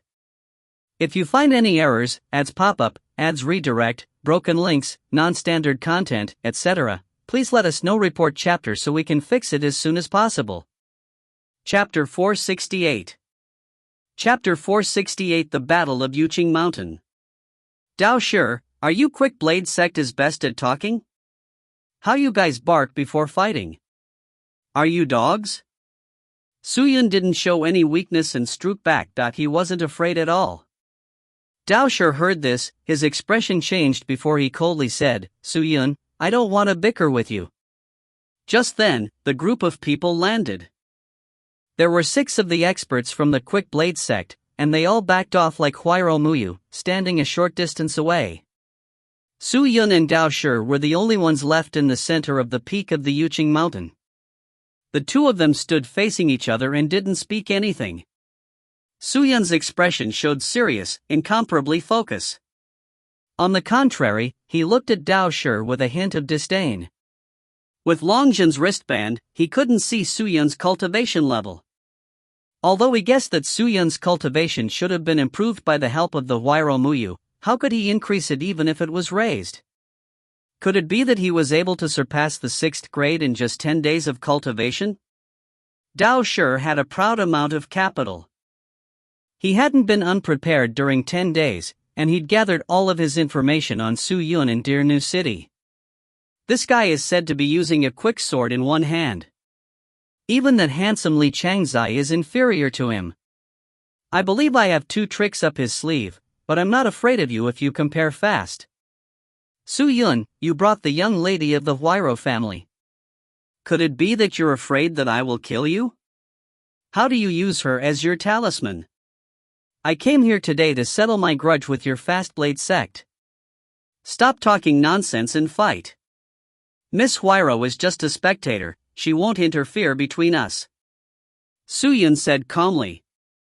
He had already begun to accumulate the Wind God state, so he didn't want to waste time with Dao Shi.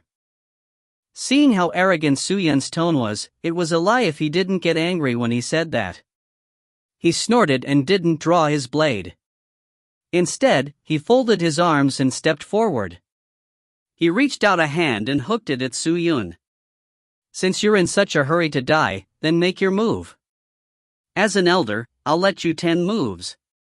Again? Su Yun's expression became more sinister as his eyes flashed with energy. He stared at Dao Shi like a vicious tiger. Since Dao Shi was so arrogant, he wouldn't be polite. He stepped forward and took a deep breath.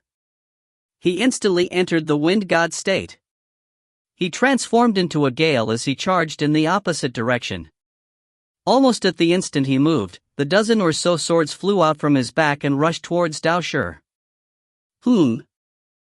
Dao Shi's expression became somewhat undisciplined.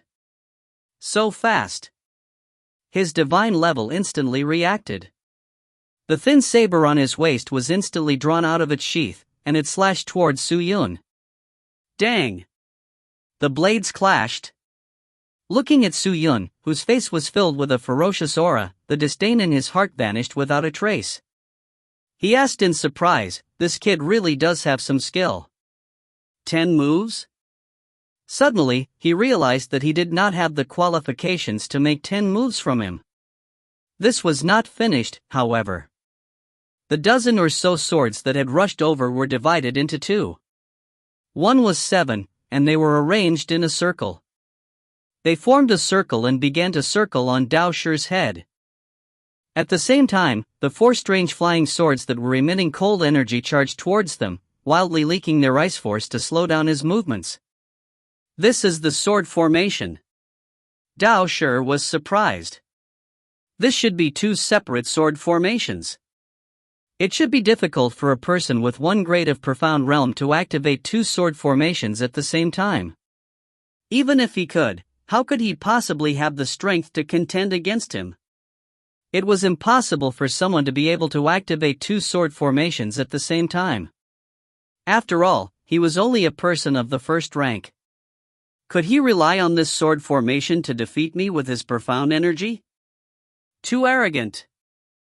Dao Shi roared, and the mist condensed from the mist on his body shattered, forcing them to kill with Su Yun's auras. The spirit chi used by the Quick Blade sect was an extremely special spirit chi. It was much higher than the aura of wind diseases. It was similar to Ling Xin's aura.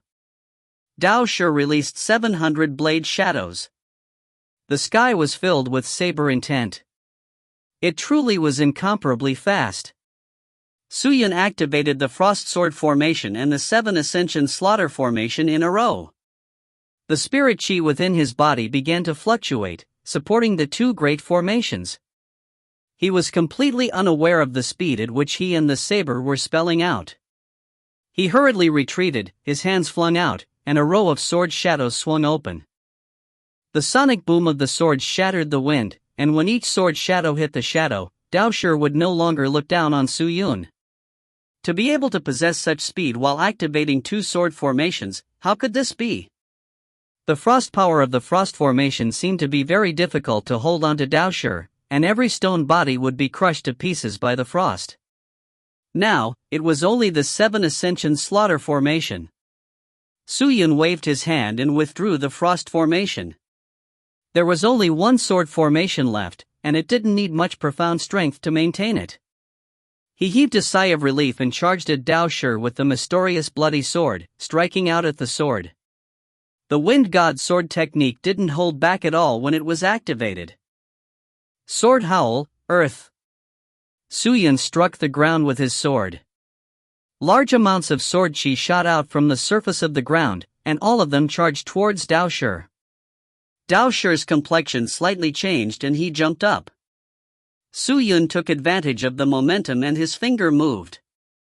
The 7 Ascension Slaughter formation in the air immediately attacked Dao Shi. The 7 swords dispersed like a net, and then the 7 swords began to strike at him. Dao Shi darted blade chopped apart the 7 swords that were slashing at him. Although the speed of the 7 swords was not fast enough, he was completely able to block them. However, the destructive power of each sword was terrifying. This was a power from killing intent. The sword actually had killing intent. This sword formation was terrifying. Dao Shi were drenched in cold sweat. Swish! Suddenly, a cold sword chi came from behind him. He turned around and slashed with the sword. But this time, it wasn't the sword of the 7 disaster sword formation, but Su Yun. He held the mysterious crimson blood sword and slashed out 1,000 sword shadows.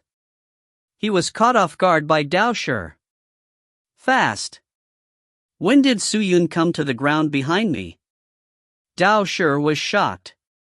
Not to mention him, even the people in Huairou Muyu and the others didn't even react.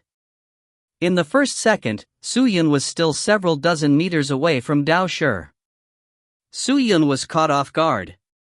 He didn't have enough time to defend himself. He barely had a single breath of time before he appeared with a large amount of sword marks that were as thin as hair. Shocked, he hastily backed away from Su Yun. He tried to use spirit chi to stop these strange auras, but Su Yun seemed to be prepared for this.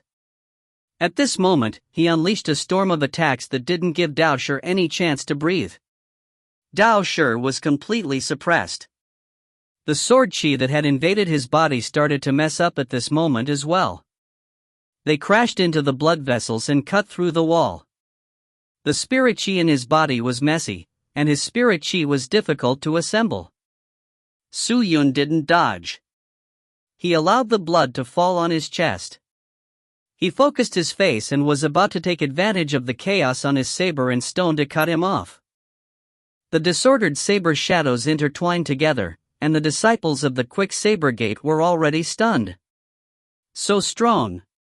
He was so strong that he could not lose to his sect master at such a speed.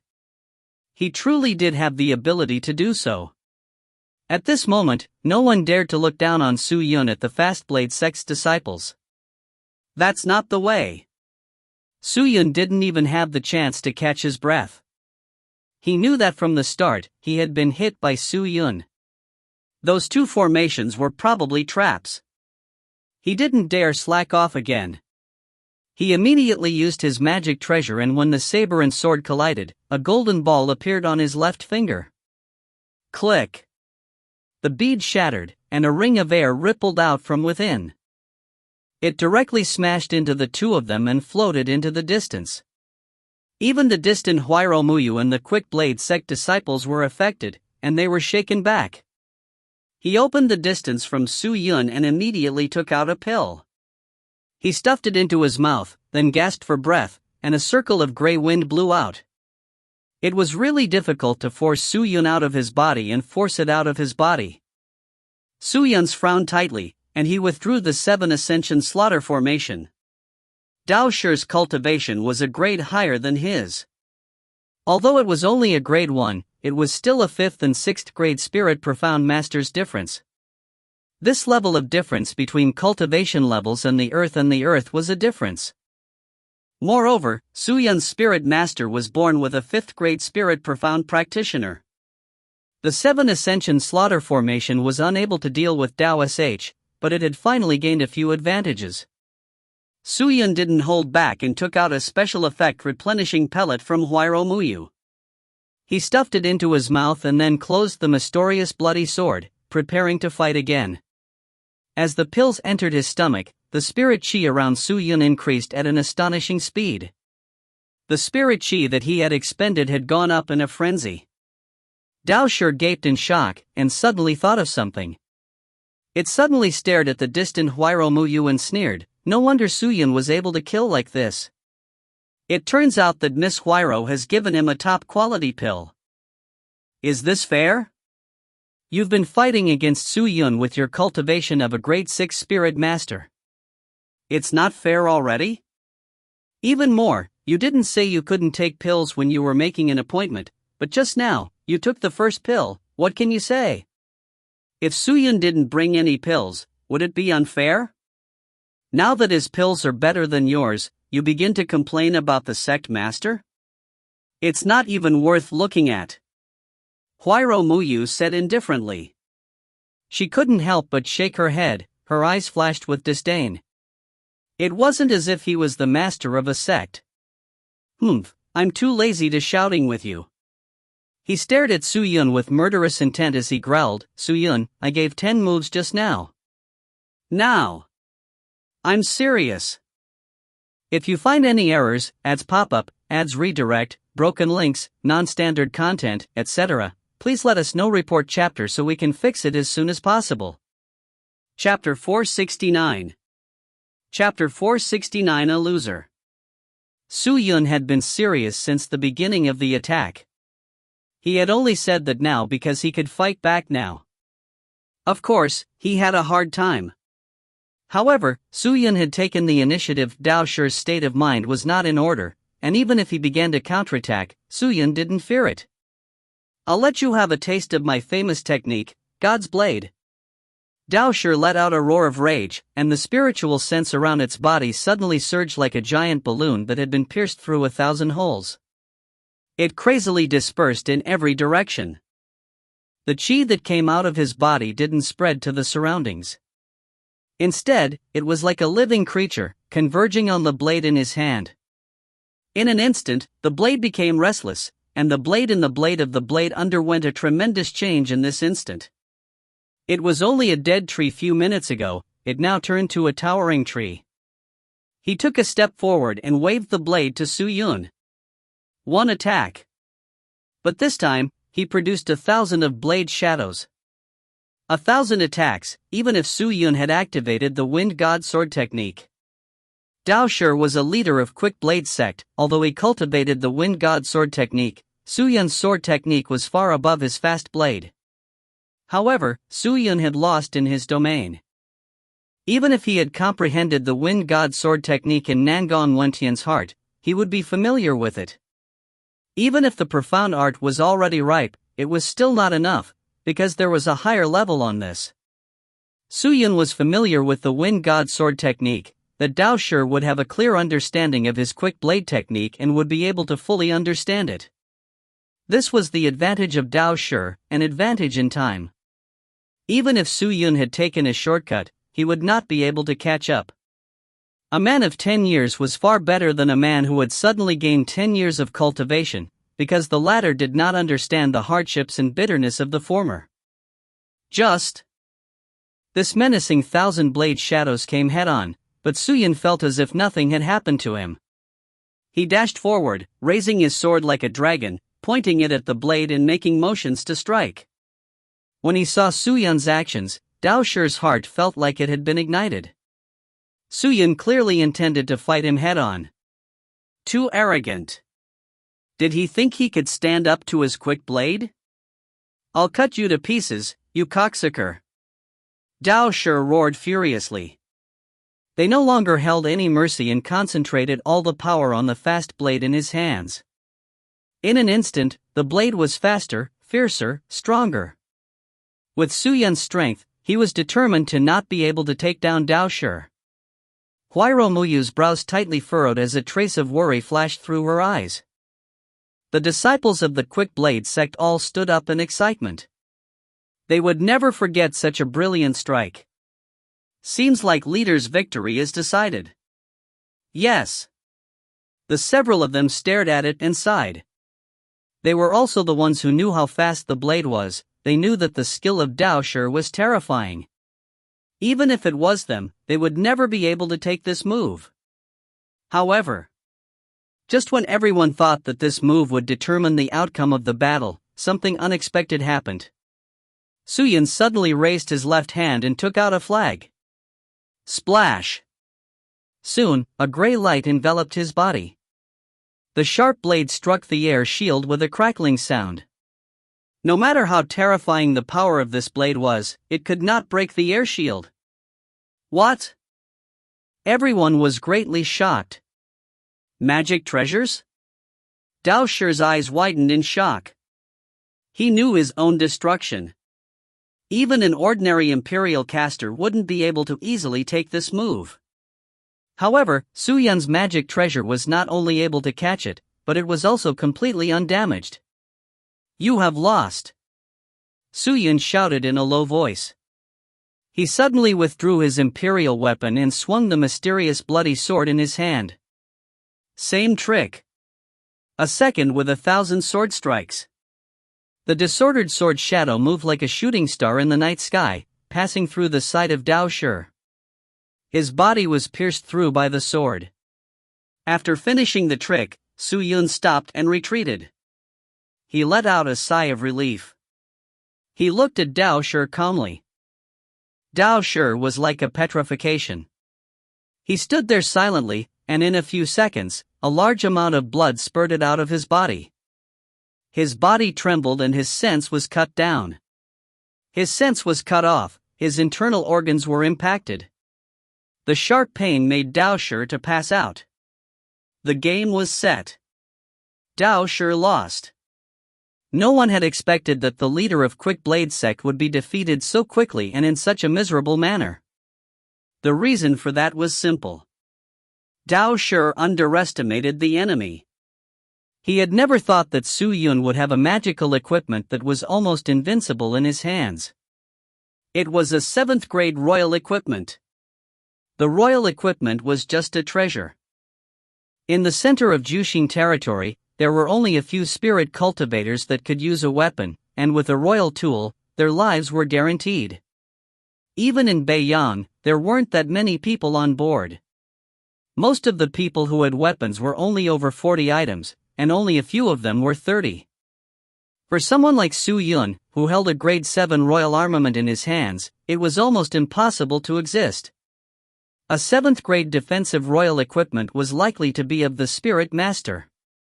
No matter what rank it was, it couldn't destroy him. The disciple of Quick Blade sect lifted Dao Shi up and poured the air into his bodies. They controlled the turmoil in Dao Shi, while the other took out pills and consumed it. You lost. Su Yun faintly said, according to the agreement, I will cancel the cancellation of the Quick Blade sect. I will take my leave. Su Yun turned around and prepared to leave with Huairo Muyu. Damn it! Stop! At this moment, Dao Shi angrily stood up and roared at Su Yun, I'm not convinced. You're using a mean method to win, I won't accept it. Let's fight again. Mean? Su Yun said with a cold voice, another useless loser? Tell me, where did I use mean tricks? Your magical equipment must be in high grade. It must have been given to you by Huairo Muyu. You only defeated me with the help of the Huairo family. If you have your own ability, you're definitely not my opponent. Right, you're definitely not. Dao Shi angrily shouted. However, Su Yun was thoroughly enraged by his words. Then what do you want? Fight again? His voice was cold, like a knife. There was a hint of black in his eyes, and there was even a bit of red in the dark. Dao Shi wasn't in good condition, and he didn't notice Su Yun's change in his expression. He snorted and said, How can I fight you again in my current state? I will rest for a month and then fight you. Su Yun, let's fight in a month. I don't have time to waste with you, son. Dao Shi, lost is lost. How do you have so many excuses? Su Yun, you don't dare to accept. If you don't accept, you don't even think of leaving today. Dao Shi bellowed, and with a wave of his hand, the experts behind him all pulled out the thin blade at his waist and charged forward. Huairo's expression suddenly changed drastically when she saw this. She hurriedly shouted, Dao Shi, what do you want to do? If you dare to injure Su Yun, I will destroy your sect. Miss Huairo, please forgive me. Today's decisive battle is about the reputation of my Quick Blade sect. Su Yun won the battle in a despicable trick. If it spreads out, the reputation of my Quick Blade sect will be ruined. I can't let go of this matter. As for the Huairo family, I, Dao Shi, will personally explain this matter to your family head. As long as he doesn't blame us for the Quick Blade sect. Dao Shi coldly said. After all, Huairo Muyu wasn't the home master of the Huairo family. He didn't feel offending the Huairo family would be equivalent to offending the Huairo family. Huairo Muyu's eyes were as sharp as a cold blade. Her beautiful face was like ice cubes. She clenched her teeth and said with a sinister voice, "Dousher, since you think the Huayro family is my father's rule, I have no right to ask. No matter what the outcome today, the Quick Blade sect will be removed. I can swear to you." Then, she took out a strange brand and placed her hand on top of it. She closed her eyes and poured a bit of spiritual sense into it, and the sign immediately began to emit a large amount of light. After a while, the sign dimmed, and Huayro Muyu's eyes shouted at Su Yun, "Su Yun, don't worry. The Huayro family's experts are rushing over here. We can be saved." However, Su Yun laughed out loud after he finished speaking. "Saved? No need, I am not that weak." The corners of his mouth curled up in a strange expression, and his eyes were completely covered by the dark, evil aura.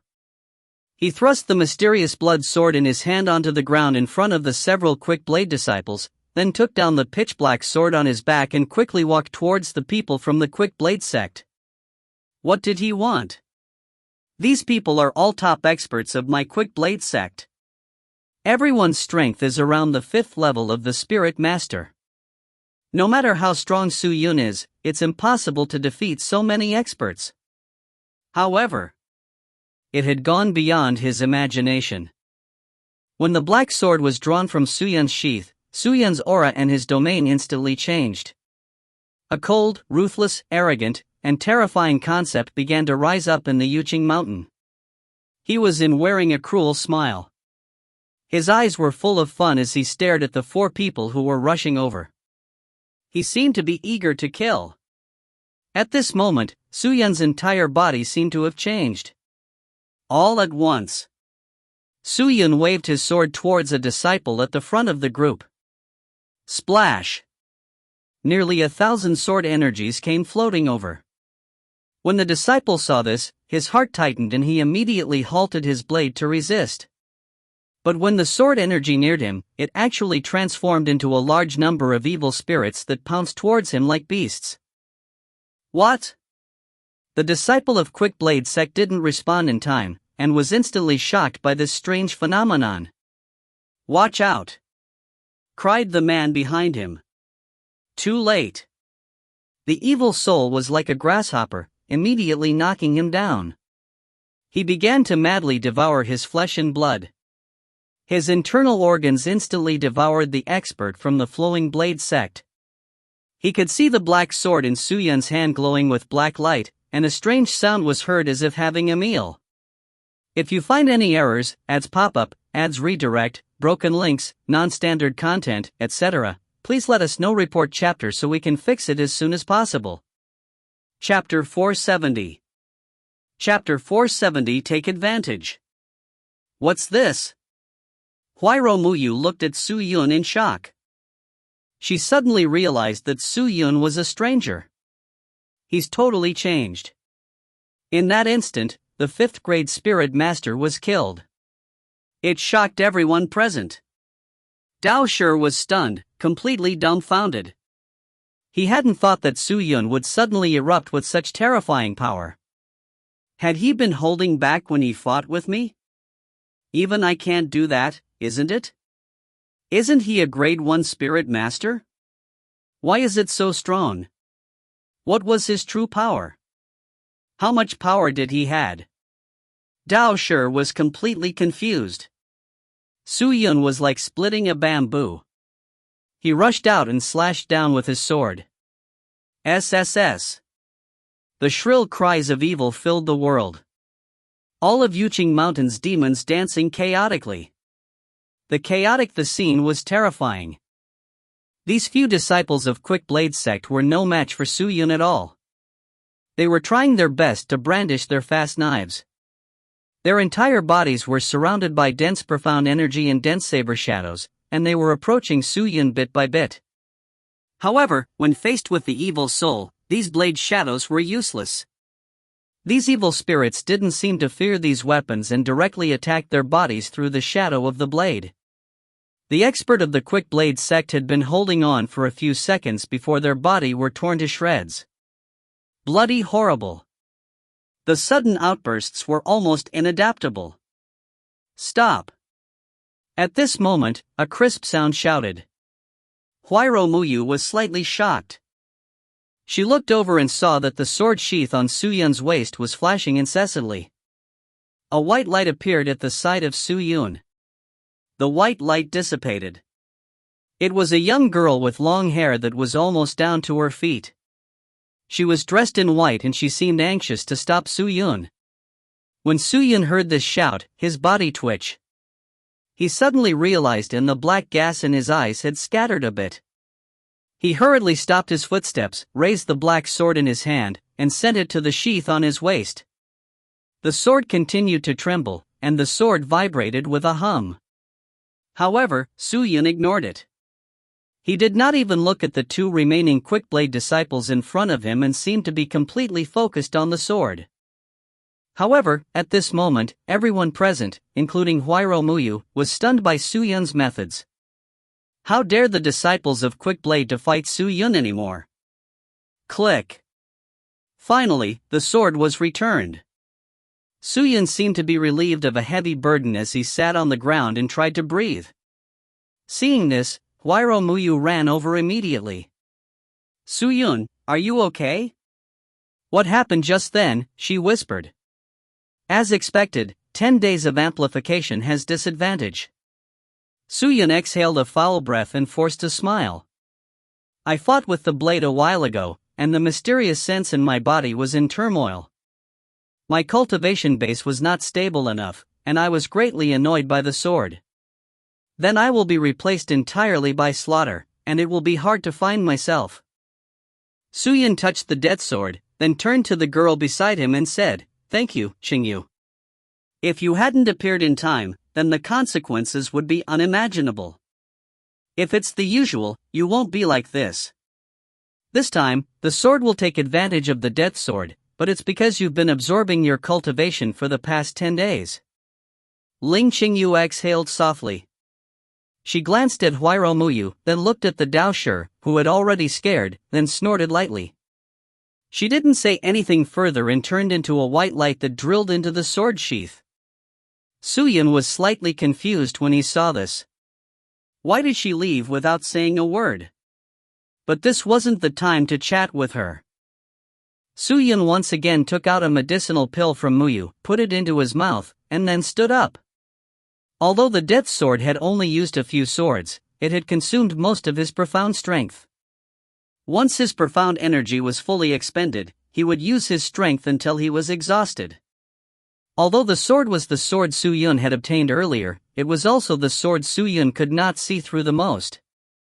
The infinity sword technique had yet to fully enter, so Su Yun didn't plan on going to the sword sheath for the time being. At present, these sword techniques were enough. He stood up, exhaled, and walked toward Daoshi's steps. The two remaining experts didn't dare to move forward. They looked at Su Yun nervously. Su Yun didn't say a word. He pulled out the mysterious blood sword and stared at Daoshi with bloodlust. If you want to kill me today, then you can't blame me for being ruthless. When Daoshi heard this, he panicked. Su Yun, what do you want to do? You tell me. Su Yun snorted and raised his mysterious blood sword, chopping at Daoshi's neck. The blade of the saber shuddered, and the last bit of strength it could muster to resist. However, this sword that had flown in didn't seem to be prepared to cut off his neck. Dang! Daoshi was seriously injured, and he was even more cautious. His sword was blown away, flying in the air and falling on the ground not far away. What? Daoshi was astonished. However, Su Yun casually waved his hand, and the sword sheath behind him hummed. In an instant, thousands of flying swords flew out like a torrent and entered the sky. Then, they began to split apart, surrounding Daoshi in a round shape. Daoshi was like in a hornet's nest. The surrounding area was filled with flying swords, making people's scalp tingled. When he saw such a frightening scene, he knew that he had no strength to resist. Even if he had magical equipment that could defend himself, he didn't have much of his Shin energy to activate. He turned his head and shouted, Su Yun, Su Yun. Stop, let's talk, I admit I lost. Stop. However, Su Yun shook his head mercilessly, it's too late. Since I've decided to kill you, I will never go back on my word. His finger moved as his voice stopped. Whoosh! Thousands of flying swords charged forward like a bull's eye. Daosher tried to block it with profound energy, but this was only a useless struggle. The flying sword pierced through the profound energy and directly pierced into his body. Buzz Chia. After a while, Daosher was jabbed to pieces, his soul flying out. Su Yun took out his sword and threw it into the air. The dead sword made a perfect arc in the air and flew back to the sheath. Su Yun raised his finger and the flying sword returned to the sheath. Everything was gone. Huairou Muyu had known Su Yun for a while, and she knew a little about him. He was stubborn. He will try to help those who were good to him, but he will also try to kill those who wanted to kill him. Sometimes he was reckless. That guy. Huairou Muyu sighed slightly and then raised her head. She said to the two men who had been scared silly, "Return to the Quick Blade sect, notify the people. Huairou family will soon clean up the Quick Blade. If you don't want to die, then leave the Quick Blade sect as soon as possible." These words were like an imperial edict. When the two of them heard this, their faces turned pale and they nodded repeatedly. They didn't dare stay here for a second longer and immediately took out their fast knives and left. As soon as the two left, Su Yun was finally relaxed. He walked over to a large rock and sat down. Finally, I thought it would end easily, but I didn't expect that so many things would happen. I didn't think of that, but what I didn't expect was that you actually hid so many tricks. I was thinking that if you didn't have those profound coins to help you, could you defeat Daosher as well? Huairou Muyu walked over and spoke softly. You thought too much. Su Yun shook his head. Unless I pull out the death sword, I will not have any chance of winning. But I've lost half of my own sword. Oh, yes?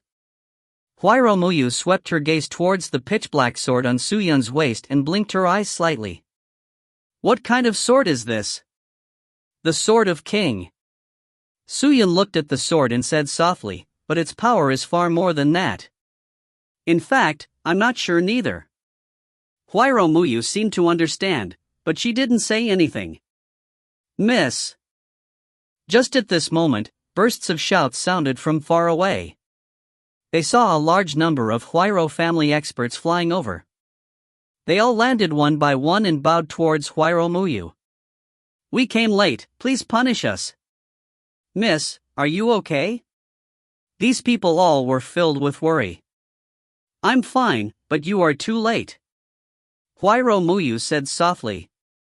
Everyone shuddered and hurriedly kowtowed to their knees, begging for forgiveness of Huairou Muyu. Huairou Muyu was no longer blaming them, so she gently waved her hand, allowing them to rise. Su Yun, what do you plan on doing next? You've already qualified to enter Beiyang, do you go to Beiyang now? Huairou Muyu turned her gaze to look at Su Yun. Yes. Su Yun nodded, consolidate my cultivation once more and head straight to Beiyang. He wanted to ask his parents why he had been so silent for so many years. He wanted to know everything about his sister. He wanted to know everything that he had never seen. Huairou was able to understand Su Yun's thoughts and didn't ask him to stay. Consolidate your cultivation.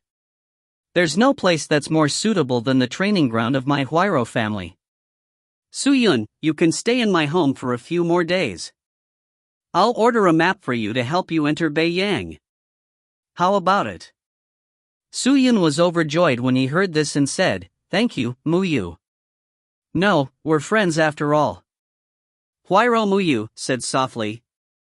If you find any errors, ads pop-up, ads redirect, broken links, non-standard content, etc., please let us know. Report chapter so we can fix it as soon as possible. Chapter 471. Chapter 471 Kept Man. After returning to the Huairou family, Huairou Muyu had arranged for Su Yun to go to the Huairou family's usual training field. This training field was not like the stone room in her embroidery pavilion. It was only used for cultivation and not for absorbing profound coins. Su Yun had absorbed too much profound coins. If he continued to absorb more, it would only burden his body. There weren't many decorations in this training field. There were only formation after formation. The training field was huge, but it was completely empty. It was said that only people from the Huairo family could enter this place. Under the arrangement of Huairo Muyu, Su Yun sat in the middle of a purple formation, closed his eyes, and adjusted the profound energy in his body. The purple formation gently rotated, and a mysterious aura was released. This aura was like a fairy, constantly revolving around Su Yun. It melted those cultivation that were difficult to digest like ice cubes, then it entered Su Yun's body and turned into his own cultivation. The effect of the purple formation was extremely good. Who knew how many precious materials were needed to lay down such a formation? Su Yun slowly absorbed it, enjoying the feeling of holding everything in his hands. After an unknown period of time, the cultivation in his body was fully explained, and his cultivation seemed to have advanced by a step. The current Su Yun was completely different from the Su Yun who had battled with Dao Shi. Perhaps the difference in strength was not that big, but Su Yun's mental state had a tremendous change. The former was the surface, the latter was the inside. Crack! Just as Su Yun was still enjoying the benefits of his cultivation being gradually consolidated within the formation, the door to the cultivation area suddenly opened on its own. Su Yun was a bit surprised. He opened his eyes and looked towards the door, and saw a man walking in. This person was wearing a white and yellow robe with black hair and was very handsome. It was Yi Ma Xian. He pinched a folding fan. There was a trace of thoughts on his face. He was stunned when he saw the person inside. A moment later he raised the corner of his mouth to form a strange smile. I thought it was one of my younger siblings cultivating here. I never would have thought that it would actually be a kept man. Kept man? Su Yun frowned. I heard all about it. Yi Ma Xian opened his fan and smiled. My sister not only gave you her place of cultivation, but she also gave you 20 million profound coins. TSK, how can normal people enjoy such a huge favor? Don't you know? My sister's stone training room has a deadline for use. It is only 50 years, and once it is used up, there is no possibility of it being used again. She doesn't even have enough for herself, yet she lent it to you. Aren't you a kept man?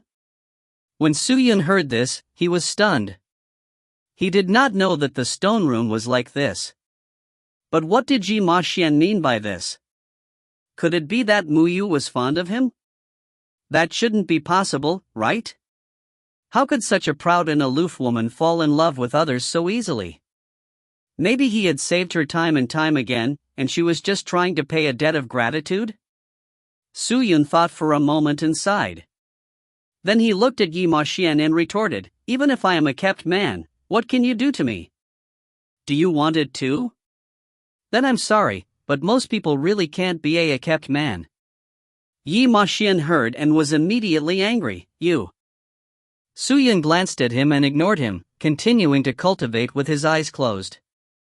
Yi Ma Xian knew that Su Yun was intentionally making him angry, so he took a deep breath and said, I don't know where the despicable cultivator came from, but don't think you can do whatever you want just because you hooked up with my sister. This is Huairo's home, not your home. If you don't behave, I can kick you out at any time. I'm not following the rules, you're not the one who said it. Su Yun opened his eyes and said calmly. Yi Ma Xian sneered, is that so? Then we'll see. With that, he turned around and walked towards the door. It seemed that Su Yun was here, so he didn't want to stay any longer. However, just when Yi Ma Xian was about to leave, the door opened again and a beautiful figure walked over with lotus steps. The two looked at each other and saw that the person who came was Huairo Muyu. When Yi Ma Xian saw this person, his sneering face immediately became warm. He took a few steps forward and smiled warmly. My sister, you're here, are you here to cultivate? Oh. Big brother, you're here too. Huayro Muyu did not answer him. Instead, she showed an expression of surprise. "Ha, you need to manage the company. Other than cultivating, I don't know what else to do. I just hope that one day my cultivation will be great and I will be able to bring some contributions to the Huayro family." Yi Moxian said with a bitter smile. "If Big Brother really has such thoughts, then it can't be better," Huayro Muyu said. Although it was just a very ordinary sentence, when Suyun heard it, he felt that it was strange. Yi Moxian had a strange smile on his face and said, "Okay, my sister, I still have some things to take care of, so I won't talk to you for a long time. I'll be leaving first. Big Brother, take care." Yi Moxian nodded and turned to leave with a strange expression.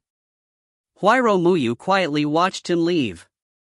When he walked out the door, she turned her head and looked at Suyun quietly. "When did he come?" "Before you came." "Did he make things difficult for you?" "I don't think so, right? But I have no enmity with you, so why does he keep on going against me?" "Perhaps the previous misunderstanding caused him to feel disgust towards you." "I don't think so. I think he thought I came close to you because I wanted the Sacred Heart. Suyun laughed. There's always a type of vigilance in his eyes. This guy doesn't know how to hide, I could tell at a glance. Huayro Muyu were silent for a moment. Then, she said, "These few days, I have completed the annexation of the Liuya family." When Suyun heard that, he was stunned for a moment before he shook his head and said, "I didn't think that you would be so fast. With a good excuse, we can openly suppress them." Although the Liuya family has developed rapidly, they couldn't even withstand a single blow from Huayro's huge business empire. Most of the people from the Liuya family have already escaped, and Liu Wen committed suicide. The Huayro family's people are currently in the Beizhou city. Suyun didn't say anything. All of a sudden, he felt that this woman was very scary.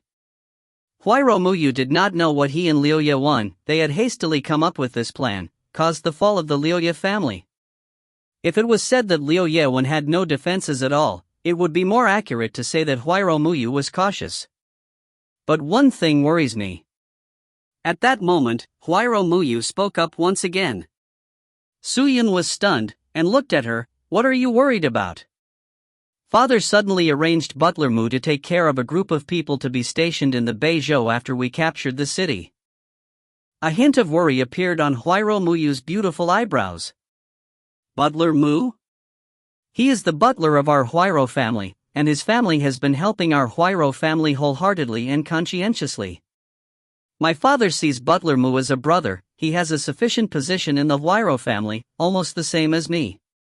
However, normally speaking, I should be in charge of the important plan to bring the Huayro family to Beiyang.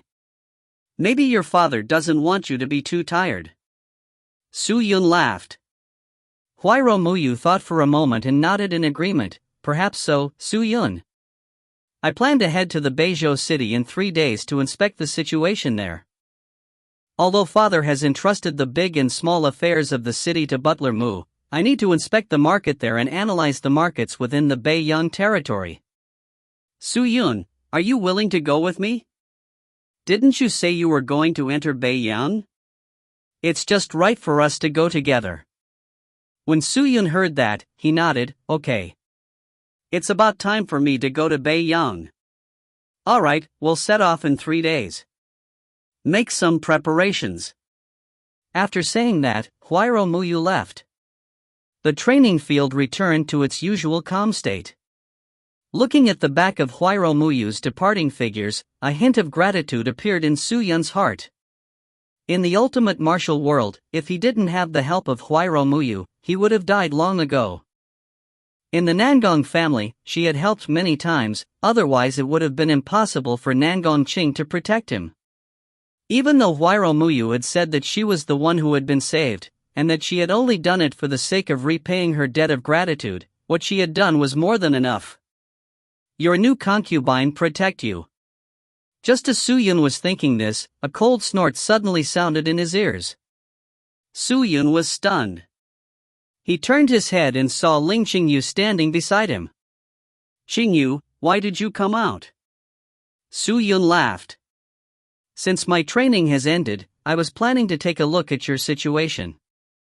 I never would have thought that you would be so happy. With such a great beauty accompanying you, you must be very happy, right?" Ling Qingyu harumphed. She was the one who accompanied Su Yun along the way. She was very clear on how many women Su Yun had met. Thus, when she saw Su Yun talking to Huiro Muyu, she naturally unwittingly think in that direction. Su Yun felt both helpless and awkward. He explained his relationship with Huiro Muyu to Ling Qingyu, but she didn't believe him at all. There was no other way. Su Yun could only change the topic and said, "Qingyu, how's your cultivation progress recently?" "Not bad." Ling Qingyu replied casually, "Your strength has increased a lot recently. With sufficient cultivation, you can take a sword. If you have this sword, it should be helpful to your trip to Beiyang. How about it? Do you want it? Take a sword?" Su Yun was stunned. Although his cultivation level had increased greatly recently, he had not practiced the limitless sword arts. However, if he had more swords to help him, it would indeed be helpful for his trip to Beiyang. If you find any errors, ads pop up, ads redirect, broken links, non-standard content, etc., please let us know. Report chapter so we can fix it as soon as possible. Chapter 472. Chapter 472 Divine Sword Tribulation Fire. Within the sword sheath's world, Su Yun and Ling Qingyu flew rapidly in the endless sky. On the roadside, they could see many huge sword palaces. The surrounding area of each sword palace was densely packed with subordinate swords. It was an extremely spectacular sight. Although there were many divine swords around, Su Yun was not in a hurry to subdue them. He only had a limited amount of cultivation for the limitless sword arts, could not control big number of swords now, he could only take what was useful to him. The higher level of the limitless sword arts does not need the help of the swords in the sword sheath to kill the enemy. When you reach the level of 2 middle-tiered sword, you can extract the spirits of all living things in the world and use them as swords. As for the top-tiered sword, there is no need for a real sword. Therefore, the swords in the sword sheath only prepared by the sword ancestor for you to train in the 4 bottom-tiered sword. Ling Qingyu said. What? Su Yun was stunned and said, but there are 108,000 swords in this sword sheath. Why do you need so many swords to practice 4 bottom-tiered sword? This. Ling Qingyu hesitated for a moment before shaking her head, I don't know either. But then again, during those years, the sword ancestor went around collecting all kinds of famous swords, from the Sky Martial Continent, Demon Realm, Evil Realm, Devil Realm to Ghost Realm. I'm afraid there are also some traces of him in the ultimate martial world too. What is the purpose of collecting these swords? Was it just for the person who had obtained the sword sheath? When Su Yun heard this, he lowered his head in thought. After a while, he shook his head. If there's a chance to meet the sword ancestor, then everything will be known. We doesn't know if the sword ancestor is dead or alive yet, so why are we still talking about him? Isn't this just too whimsical? Ling Qingyu said. Su Yun didn't say anything. Now, Sword Elder rebuilding the limitless sword sect.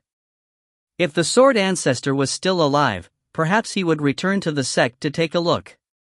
However, after so many years, the sword ancestor didn't have any more news. Perhaps he really wasn't there anymore. We're here. At this moment, Ling Qingyu called out softly. Su Yun was stunned, and saw a small sun appearing in the distance. A wave of heat rushed towards him. Su Yun opened his heavenly scale divine eyes, looked into the distance. Under the swords was a red-hot iron mountain. The 100 swords stabbed into the iron mountain, and the entire iron mountain and the sword emitted raging flames like a small sun. And on the top of the iron volcano was stabbed a long sword that was covered in a snow-white flame. What sword is that? Su Yun was stunned for a while before he asked. Divine Sword Tribulation Fire. Ling Qingyu said. Tribulation Fire? Su Yun stared at the divine sword that looked like a white lotus. His eyes were burning with passion. You know the rules of this world. If you want to subdue a sword, you have to rely on yourself. I cannot help you in the slightest. Otherwise, the sword will not admit you. Ling Qingyu stopped and said to Su Yun, "The rest is up to you." Su Yun nodded and did not say anything. He pinched his sword arts and waved his hand. The immortal mystical scarlet blood sword and desolator's sword flew over from afar with subordinate swords, surrounding Su Yun. Su Yun let out a sigh and stared at the tribulatin fire divine sword in the distance. He immediately waved his hand and threw the thousands of swords behind him. No matter what he did, he would make preparations. He did not know anything about the tribulatin fire at the moment. If he recklessly attacked it, he would only suffer losses. Using the flying sword to probe its strength was the best thing to do right now. Thousands of flying swords shot out simultaneously, covering the sky and blotting out the sun. They formed a roaring sword dragon in the air, aiming the tribulatin fire, like arrows from Hoi shooting towards the blazing sun. The immortal mystical scarlet blood sword and desolator sword were origin swords, and they were both of the same grade as the tribulatin fire. When the two origin swords attacked, they were naturally very dangerous to the tribulatin fire. Now that Su Yun's cultivation had risen and he had two prigin swords in his hands, it shouldn't be too difficult to take the tribulatin fire. Hua la! As the thousand swords approached the tribulation fire, strange sound burst out from that huge red-hot metal mountain. Soon after, a burst of white flames rose from all around the iron mountain. They were like a cover that surrounded the entire mountain. As the thousand swords stabbed towards the flames extended out a large number of thick and long palms, grabbing onto the swords that were thrusting towards them. What? Su Yun was shocked. Thousands of flaming hands appeared around Iron Mountain and tightly gripped the swords, preventing them from moving any further. The power of both Desolator's sword and immortal mystical scarlet blood sword was astonishing. These flaming hands were unable to restrain them. Thus, the two swords broke free of the flames and continued to rush forward. They pierced through the wall of flames with an irresistible momentum, struck straightly at the Tribulation's fire divine sword at the top of Iron Mountain. But just as the two swords drew near, the Tribulation's fire divine sword finally moved. With a metallic clang, a beam of snowy light rose up into the air, and Tribulation fire divine sword flew away, its body bent to spin at high speed. A large amount of flames on the Iron Mountain served as the center, and soon, the entire body of the Tribulation's fire divine sword was wrapped by a scoing white flame, seeming to form a new sun. Clang! Clang! Clang! Clang! Hundreds of subordinate swords of Tribulation fire on the Iron Mountain also flew out at this moment. They circled around the Iron Mountain at high speed. As they spun faster and faster, the temperature of the Iron Mountain got higher. Su Yun's eyebrows tightened. He did not dare to hesitate as he controlled Desolator sword and immortal mystical scarlet blood sword to viciously attack the Tribulation fire. However, the Tribulation fire seemed to have prepared for this. When the two swords attacked, bursts of intense explosions arose around its surroundings. Countless waves of air blew in all directions, stopping the two swords' attack. Even Su Yun, who was far away from the Tribulation fire, felt how powerful this air wave was. The sounds of explosions in the surroundings of the Tribulation fire continued without stopping. The speed of the two swords slowed down when they were over 100 meters away from the Tribulation fire. It was already extremely difficult to advance any further. When Su Yun saw this, immediately, he increased the transportation of profound chi to the two swords as they advanced forward shakily. They struggled to move forward but approached slowly. Su Yun, this is a Kenshin. Can't you see? Ling Qingyu, who was at the side, frowned and said. How can I not see it? Su Yun focused his eyes and said, the Tribulation fire is using its magic to exhaust the impact of these two swords, and once it's used up, it will attack again. This sword is very intelligent, it knows its current strength and disadvantage, it will use its own strength to determine the victor. Ling Qingyu was stunned and said, "You saw its advantage?" Su Yun nodded. Ling Qingyu was immediately shocked. How is this possible? You just came into contact with this sword, how can you already see the advantage of this sword? Su Yun didn't explain, he didn't have time to explain either. Actually, he could tell that the power of this sword was quite strong from the energy waves from the tribulation fire forced two swords not to move forward. It was definitely a divine sword that relied on explosive attacks to defeat enemy. If that was the case, in other words, as long as he was able to endure its explosion and take advantage of its weakness to counterattack, he would definitely be able to take this sword. But what kind of attack would it use to determine the victor, and would he have the ability to counterattack? Su Yun's heart became alert. He stared unblinkingly at the scorching sun hovering above the Iron Mountain. The waves of air continued to bombard Desolator Sword and Immortal Mystical Scarlet Blood Sword one after another. The two swords were shaking more and more violently, and Su Yun also felt the profound chi in his body crazily flowing away. No matter how much profound energy he infused into the two swords, it was still difficult for them to move forward. No, if this continued, he would definitely lose. If he was used up, then everything would be for naught. He gritted his teeth and suddenly made up his mind. He leaped up and pushed his speed to the limit, rushed straight to the two swords. Su Yun, what are you doing? Come back quickly, the temperature is too high for you. Ling Qingyu anxiously shouted with all her might. However, Su Yun was like a runaway horse, and couldn't be pulled back at all. At first, it was only a heat wave that burned one's face. As people got closer, the heat wave began to transform into a knife that cut at one's skin, and in the end, it was no longer a heat wave, but a flame that started to devour one's body.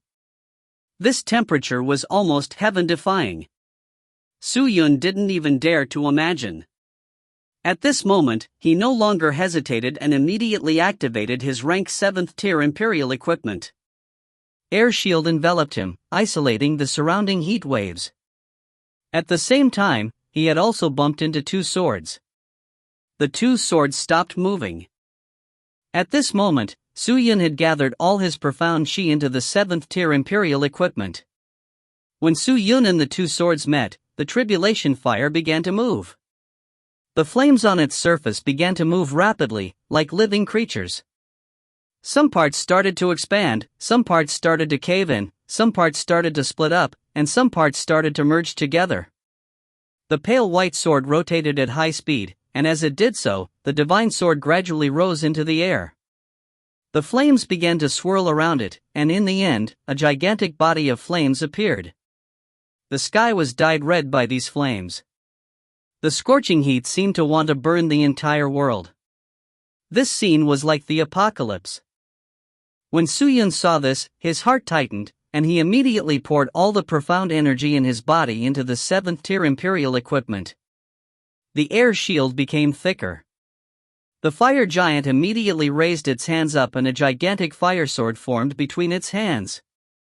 The scorching heat seemed to be going through the air shield of the Imperial equipment, blowing towards inside. Such a grand attack, even Ling Qingyu, who was far away, felt her heart shudder. It's here! Su Yun let out a roar and stared at the huge sword of fire. He saw the fire blade slow down for a second and then quickly swing down. Voila! It was like the entire sword sheath's world was shaking. The giant grasped the flaming sword with both hands and viciously slashed at the shield. The momentum of a sword that could swallow mountains and rivers was incomparable. The edge of the sword was scorching hot, and its power was limitless. It viciously slashed at the air shield with a sky-splitting momentum. Dawn! In that instant, Su Yun's arm, which was holding the 7th tier Imperial equipment, trembled violently. The profound chi in his body was overturning the tides, and it was hard for him to calm down. This attack was the strongest attack he had ever faced before.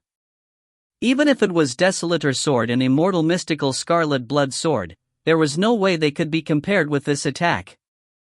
If you find any errors, ads pop up, ads redirect, broken links, non-standard content, etc., please let us know. Report chapter so we can fix it as soon as possible. Chapter 473.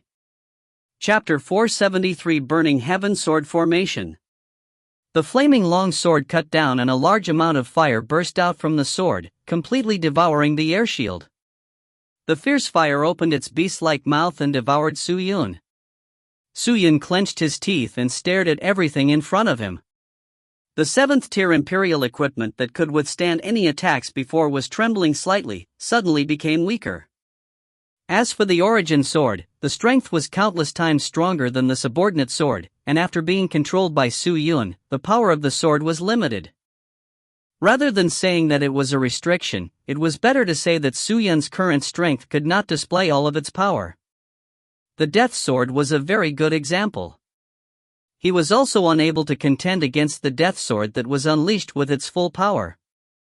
This strike from the Divine Sword Fire Tribulation was sufficient to show that its explosiveness and destruction far exceeded that of Desolator Sword and Immortal Mystical Scarlet Blood Sword. However, even though it was difficult for the 7th tier Imperial equipment, it was still an Imperial equipment after all. It was a divine item that surpassed all the other magic treasures in the Sky Martial continent. Su Yun speculated that this Imperial equipment was even stronger than a divine treasure. The light shield continuously trembled and shook, but in the end, it still stopped. Su Yun poured all the profound energy in his body into the Imperial equipment, and the originally weak air shield was suddenly thickened by a whole circle.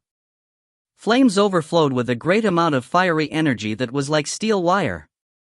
They wrapped around the air shield and then crazily pulled it apart with the intention of ripping it apart. However, the air shield's defense was too shocking. As a pure defensive Imperial equipment, it was able to resist attacks that surpassed the imagination of ordinary cultivators. In the end, the Tribulation Fire failed, and the flames gradually weakened, finally returning to the body of the Tribulation Fire. The sword in the giant's hand dissipated, and it slowly retreated. Under the control of the Tribulation Fire, it retreated step by step, seemingly intending to temporarily retreat. Now! A vicious look flashed across Su Yun's eyes, and he suddenly removed his Imperial equipment.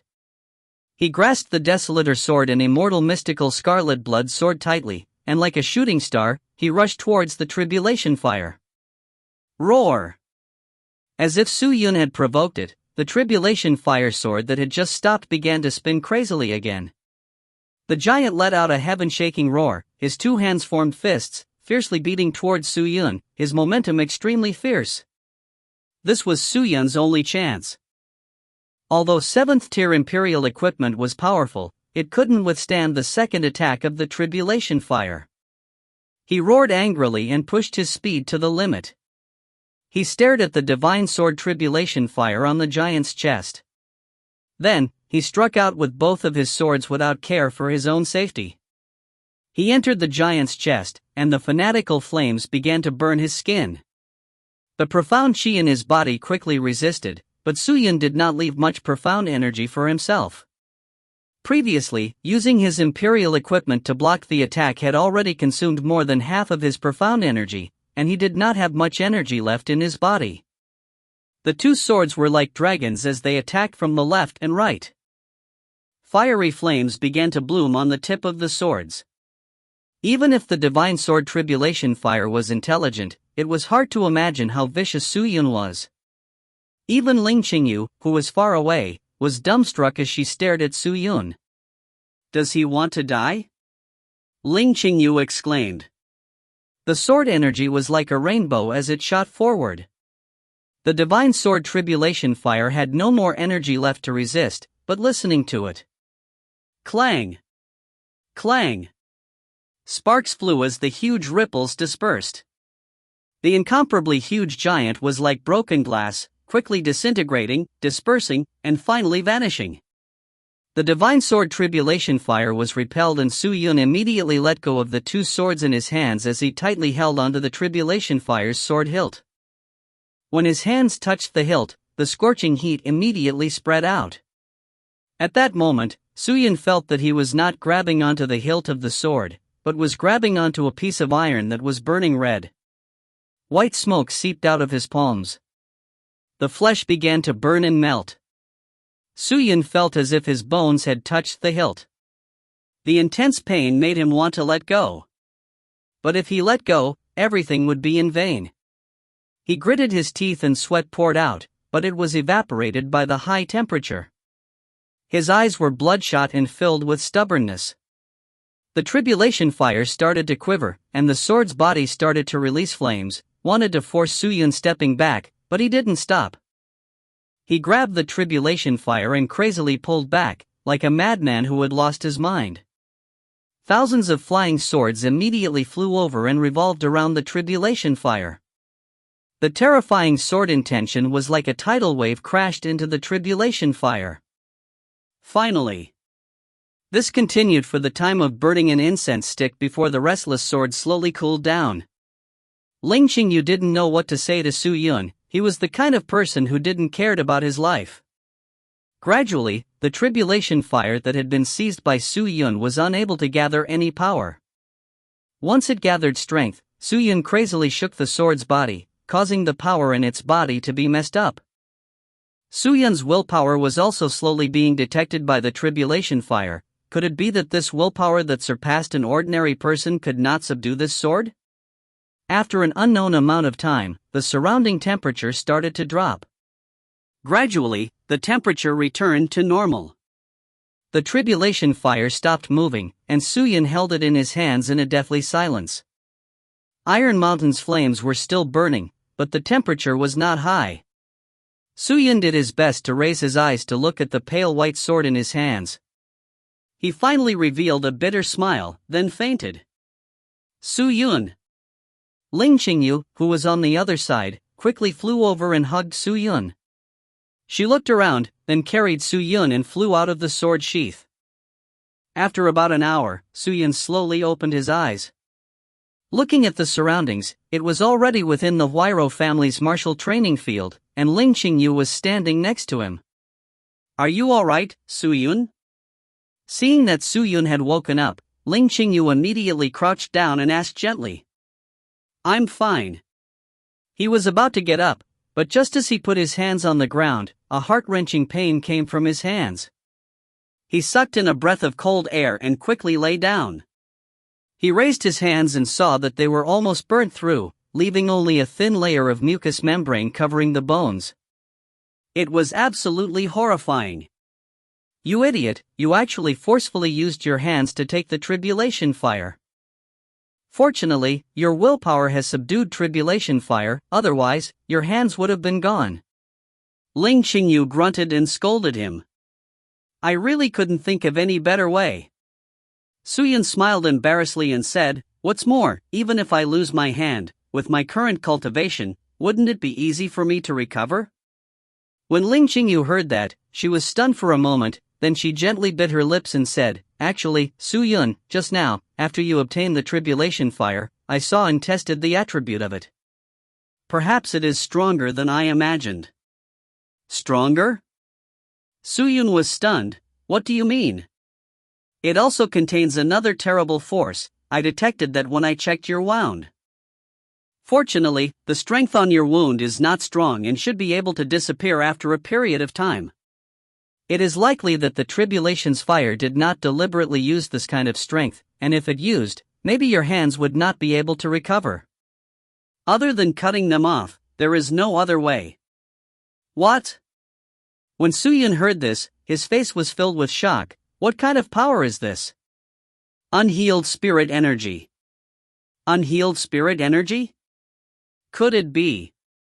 "Yes, when you activate the power of tribulation's fire and fight others, once you leave a wound on his body, this wound will not heal. If you cut off the hands and feet of others, and no matter how high his cultivation level is, he will not be able to recover. What's even more terrifying is that once you kill any living being with this sword, this creature's souls will also be devoured by the divine flame on the sword, and will no longer be able to come back to life. This is a sword of death." After saying this, Ling Qingyu took a deep breath and said, "That was why you recklessly went to get tribulation's fire. it was really a great fortune. If it wanted to cut you down, I'm afraid no one can revive you." When Suyun heard this, he was drenched in cold sweat and had a lingering fear. He never expected this sword to be so terrifying. Suyun raised his hands and looked at the wounds. He took a deep breath, quickly took out a few pills from his ring and swallowed them one by one. As the pill entered his stomach, began to exert effects. The medicinal effect nourished the injured areas of his body, but what was surprising was that the healing speed of these wounds was extremely slow. He urged his profound energy to transform the monarch occult force into spirit life chi to moisten his wounds. However, the effect was still as poor as before. Suyun suddenly felt a sweet taste in his throat. He spat out a mouthful of blood and then started to cough violently. "Quickly stop. Suyun, you've already fainted due to profound energy exhaustion, and now you're even using profound energy. Do you want to die?" Ling Qingyu hurriedly said. Suyun stopped, but frowned as he looked at the wound on his palm. Seeing the situation, Ling Qingyu said, "You don't have to worry, the attachment power here is very weak. The tribulation fire didn't use this power during the fight with you, just a little. I believe it will heal in 10 days or half a month." 10 days or half a month. Hope it could be faster. Suyun sighed and walked out of the martial field. He asked the maidservants outside to bring 2 white cloths and wrapped his hands. Afterwards, he sat down cross-legged and took out the deathly white long sword from its sheath. A sword that can cut down a person's spirit. Just by this alone, it's already an extremely powerful sword. Suyun sighed with emotion. He held the tribulation fire and looked at it carefully. The blade of the sword was white, and the hilt was crimson red. Several protruding tendons could be seen, and in the center of the hilt was a fiery red gem. Perhaps the power of this sword is more than this. Only if you are completely familiar with this sword and have a thorough connection with its spirit, will you be able to display its full might? Ling Qingyu stood in front of Suyun and said seriously, "The reason I asked you to take this sword is actually because I wanted to teach you a new sword formation. With this sword's help, the power of this sword formation will double." When Suyun heard this, he hurriedly asked, "What kind of sword formation is it?" "Burning Heaven Sword Formation." If you find any errors, ads pop up, ads redirect, broken links, non-standard content, etc., please let us know. Report chapter so we can fix it as soon as possible. Chapter 474. Chapter 474 Demonic Horse. Burning Heaven. Just from the name alone, one could tell that this sword formation was quite imposing. Perhaps, it would be slightly stronger than the 7 Ascension in Cold Hail. This is also a high-level sword formation, but its power is much stronger than 7 Ascension Slaughter Formation. There are many types of sword formations, and I can only be divided them into primary grade, middle grade, and high grade. In fact, whether it is the primary or high grade of the sword formation, the gaps are not large. Even a primary sword formation can display the might of a high-grade sword formation. On the other hand, if you don't have a clear understanding of the sword formation, even if it's a high-grade sword formation, it probably won't be stronger than a primary. After Ling Qingyu had finished speaking, she took out 9 swords from the weapons rack at the edge of the training field. These swords were of the star grade. Although they were considered treasures in the Sky Martial continent, they could not be more ordinary here. As Ling Qingyu activated her profound energy, the swords were ignited into flames. With so many sword formations she knew, she had probably cultivated quite a few profound energy attributes. Suyun looked at the flaming swords and thought to himself. Ling Qingyu's slender fingers lightly pinched, the ring finger and index finger slightly curled, then quickly changed again. The other fingers swayed quickly, the frequency was fast, but it seemed very stiff. As she recited the words of the sword formation, the 9 swords began to lightly tremble, and what was even more amazing was the flames on the 9 swords actually began to move restlessly at this moment.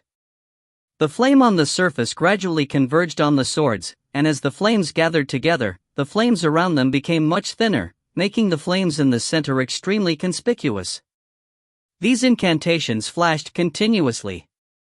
The 9 swords flew up into the air, circling around Ling Qingyu. The sharp swords rotated at high speed, releasing their flames, making Ling Qingyu look as beautiful as a fire lotus. Su Yun was stunned until the rising heat woke him up. He quickly retreated to avoid being burnt by the heat. As the 9 swords spun faster and faster, the revolving flame chi became stronger and stronger, as if it was going to form a flaming storm. The martial field's barrier immediately sensed Ling Qingyu's release of profound energy, and the barrier immediately activated. A layer of aqua blue light rose up, and the flames clashed against the light screen, constantly burning it. As a business family, the objects used by the Huairou family were all of high quality. However, after being struck by the flame storm, the light screen started to emit a large amount of white smoke and became thinner. Su Yun was a bit stunned when he saw this. The temperature of this place was probably not the slightest bit inferior to the flame from the Iron Mountain where Tribulation Fire was located. Shoo! Suddenly, from the 9 swords that were spinning quickly around Ling Qingyu, a huge phoenix appeared. Su Yun looked closely and saw that the phoenix was actually formed from a sharp sword. It flew out and viciously crashed into the light screen. The light screen with unknown grade was broken like paper and flew towards the gate of the martial field. When Su Yun saw this, his face immediately became anxious and he quickly shouted, "Qingyu, quickly stop!" However, it was too late. Bang! A violent explosion rang out. Dust flew everywhere and the entire martial field shook a few times. After splashes, Su Yun looked back and saw that the gate of the martial field was already shattered. Broken barrier fragments and equipment were scattered on the ground. The scene was a complete mess. Ling Qingyu was stunned as she hurriedly removed the burning heaven sword formation. As for Su Yun, he looked at the scene in shock. This place is too small, not suitable for using the burning heaven sword formation. I'll teach you another day. After Ling Qingyu finished speaking, she leaped up, turning into a white light and entered the sword sheath. Qingyu! Su Yun shouted again, but it was too late. Hua la la! At this time, sounds of footsteps floated over from outside the martial field. Su Yun opened his mouth, but didn't know what to say. Not long after, the guards, servants, and stewards of the Huairou family all rushed over.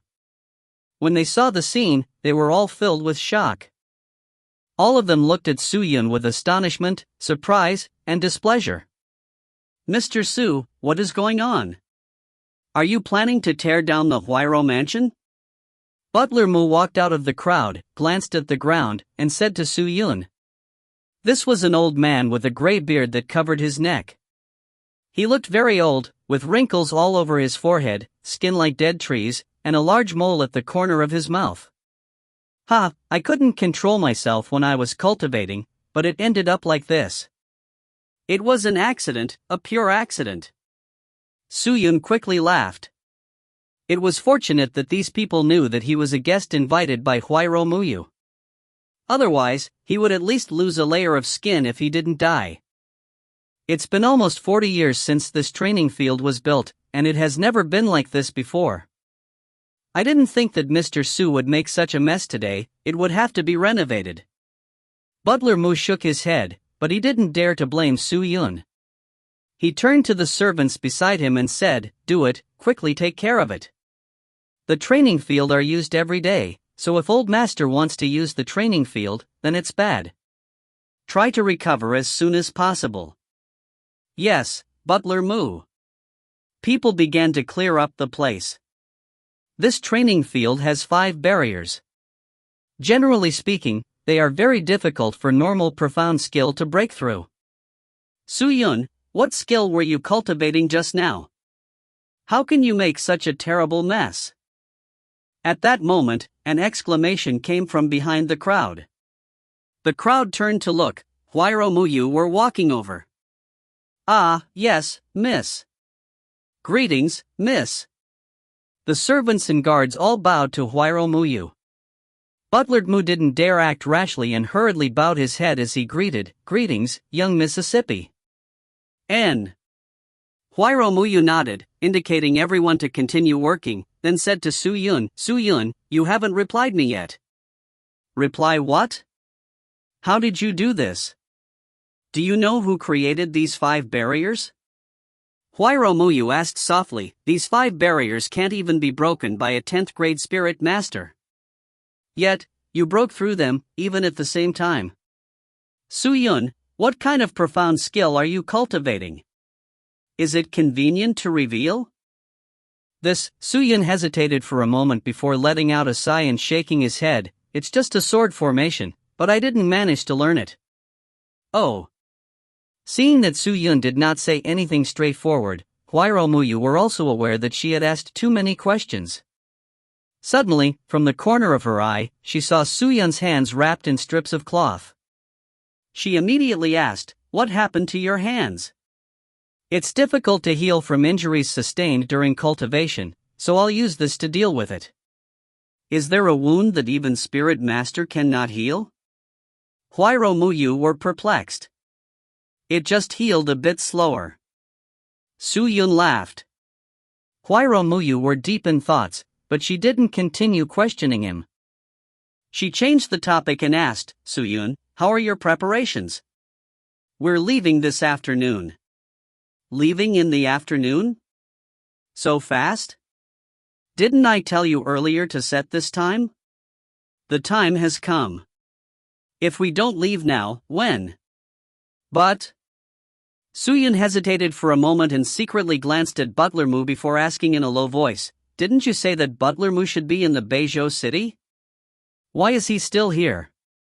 "He will be going out later, and he will arrive at the city before us. His people are already working in the city," Huayro Muyu said. Hearing that, Su Yun nodded. "All right, I'll get someone to inform you to depart later." Huayro Muyu turned around and left. Su Yun didn't have much to prepare. All of his belongings were in the spatial ring on his finger. Although people in the ultimate martial world liked to wear space bags on their body, he liked wearing rings more. As expected, Butler Mu immediately set off after taking care of the situation at the training field, leaving Wuyi City. After noon, a luxurious carriage stopped outside Huayro's mansion. 2 rows of powerful guards stood on both sides of the carriage, and 2 maids knelt on both sides of the carriage, waiting quietly. "This is a big show." Su Yun looked at the frame of the car and thought to himself. Not long after, Huayro Muyu walked out of Huayu Palace accompanied by Xiao Yan. However, other than that, there was another person that followed along. It was the sworn brother of Huayro Muyu, Yi Ma Xian. When Su Yun saw Yi Ma Xian also saw him. Seeing Su Yun standing by the car, Yi Ma Xian frowned and asked, "My sister, what is it? Is this man coming with us? If Mr. Su wants to go to Beiyang, he must pass through the Beizhou city. Then, he will come with us and we can take care of him. What about it? Does Big Brother not wish for this person to travel with us?" Huayro Muyu said softly. "Of course not, since he's my little sister's friend." Yi Mo Xian smiled stiffly and then said to Xiaoyin, "Quickly help Miss get in the car." "Yes, young master." Xiaoyin leaned forward and carefully helped Huayro Muyu onto the frame of the carriage. Yi Ma Xian's servant brought over a white horse. This horse had 4 wings and extraordinary charm. Yi Ma Xian got on the horse and sat up straight. He was handsome, attracted the eyes of women. Su Yun glanced at him but did not say anything. He saw that Xiaoyin had brought over another black horse. This horse had 2 wings, was only a little bit wider than the white horse, but a lot shorter. It looked like a fat horse. Su Yun didn't say anything and directly got on the horse. He hadn't thought that a burst of laughter would come from the other side as soon as he got on the horse. Su Yun looked over and saw Yi Ma Xian was laughing. Seeing Su Yun look at him, Yi Ma Xian clasped his hands and said, "Mr. Su, this horse suits you pretty well, ha ha ha." Everyone could see the horse's ugliness. After all, it was short and fat. Yi Maxian's words were obviously mocking Su Yun. However, who would have thought that the dark horse would let out a roar that resembled a lion's roar? People were shocked, and the two heaven horses that were pulling Huairou Muyu's carriage also started to move. Yi Maxian tried to control the horse, but it was restless and couldn't calm down. Su Yun was stunned. He looked at the horse and found that its eyes were blood red. "Young Master Yi, you have to be careful. This horse is a two-wings dark blood horse from Demon Realm. It is very intelligent. It will become immortal after cultivate for another 800 years, your words just now may have angered it." Xiaoying covered her mouth as she laughed. Yi Maxian dazed. So it was a demonic horse. A trace of embarrassment appeared on his face. He wanted to flare up, but there was excuse for it. He could only groan and no longer utter a sound. "Let's go."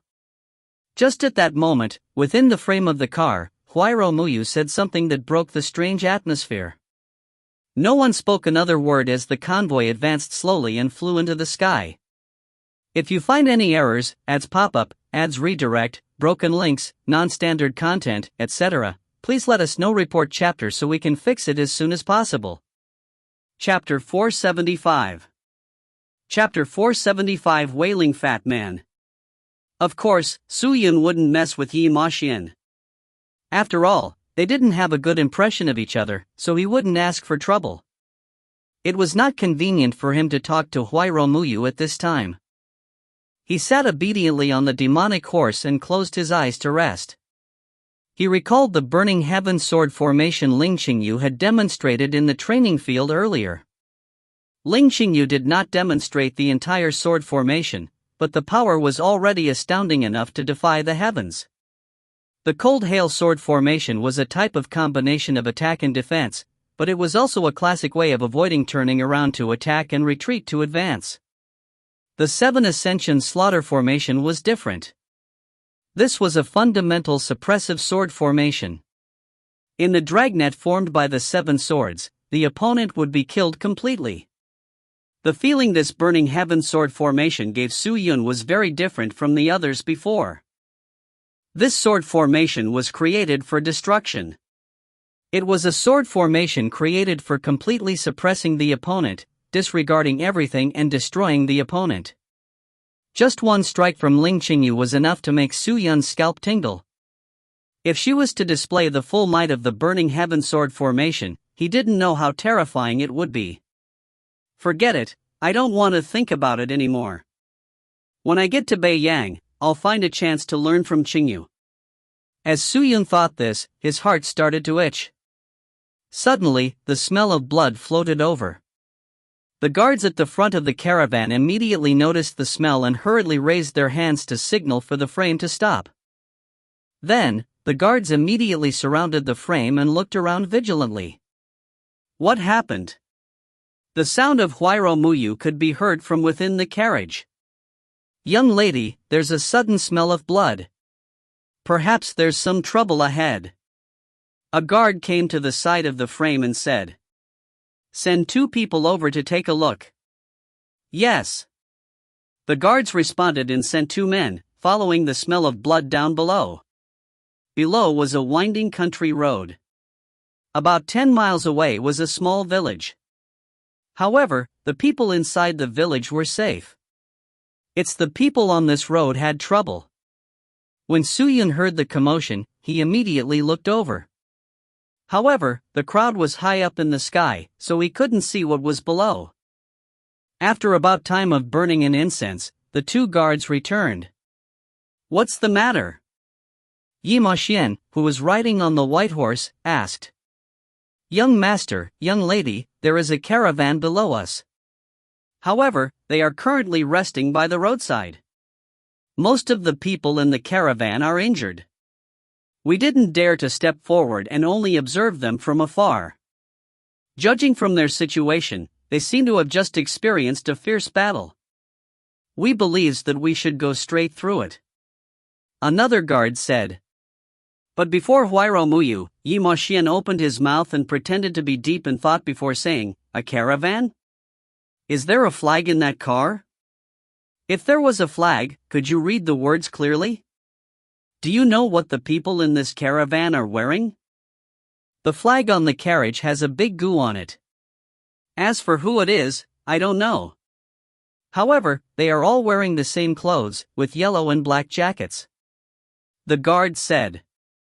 Yi Maxian heard and was stunned for a moment. Goo? Yellow and black jacket? My sister, isn't this the way the Gu family dress up? Could that caravan below be from the Gu family? Gu family?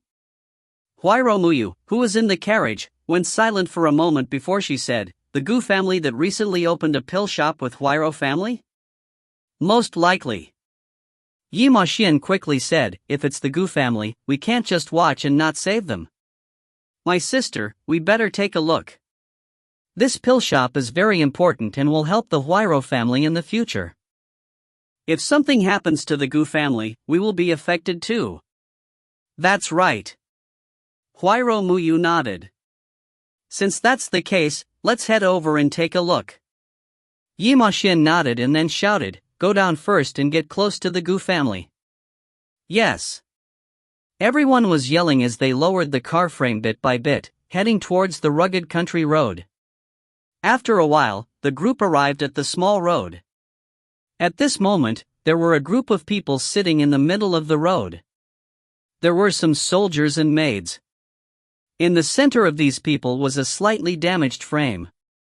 The horse pulling the frame was already dead, and behind the frame was a golden flag that was drifting in the wind. A huge Gu character was reflected in everyone's eyes. Who is it? As they approached, the people in meditation all stood up, taking out their swords and sabers to watch the people approaching them. Yi Maxian right forward, he clasped his hands and said, I am Yi Maxian. Behind me is the daughter of Huayro Gong, Miss Huayro Muyu from Huayro family. May I ask if you are people of the Gu family? Huayro Muyu? Yi Maxian? When the guards heard this, they were stunned for a moment. Without saying anything, they hurriedly ran towards the dilapidated carriage behind them. They talked to the frame of the car, and it started to shake. Then, they saw a fat man with a round body ran out from the frame. The fat man had a mustache and looked around 30 years old, and there were a few wounds on his body as he clumsily got off the frame and ran towards Huayro's people. Young Master Yi? Is that you? Ah! Young Master Yi, it is indeed young Master Yi. Then the one inside must be Miss Huayro. Miss Huayro, help! Help, Miss Huayro! When the fatty saw the people on this side, he immediately shouted loudly, like he was slaughtering a pig. Suyin frowned slightly, and carefully examined the fatty and the guards of the Gu family behind him. At this moment, he saw Xiaoying gently pull aside the curtain on the carriage frame, and then the beautiful and elegant Huayro Muyu walked out. The fatty looked at Huayro Muyu as he was looking at a goddess of 9 heavens, completely mesmerized. It was only after a long while did he come back to his senses. He hurriedly clasped his hands, bent his body 90 degrees and shouted, Miss Huayro, please save me. Who are you? Huayro Muyu looked at this person and frowned. A melodious voice rang out. I am Gu Gangjin, the third young master of the Gu family, Gu Feng's younger brother. Miss Huayro may not have met me, but I have seen you, Miss Huayro. The last time the Gu family and Huayro family negotiated a joint venture medicine business, I was also present. The fatty hurriedly said. Is that so? Huayro Muyu looked at the fatty again, then asked, what happened to you? Why should I save you? Sigh, that's a long story. Fatty Gu Gangung sighed and said, 5 days ago, under the order of the family leader, we transported a treasure from Gujiazwang to Yangdao City.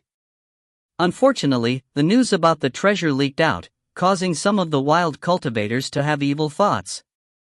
These days, we were attacked by countless people, and it was really difficult for us. We don't know how to walk after this. If this continues, I will definitely be killed by those wild cultivators. Why didn't you quickly ask the Gu family to send experts to support you? Huayro Muyu asked. I ordered people to quickly send the message back, but the Gu family is also in staff shortages right now. Not only do we need manpower for the joint venture construction of the medicine company, my big brothers are going out to do something right now. There are no more experts, so the Gu family doesn't have any spare manpower to send to me. Fatty spoke with a bitter face. Our Gu family is not as powerful as Miss Huayro's family. I'm afraid we won't be able to hold on to this treasure, sigh. Then how do you want me to help you? Huayro Muyu asked calmly. When the fatty heard this, he once again clasped his hands and said, Miss Huayro, there is no need for me to trouble you. I only hope that you can borrow 2 experts to help me take this item back to the Gu family. This place is too far away from Yangdao City. I am afraid that I do not have the ability to protect this treasure to reach the destination, so I can only return to the Gu family first. Lend 1 or 2 experts. How can we? Almost at the same moment the fat man started talking. Yi Maxian snorted and said, if the experts are lent to you, then who will protect my sister? This is not right. When the fatty heard this, he was speechless. What? What should I do? Huayro Muyu didn't say anything, so Su Yun naturally didn't say anything either. He had been secretly observing everyone's expressions, hoping to see something. If the Gu family is in trouble, we can't just stand by and watch. Not only are we partners, even cultivators we never met, we should still lend a hand. However, it is indeed inconvenient for us right now. After all, I also have a long way to go, so I hope that young Master Gu can forgive me. At this moment, Huayro Muyu were speaking softly. The fatty was disappointed. He said with a sad face, it's over, it's over. This time, I'm going to die in the wilderness. It's over, it's over. As the fatty spoke, he actually started crying. Su Yun was instantly dumbfounded. Even if this fatty did not possess the cultivation of Spirit Master, he should at least have the strength of Spirit Star Disciple? He actually cried. Yi Maxian looked at the fat man and immediately moved to Muyu's side and said in a low voice, my sister, this isn't good, right? If we leave him alone, if anything happens to Gu Gangjin, the Gu family will know about it. That will affect our cooperation with the Gu family, and it won't be a good thing for our Huayro family. Does Big Brother have any ideas? Huayro Muyu asked straightforwardly. Yi Maxian rubbed his chin and thought for a while. How about this, instead of borrowing people to give it to him, why don't we take him with us to Beizhou City? Yangdao City is only half a day away from Beizhou City, and when we arrive at Beizhou City safely, you lend him some people half a day to help him go to Yangdao City. Upon hearing this, Huayro Muyu pondered for a moment before nodding. We're going in the same direction. Since that's the case, let's do it this way. All right. Yi Maxian smiled and told the fatty. Hearing this, the fatty immediately felt grateful and kept bowing to Huayro Muyu. Gangjin thanks Miss Huayro. Thank you Miss Huayro. We're saved. We're saved. After speaking, he started crying again. He cried tears of joy. Seeing this, Su Yun was completely speechless. If you find any errors, ads pop-up, ads redirect, broken links, non-standard content, etc., please let us know. Report chapter so we can fix it as soon as possible. Chapter 476. Chapter 476 The Treasure. Fatty's team mixed in. There were around 40 people in this convoy heading towards Beizhou City, but half of them were wounded. Fatty and his buddies were flying behind the caravan. Most of them were resting with their eyes closed while breathing, healing the wounds on their bodies. After accepting Fatty and his companions, Huayro Muyu did not pay any more attention to them. She just let the carriage move forward without saying a word to him. As she was inside the carriage, the fatty who was following her could not find an opportunity to speak. Young Master Su. Just as Su Yun was resting on the dark horse with his eyes closed, Xiaoyin suddenly floated over and shouted into Su Yun's ear. Su Yun opened his long and narrow eyes and said, "What's the matter?" "Young Master Su, the lady asked you to get on the carriage." Xiaoyin smiled. "Ha? Su Yun was stunned. He glanced at Yi Ma Xin and then at Fatty Gu Gangjin before whispering, "Does your lady think it is okay?" The lady never cares about gossip. Xiaoyin smiled. Furthermore, she thinks that you are a good and honest person. She believes that you are a gentleman. Su Yun. Since even Huairou Muyu weren't afraid, why would Su Yun care? He immediately got off the horse and stood beside the carriage. Under the shocked expressions of Yi Ma Xin and Gu Gangjin, he got into the carriage. The interior of the car was still very spacious and decorated with exquisite decorations. However, this time, Huairou Muyu were neatly dressed as she sat in front of the tea table, quietly waiting for Su Yun to arrive. After Su Yun entered, Huairou Muyu picked up the teapot and poured him a cup of tea. "Su Yun, come sit here. It's a long journey, let's chat for a while."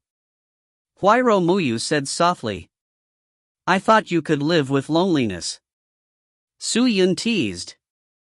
Huairou Muyu frowned, but didn't say anything. Su Yun picked up a teacup. He did not know how to taste tea and directly drank it. In his opinion, the things that Huairou Muyu had made him eat were good things, at least they were good for cultivation. Huairou Muyu looked away and pretended not to see it.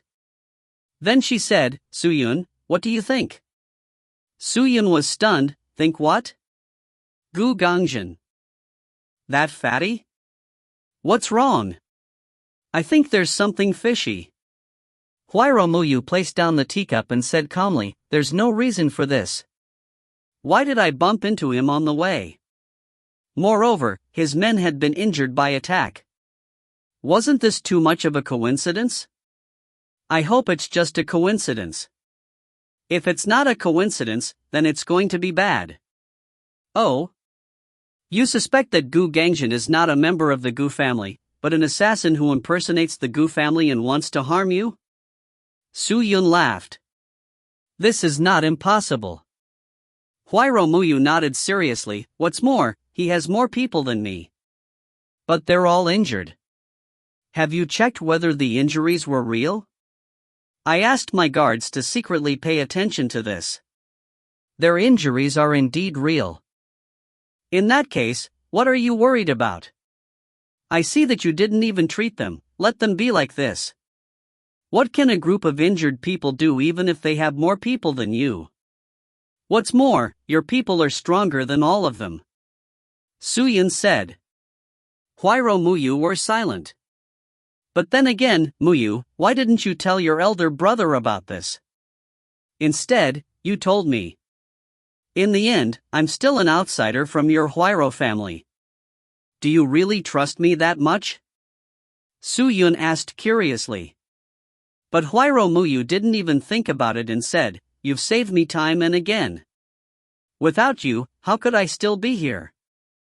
If I didn't believe you, who would I believe?" Hearing that, Su Yun felt embarrassed.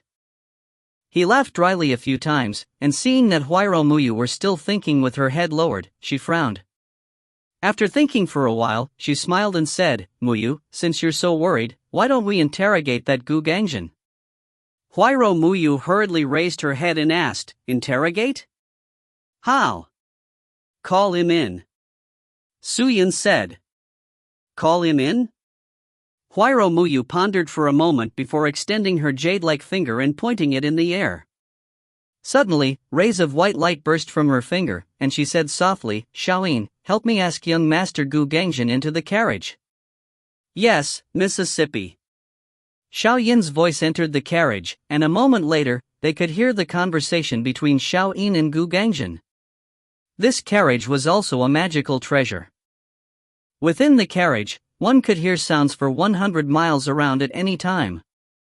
However, the people outside would definitely not be able to hear any sounds from the person inside. Hearing Huairou Muyu's invitation, Fatty Gu Gangjin naturally had a face of pleasant surprise. However, when he thought of Su Yun burrowing in earlier, his fat face became unhappy again. However, due to Huairou Muyu's identity, he obediently got on the carriage. He looked around and admired the interior of the carriage. After a while, his eyes finally landed on Huairou Muyu, who was still drinking tea in the middle of the carriage. When his eyeballs landed on Huayro Muyu's body, it was as if they were stuck on her, unable to move at all. Very quickly, Gu Gangjin discovered that something was wrong. He did his best to move his eyes away and looked left and right, discover that Su Yun had disappeared. Immediately, he asked with a suspicious expression, "Miss Huayro, I clearly saw young Master Su get on this carriage. What about the others? What are you looking for him for?" Huayro Muyu asked with a voice that was neither light nor heavy. No, I have nothing to do with him. I have never met him before. Why would I be looking for him?" Gu Gangjin quickly waved his hand. "That's good." Huayro Muyu nodded. Upon seeing this, Gu Gangjin smiled and asked, "I wonder why lady has called me in." However, her pretty face suddenly turned serious as she said in a low voice, "Young Master Gu, although you are traveling with me to Beizhou City, I have never met you. And everything is just your side of the story.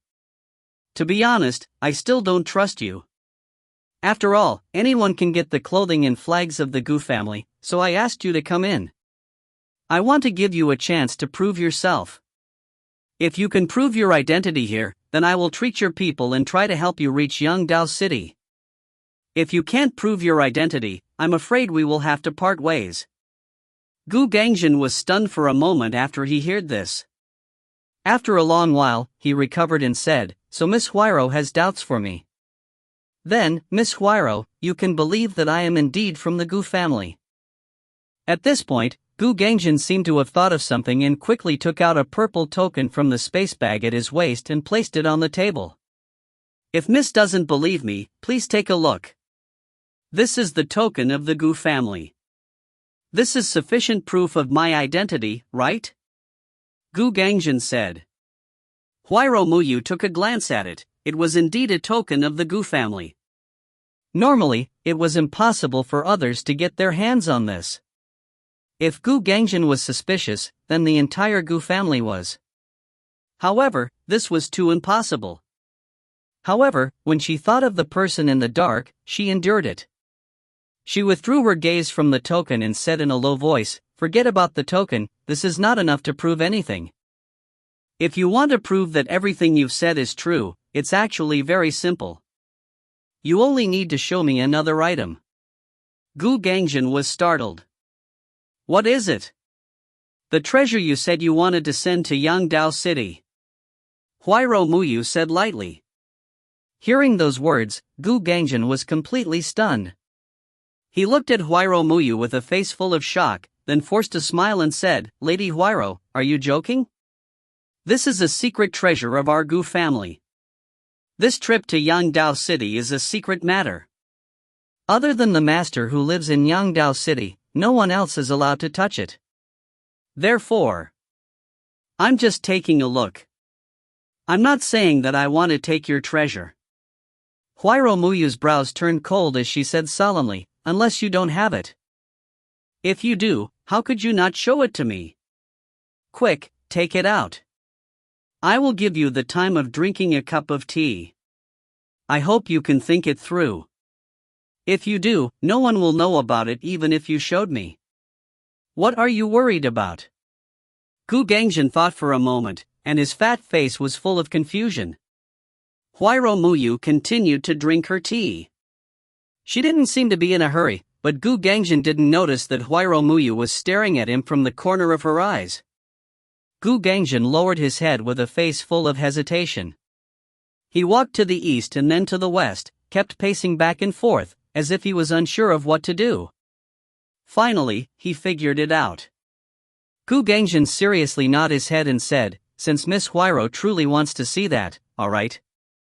I, Gu Gangjin, am going all out. I will take out this treasure and let Miss see its glory. Although it is the first time that Miss has met me, I can still do this as a show of sincerity." With that, Gu Gangjin stretched out his hand and touched the space bag beside him. A trace of surprise flashed across Huayro Muyu's eyes. She didn't think that Gu Gangjin would actually make a decision.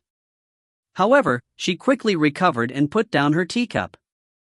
A pair of crystal-like eyes stared at the shaking hand. A moment later, he took out an iron box that was about the size of 2 palms. On the surface of the box, there were evil ghost patterns, making it look extremely malevolent. On both sides of the box, there were relief sculptures of flood dragons, specks of dark and cold energy overflowing from the box. Gu Gangjin held the box with both hands and walked towards the tea table, one step at a time. "Miss Huiro, please take a look," Gu Gangjin said with a face full of smiles. "Okay." Huiro Muyu were secretly frowning. She nodded slightly and stared at the box for a moment before extending her hand, preparing to open it. When the hidden Suyun saw this, he could no longer hold himself back. He directly opened his mouth and shouted in a low voice, "Wait!" Gu Gangjin was stunned for a moment. He looked towards the source of the voice and saw Suyun walking out from the dark. It turned out that he had been using the formation of the carriage to hide. "Young Master Su?" Gu Gangjin was stunned. He saw Suyun step forward and take the box directly, then he shouted to Gu Gangjin, "Let me take a look at this thing first." After saying that, he opened it. If you find any errors, ads pop-up, ads redirect, broken links, non-standard content, etc., please let us know. Report chapter so we can fix it as soon as possible. Chapter 477. C-477, Beizhou City. Whoosh! The moment the box was opened, a beautiful ray of light burst out from within the box. The light was so intense that it was hard for one to open eyes.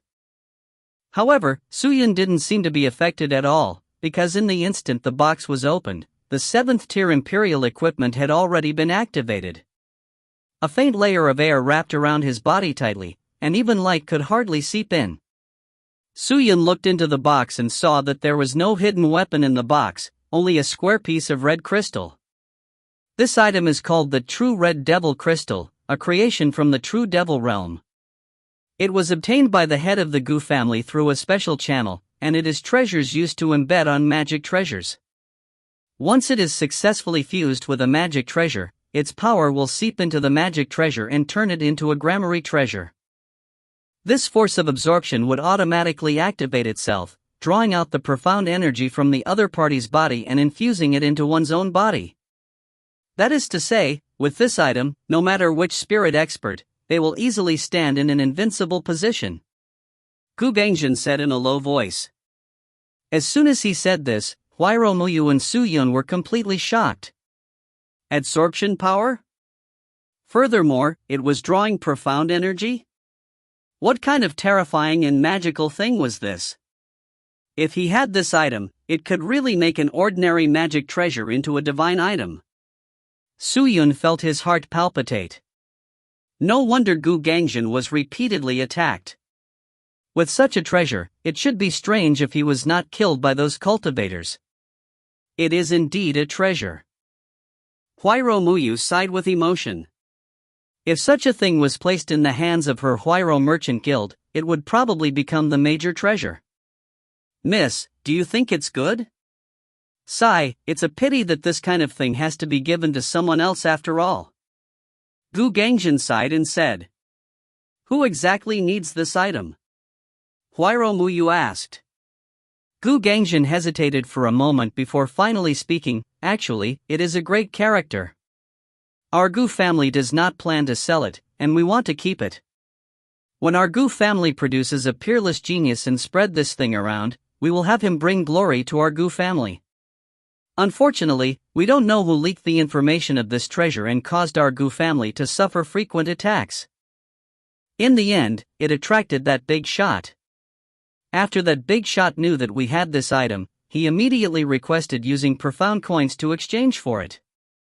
We were afraid of the power of that big shot, so we had no choice but to sell this item to that person. Since that's the case, why don't you let that important person come to the Gu family to get it himself? Huiro Muyu asked. It was said that that important person sustained injuries and recuperated in the Yangdao city, so he asked us to send it over. However, even if he was injured, he could destroy our Gu family without blowing up the dust. Gu Gangjin said. Hearing this, Suyun suddenly thought of Yi Maxian's family. Wasn't the Yi family exterminated by a big character? But this time, the Gu family was lucky. This guy really knew how to buy with profound coins. If he didn't want to, the Gu family would probably follow the fate of the Yi family. A man was innocent, but a treasure would make his sinful. In the ultimate martial world, the reason why minor characters were only minor characters was because they couldn't withstand much power. Huairou Muyu glanced at Su Yun, and Su Yun lightly nodded at her. Huairou Muyu turned around and nodded at Gu Gangjin, saying, "I understand. Young Master Gu, I'm very sorry. Please forgive Muyu's previous rudeness. Muyu shouldn't have doubted you.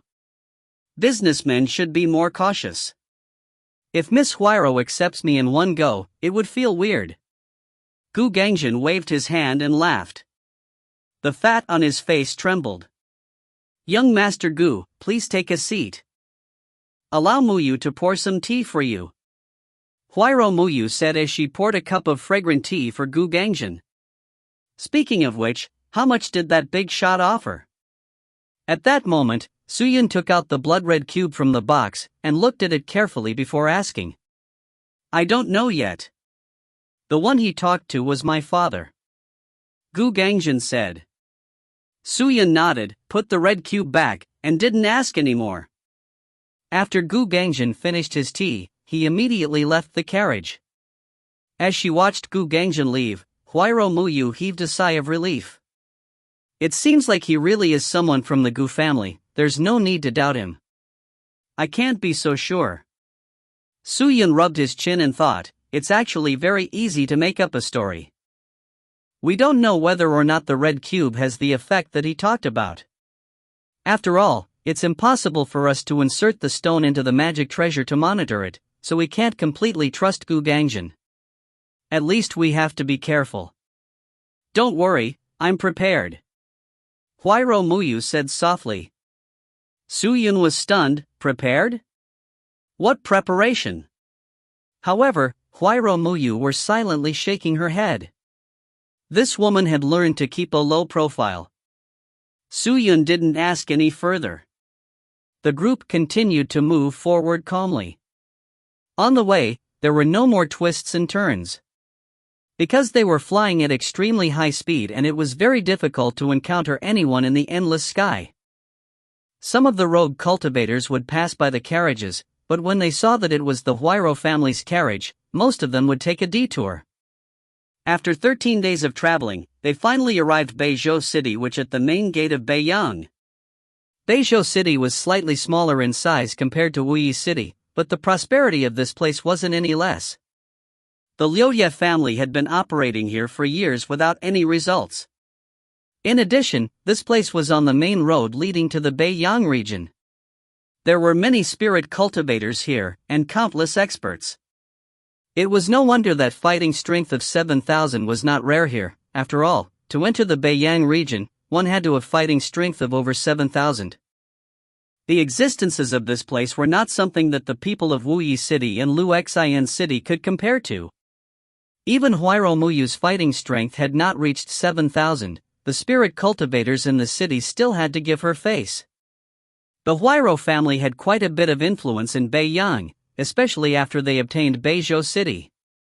At this moment, outside the city gates of Beizhou, Huairou Muyu had ordered her people to land early. Although with her status, she could fly above Beizhou City, she still chose to enter through the main gate for the sake of the public's hearts. Flying over spirit cultivator's head was an act of disrespect. Huairou Muyu walked out of the carriage and stood prettily in front of it, gazing at the Beizhou City. She looked at the crowd of people walking in and out of the entrance, and a gratified expression appeared on her pretty face. With Beizhou City, there will definitely be a bigger market. That's right, Mississippi. We've finally arrived at Beizhou City, the serving maid Xiaoyin said with a smile. Huairou Muyu nodded her head and frowned. Why didn't Butler Mu send someone to pick up the carriage? When Xiaoyin heard this, she immediately took a few glances at the door. She did not see any sign of the Huairou family members, and she was instantly felt strange. There are several doors in Beizhou City. Perhaps Butler Mu had forgotten and decided to receive us outside other doors. Yi Ma Xian said from the side. Maybe. However, since we're in Beizhou City, there's no need to think too much about it. Let's all go in. Huairou Muyu was stunned. However, just as everyone was about to enter the city, Gu Gangjin ran over and stopped in front of Huairou Muyu's carriage. He clasped his hands together and said, Miss Huairou, since we have arrived at Beizhou City, I hope that Miss Huairou can lend me your guard temporarily to deliver this item to Yangdao City. I promised you, I would do it. Huairou Muyu nodded. She then picked out 2/3 of her guards and borrowed them to Gu Gangjin. There were many experts from the Huairou family within the city, so she didn't have to worry about them. Gu Gangjin was overjoyed. He immediately led the men to left. Seeing that Gu Gangjin had left as expected, Huairou Muyu no longer had any doubts about him. After all, he had already left, so how could they still have any doubts? The carriage slowly drove into Beizhou City and Yi Ma Xian rode the white horse ahead. He looked left and right as though he was paying attention to the chaos. The carriage followed. This is the first time we're here, but Butler Mu didn't send anyone to fetch us. The Beizhou City is so big, I wonder where Huairou's residence is? Huairou Muyu lifted the curtain, looked at the scenery outside, and said softly. Suyun didn't say anything and looked at Yi Ma Xian with doubt in his eyes. He seemed to be very familiar with the road, actually leading the carriage forward. Did Yi Ma Xian know where Huairou's residence was? Suyun was very curious. However, what surprised him was that after a while, the carriage did arrive in front of the Huairou family's residence in the Beizhou City. The mansion was huge, located in the middle of the city, with a huge signboard hung on the entrance. Glowing golden words were written on the signboard, Huairou. However, at this moment, the door of the mansion was tightly shut, and there was only a single guard standing at the entrance. When the guard saw that the carriage had arrived, he immediately knelt down on one knee. A moment later, the door opened and a few servants and maids ran out, kneeling to welcome the arrival of Huairou Muyu. I didn't think that I would just walk around blindly and arrive at the mansion. Yi Ma Xian smiled and said, My sister, it's a long journey, hurry and come into the mansion. Huairou Muyu walked out of the carriage and nodded slightly. She looked at the servants at the entrance and asked with slight confusion, Why haven't we seen Butler Mu yet? Perhaps it's as I thought, Butler Mu only went to the wrong door. Yi Ma Xian laughed.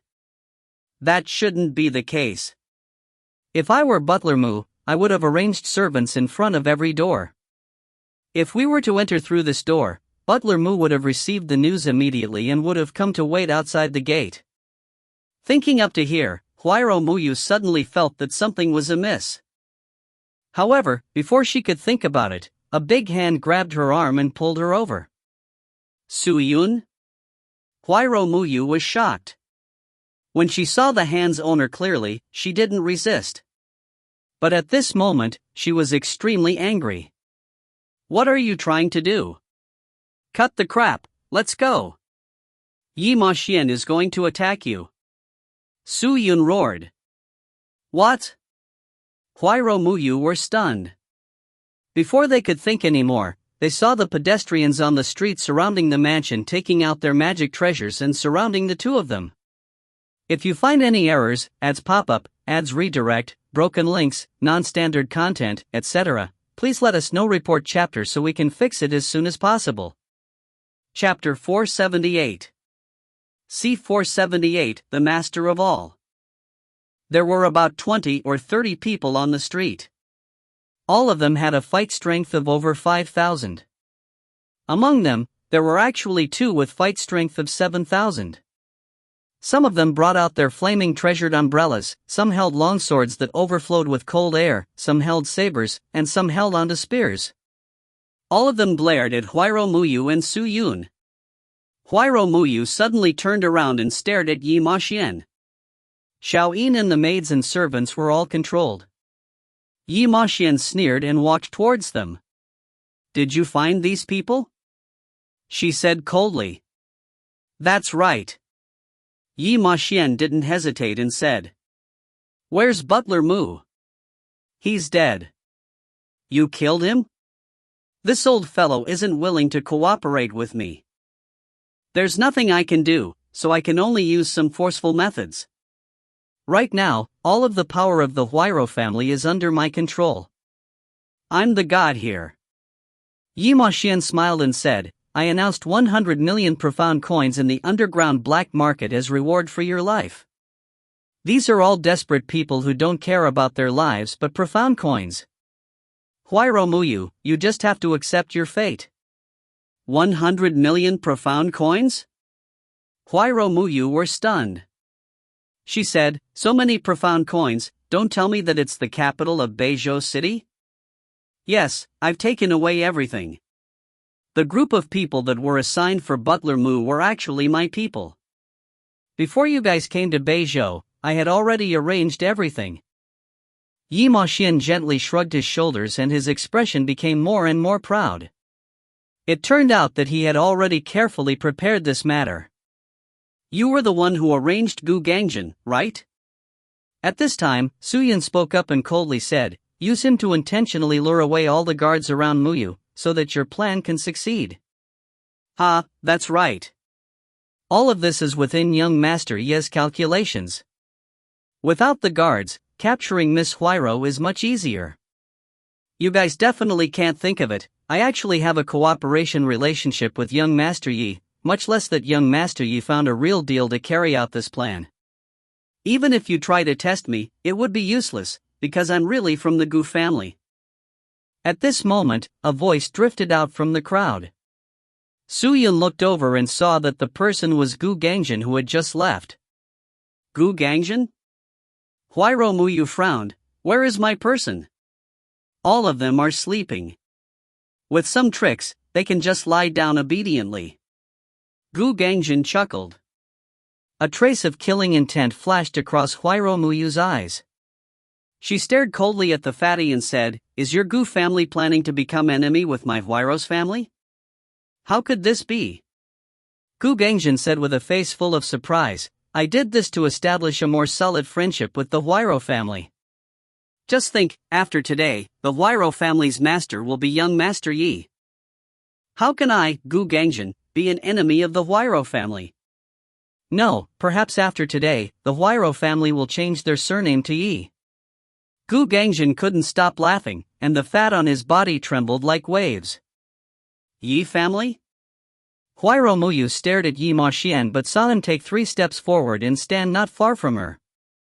He coldly said, give me the Sacred Heart. Did you do all this for the Sacred Heart? Huairou Muyu asked lightly. Do you think there's anything else I should care about? What do you want this for? To avenge for your Yi family? Revenge? Yi Maxian dazed and then laughed, ha ha ha, how is this possible? Revenge? I don't even know who destroyed my Yi family, how can I take revenge? Besides, I don't intend to take revenge. He stopped laughing and said with a malevolent expression, besides, what can we do after revenge? Will everything be all right again? Of course not. Rather than that, it was better to rebuild the Yi family. With such a peerless divine object like the Sacred Heart, I can threaten Huairou Gong and make him obediently hand over the throne of the family head. This divine object is enough to destroy the Huairou family. If he doesn't want to make the deal, we can make Huairou family history. So this was what he had in mind. That's right, if he really wanted revenge, why use such methods? If father knew it, he would feel sad. He has always treated you as his own son. Huairou Muyu said in a low voice. However, the Huairou family doesn't admit this young Master Yi.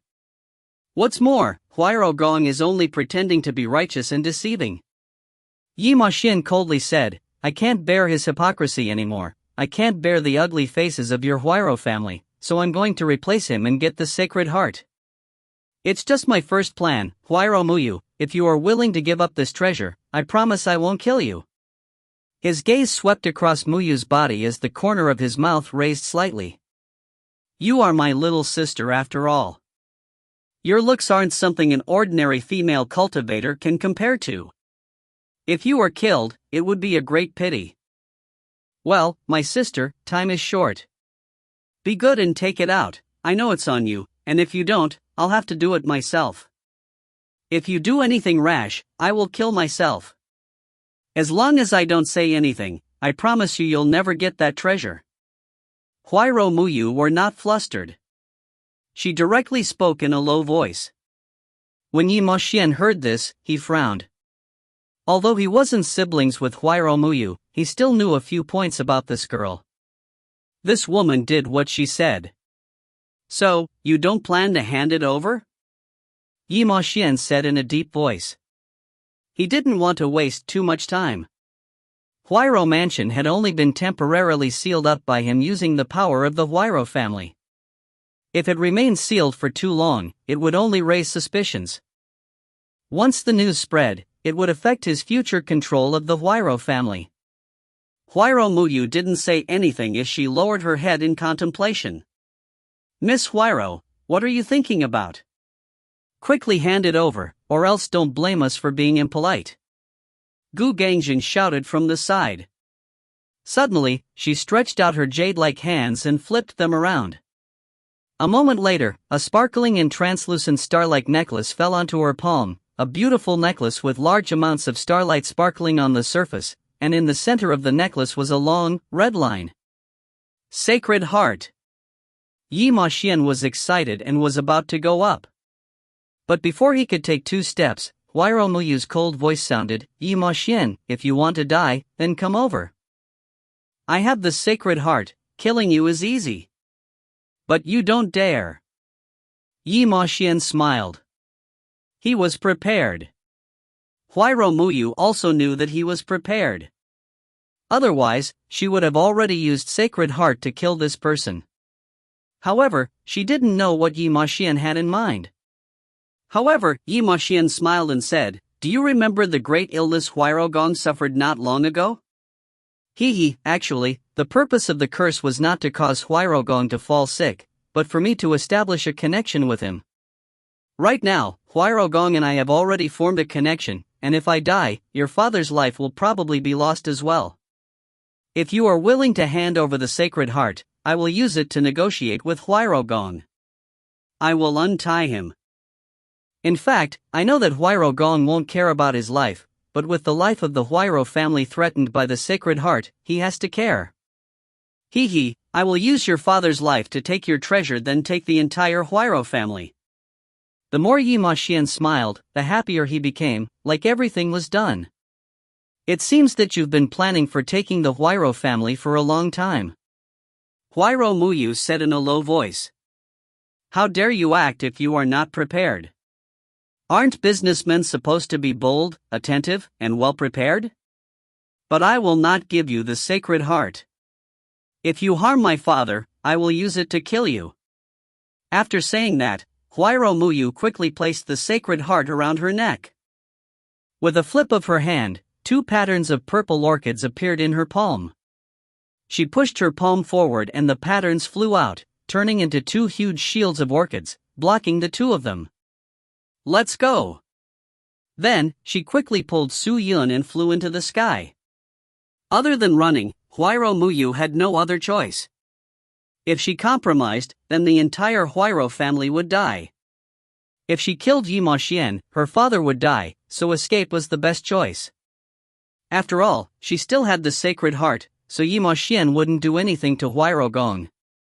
Huayro Muyu, do you think you can escape? Yi Moxian sneered and then waved his hand. If anyone can capture Huayro Muyu alive, then the 100 million profound coins will belong to that person. As soon as he said this, the surrounding spirit cultivators were ignited. Everyone seemed to be in a frenzy as they all shouted in alarm and charged towards Huayro Muyu. Capture Huayro Muyu! Huayro Muyu, you can't leave! The roars continued without end, and the dazzling magic rained down on the 2 of them. The orchid shield that was revolving around Huayro Muyu immediately trembled after receiving the attacks. A moment later, it shattered. This is bad. Huayro Muyu were astonished. She hurriedly urged her magic treasure. She didn't expect these spirit cultivators to be so powerful that they could break her magic treasure so quickly. However, it was too late now. At this critical moment, a light blue chi barrier suddenly enveloped her body. Clang! Clang! Clang! Clang! Clang! Clang! When the profound skills that was like raindrops hit the chi barrier, they were like stones sinking into the ocean. There was not the slightest movement, and they were all blocked. Huayro Muyu were stunned for a moment before she suddenly realized, this was Suyun's imperial equipment. Let's go! Suyun held the imperial equipment flag with one hand and the other formed a sword art. He looked at the stunned Huayro Muyu and said in a low voice, "Hold me tight." The situation was urgent, so Huayro Muyu had no time to think. She immediately reached out and hugged Suyun tightly. However, Suyun raised his finger and the sword sheath behind him immediately trembled. With a so sound, a large number of flying swords flew out. They surged out of the sword sheath like a flood and smashed towards the spirit cultivators who were coming from all directions. Such a dense amount of flying swords made quite a few of the spirit cultivators scared out of their wits. Some of them subconsciously evaded, causing cracks to appear in the dense encirclement. Suyun forcibly used the imperial equipment to charge out of the crowd's encirclement and quickly charged outside of Beizhou City. This Suyun has repeatedly opposed me. Once I capture you, I'll definitely extract your soul and refine it. I'll make you die a horrible death. Yi Maxian stared at Suyun and coldly shouted, "Chase! Even he escapes to the ends of the world, chase him back! Chase!" Many experts roared and rushed towards Suyun. If you find any errors, ads pop up, ads redirect, broken links, non-standard content, etc., please let us know. Report chapter so we can fix it as soon as possible. Chapter 479. C479 Unlucky Fatty. Although I know Yi Maxian had ulterior motives, I never thought that he would harm even my father. This person is really cruel, and if my father didn't show his face after the Yi family was destroyed, he would have been killed by the previous enemies of the Yi family. How would he have the luxury life and power of today? High up in the sky, Huayro Muyu said expressionlessly. Her snow-white fists were clenched tightly. One could imagine how she was currently feeling. This was not an ordinary betrayal, but a repayment of gratitude with enmity. Now is not the time to think about this. It's better to think about how to safely get rid of those pursuers. Suyun said while gasping for breath. Every time the 7th tier Imperial equipment suffered an attack, it consumed his profound energy. With so many spirit cultivators constantly attacking him, how could he bear with it? This group of people were not as weak as Feng Maxiang and his men. They were a group of fugitives, ruthless and powerful. Do you have any defensive magical treasure? Suyun asked. After thinking for a while, Huayro Muyu pointed her jade-like finger at the sky, causing a gray circle to appear in front of her. I can't use the Sacred Heart right now. If I use this, Yi Maxian will kill my father, and I can't use this to kill him. Thus, I can only rely on other magic treasure. You don't need to worry. You don't need to use the Sacred Heart. As long as you have this, Yi Maxian won't do anything to Huayro family. It's better for us to think of a way to escape the danger first. Don't worry, this is very simple. Huayro Muyu said calmly, Yi Maxian underestimated me. Right after she said those words, her small white hand reached into the gray circle, then with a twitch, her small hand grabbed out a jade-colored teacup. She threw her cup to the side, and it flew out, spinning a few times before coming to a stop in the air. Then, the teacup opened and a strong suction force was released from inside, directly pulling large number of spirit cultivators behind. Some of the weaker spirit cultivators were directly sucked into the teacup, and the stronger ones were not easy either. They clenched their teeth and used their profound energy to forcibly charge through the teacup suction and continue to pursue the two. However, with this magical treasure, the distance and number of pursuers had been reduced significantly. Seeing this, Su-Yun was overjoyed and quickly asked, "Do you have any other treasures?" "How can I not?" After that, she once again extended towards the gray circle in front of her. She grabbed out a green circle, activated it with her profound energy, and threw it behind her. The circle flew towards behind and immediately exploded, turning into a dozen or so identical circles. They were like magnets as they scattered in pursuit of the spirit cultivators. When they collided with the spirit cultivators, the circles would pierce through their bodies and quickly wrap around them. One by one, the spirit cultivators bound by the rings fell from the sky.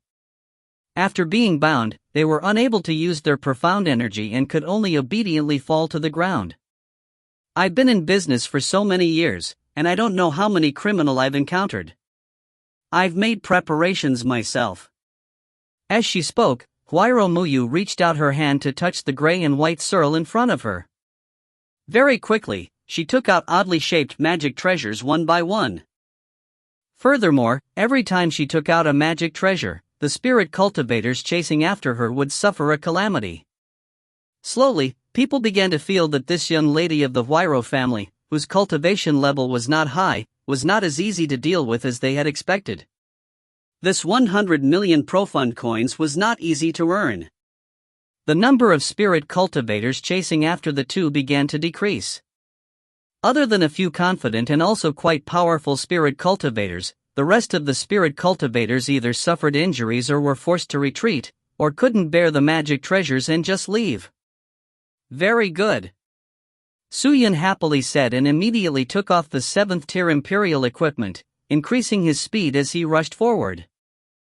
But just at that time, a huge blood-colored wall suddenly appeared in the sky in front of the two of them and directly blocked their path. When they neared the wall, large amounts of swords and sabers shot out from the wall and stabbed towards them. Su-Yun was stunned, and then activated his magic tool. Dang dang dang dang dang dang. Crisp sounds rang out. Under the crazy bombardment of the flying Imperial equipment, even the air shield was trembling. Such shocking power made Su-Yun's mind tense. This must be a magic weapon, otherwise how could it have such power? As expected, a bloated figure flew out from behind the blood-colored wall. They looked over and saw that this person was Gu Gangjin. Gu Gangjin smiled mischievously at them. His playful expression and his joyous face made people feel like they were unable to restrain their laughter. "Young Master Su, you're using an Imperial equipment, right? Such astonishing defense, I'm afraid it's of high rank." TSK, I really didn't expect a wild cultivator like you to have such a good treasure. I'm so envious, but don't worry, it'll soon be mine, ha ha ha. After Su-Yun heard that, he frowned, and killing intent flashed across his eyes. "Can your Imperial equipment compete with mine?" Su-Yun said solemnly. He was planning to make a move to immediately kill Gu Gangjin. However, at this moment, Huayro Muyu suddenly spoke up. "Gu Gangjin, are you really planning to go against me?" "What? Miss Huayro, do you honestly think that I don't have the qualifications to go against you?" Gu Gangjin secretly snorted and said, "Do you still think that I would look up to you in this situation?" Under your breath? "Do you think that just because I called you eldest miss, you are the eldest miss all the time?" Hee, naive. It's you who is naive. Huayro Muyu shook her head, her eyes indifferent. She said in a cold voice, "Look at your chest." Chest? Gu Gangjin was stunned for a moment before tearing the clothes on his chest and taking a glance. However, a scene that caused one's scalp to tingle appeared. The bones and flesh at the chest area all sank down, and the skin there completely cracked open, creating a hole. Blood flowed into the hole, but it could not drip out, and it could not enter the body of Gu Gangjin. Moreover, this strange hole was slowly spreading. What's going on? Gu Gangjin was stunned for a moment before he exclaimed in shock. This is called heart-devouring rainbow powder. If you don't take the antidote in time, you will be completely devoured by heart-devouring rainbow powder and completely disappear from this world within half a month. Huayro Muyu said calmly. What? Gu Gangjin's eyes widened in shock. You? When did you do this? Do you remember when I called you into my carriage and made you a cup of tea? Huayro Muyu said. Gu Gangjin's expression changed. The tea. That's right, the tea is mixed with the colorless and tasteless heart-devouring rainbow powder. Damn it, I didn't think that you were still suspecting me. You wicked woman. That's not a doubt. I'm just trying to be safe. If you really don't intend to harm me, I will give you the antidote. But if what I say is true, then wouldn't I be killed by you? If I go to Yangdao City, how can you give me the antidote? Gu Gangjin roared. I gave the antidote to my guards. It's a pity that you did it. Now that they're dead, you won't be able to find the antidote. The only person in this world who has the antidote for heart-devouring rainbow powder is me. As she said that, Huayro Muyu extended her white hand, and a small green bead appeared in her palm. From the warm light it emitted, it was most likely the antidote. Gu Gangjin's eyes almost popped out as he hastily rushed to grab the antidote. But at this moment, Huayro Muyu took out another magic treasure. The two instantly dodged to the side and landed 100 meters away. Judging from the time, you only have less than 1 day left. If you plan on forcibly snatching it, I can only destroy this last antidote. Then, she activated her profound energy, intending to shatter the antidote. Don't! No! Don't! I won't snatch it, I won't snatch it. Gu Gangjin hurriedly said. Then be good. Suyun said calmly. Gu Gang opened his mouth, but didn't know what to say. Whoosh! At that moment, the few fugitives who were chasing after them rushed over. When they saw Gu Gangjin and Suyun, they even thought that Gu Gangjin had stopped the two, so they roared out together and charged towards Suyun and Huayro Muyu. When Huayro Muyu saw this, she softly shouted at Gu Gangjin, if you want the antidote, help us cut down these people. After she finished speaking, she immediately turned around and brandished her crystal sword towards the attacking spirit cultivator. Suyun didn't hesitate and directly pulled out the Tribulation Fire Divine Sword and waved it at the spirit cultivator at the front. During this time, his hands had slowly recovered, and now he was fine. Holding the pale tribulation fire in his hand, it seemed very ordinary, but through the sword's hilt, Suyun could clearly feel the power contained within the hilt. He locked his eyes on the spirit cultivator with a fierce-looking face and a bald head. He ruthlessly slashed with his sword, triggering his profound energy and directly exploding through the hilt of his sword. Roar! Vaguely, he could hear the roar of the raging fire. When the Tribulation Fire Sword rushed over, that deathly white sword flashed for a moment, suddenly jumping up into a ball of white flames, fiercely smashing into the large blade in that cultivator's hand. Bang! A huge explosion rang out, and the cultivator with the 5th grade spirit master was sent flying. The magic treasure in his hand shattered into pieces, and a huge hole appeared in his chest before he fell to the ground. His body trembled a few times before spitting out a mouthful of blood, then went completely silent. What? When the remaining 5 spirit cultivators saw this, their faces turned pale with fright. Suyun had defeated a 5th grade spirit master expert in one hit. This was something that only the people with the peak of 6th grade spirit master could do. How strong was this guy exactly? What a shocking destructive power! Huayro Muyu were also secretly shocked. She raised her eyes and looked at the pale white sword in Suyun's hand. A trace of doubt flashed across her bright eyes. This guy has never used this sword before. Where did he get this sword from? If you find any errors, ads pop-up, ads redirect, broken links, non-standard content, etc., please let us know. Report chapter so we can fix it as soon as possible. Chapter 480. Proofreading, L22. Everyone, don't split up. The other side is very strong. If you were to act alone, you would only end up dead. At this moment, a long-haired spirit cultivator shouted towards the surrounding people. That's right. Now there's only the 5 of us here, everyone. I think it's better like this. We can work together to capture Huayro Muyu and then go to Yimashin to receive the reward, 100 million profound coins. Even if we divide it into 5 parts, we can each get 20 million profound coins. That's enough. What do you say? Agreed. I agree. Just do it. The others responded with cheers. In just a short moment, this group of spirit cultivators that were still on guard against each other had reached a consensus. It could be seen that these 5 were capable people. They were not as reckless as the bald spirit cultivator from before. If the 5 of them were to attack together, it would no longer be as easy to fight as before. Su Yun took a step back and looked towards Gu Gangjin. After hesitating for a moment, the fat guy suddenly jumped towards those people. You're right. Right now, what we need to do is to join hands. If everyone is still scheming for the reward that we didn't get, I believe that no one will be able to get their hands on that profound coin. Alright everyone, let's work together to deal with these 2. Gu Gangjin said. These 5 people obviously recognized the Gu Gangjin as well. When they heard him speak, they all nodded and prepared to leave. Forward! With a loud roar, Gu Gangjin activated his magic tool. Ah! The 5 of them shouted and rushed forward.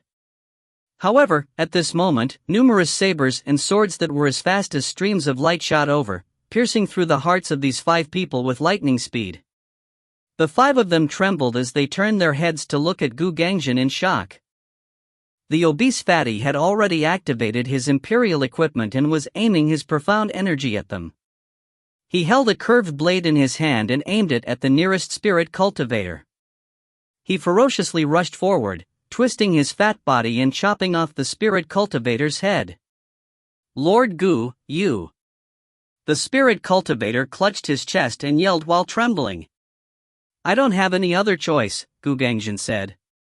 Su Yun rushed over and used the tribulation's fire. The turbid sword chi swallowed the sky and the spirit cultivators' bodies were burnt to ashes. Upon seeing this, Gu Gangjin was startled. He felt that Su Yun was very powerful. Perhaps if he didn't use Gu Gangjin, Su Yun could deal with these people. What cultivation did this kid have? Let's go! At this time, Su Yun shouted towards Gu Gangjin, stepped on his deathly white long sword, flying off into the distance. Huayro Muyu hurriedly followed. Wait for me. Gu Gangjin also hurriedly chased after them. Not long after the 3 left, over 100 people rushed over. The person leading was Yi Ma Xian. Seeing the dead spirit cultivators below and the remaining power in the air, Yi Ma Xian's eyebrows locked tightly together. Along the way, he saw quite a few spirit cultivators who were either injured or dead, but he couldn't see Su Yun or Huayro Muyu. Without a doubt, these 2 must have escaped. What a bunch of trash.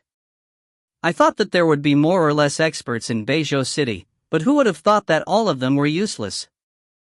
Yi Ma Xian snorted and turned to the people beside him and shouted, Where's the young master Gu? He should still be chasing those 2. A person wearing a gray cloak said in a low voice. You are good at tracking, identify their location. We will immediately rush over to support Gu Gangjin. Today, we must capture those 2. Do not let the news of this place spread back to Huayro family. Otherwise, it will be detrimental to my future plans. Yi Ma Xian said. Don't worry, young master, with my ultimate skill, it won't be difficult to find them. The distance from here to Wuyi City is more than 10 days, the 2 of them won't be able to escape in a short period of time. As soon as the gray-cloaked man finished speaking, he suddenly pulled out a gray sword from his waist and waved it in the air. A large amount of gray air current flew out of the sword and hit the air in front of him. Soon after, a weird gray trajectory appeared into the distance. Young master, please follow me. The person said in a low voice and immediately flew towards the direction of the trajectory. Xian saw this and waved his hand. Let's go. The group of people were flying into the distance like the wind. Su Yun brought Huiro Muyu into a big mountain. Seeing that they had gotten rid of those people, the two of them temporarily hid themselves. Huiro Muyu had a magic treasure that could shield her aura. She threw it into the air, dispersing the aura within a few miles. Huiro Muyu had been attacked by assassins all year round. Most of the magic treasures she carried were used to escape for life, and the magic treasures she had were very few in lethality. However, she had used quite a few treasures along the way. Su Yun roughly estimated that the treasures she used to get out of Beizhou City had cost her at least 10 million profound coins. In the end, she was the daughter of a wealthy family. In order to survive, she didn't care about anything else. Su Yun's heart still ached. Some of the treasures she used were extremely useful to him. However, he was lucky to be able to survive. He sighed, took out a pellet and swallowed it. He then sat down cross-legged to recover his profound energy. Huiro Muyu was also resting by the side, but she didn't dare to meditate. After all, there was another person sitting nearby, looking at the scene uneasily. Gu Gangjin looked at the two and wanted to say something, but he didn't dare to. He kept on rubbing his fat hands together. Huiro Muyu ignored him and swallowed a pill.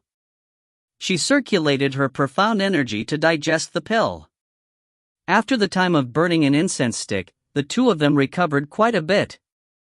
Huiro Muyu opened her eyes and beckoned to Gu Gangjin. Gu Gangjin immediately ran over eagerly and laughed. Miss Huiro, what do you want? Tell me what you know. Can you give me the antidote? Probably. Fatty was stunned. What do you mean by that? She means the antidote that will give you relief, not healing.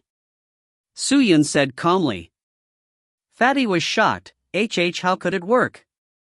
If you don't want it, just obediently wait for death. Su Yun snorted. The fatty's face flushed red with anger. After hesitating for a moment, he finally lowered his head and compromised. 5 months ago, Xian came to our Gu family in the name of visiting. After all, although Xian is one of the most beloved people of Huiro Gong, he is still an adopted son after all. His surname is not Huiro, so he couldn't have come for business. He stayed in the Gu family for about 5 to 6 days. Aside from cultivating, he wandered around Gu Jiazhuang every day. We don't know his purpose, but in the end, I found out why he came to Gu family. He came to choose someone he could trust, someone he could work with, and in the end, he found out that I was the right person, so he shared the plan with me.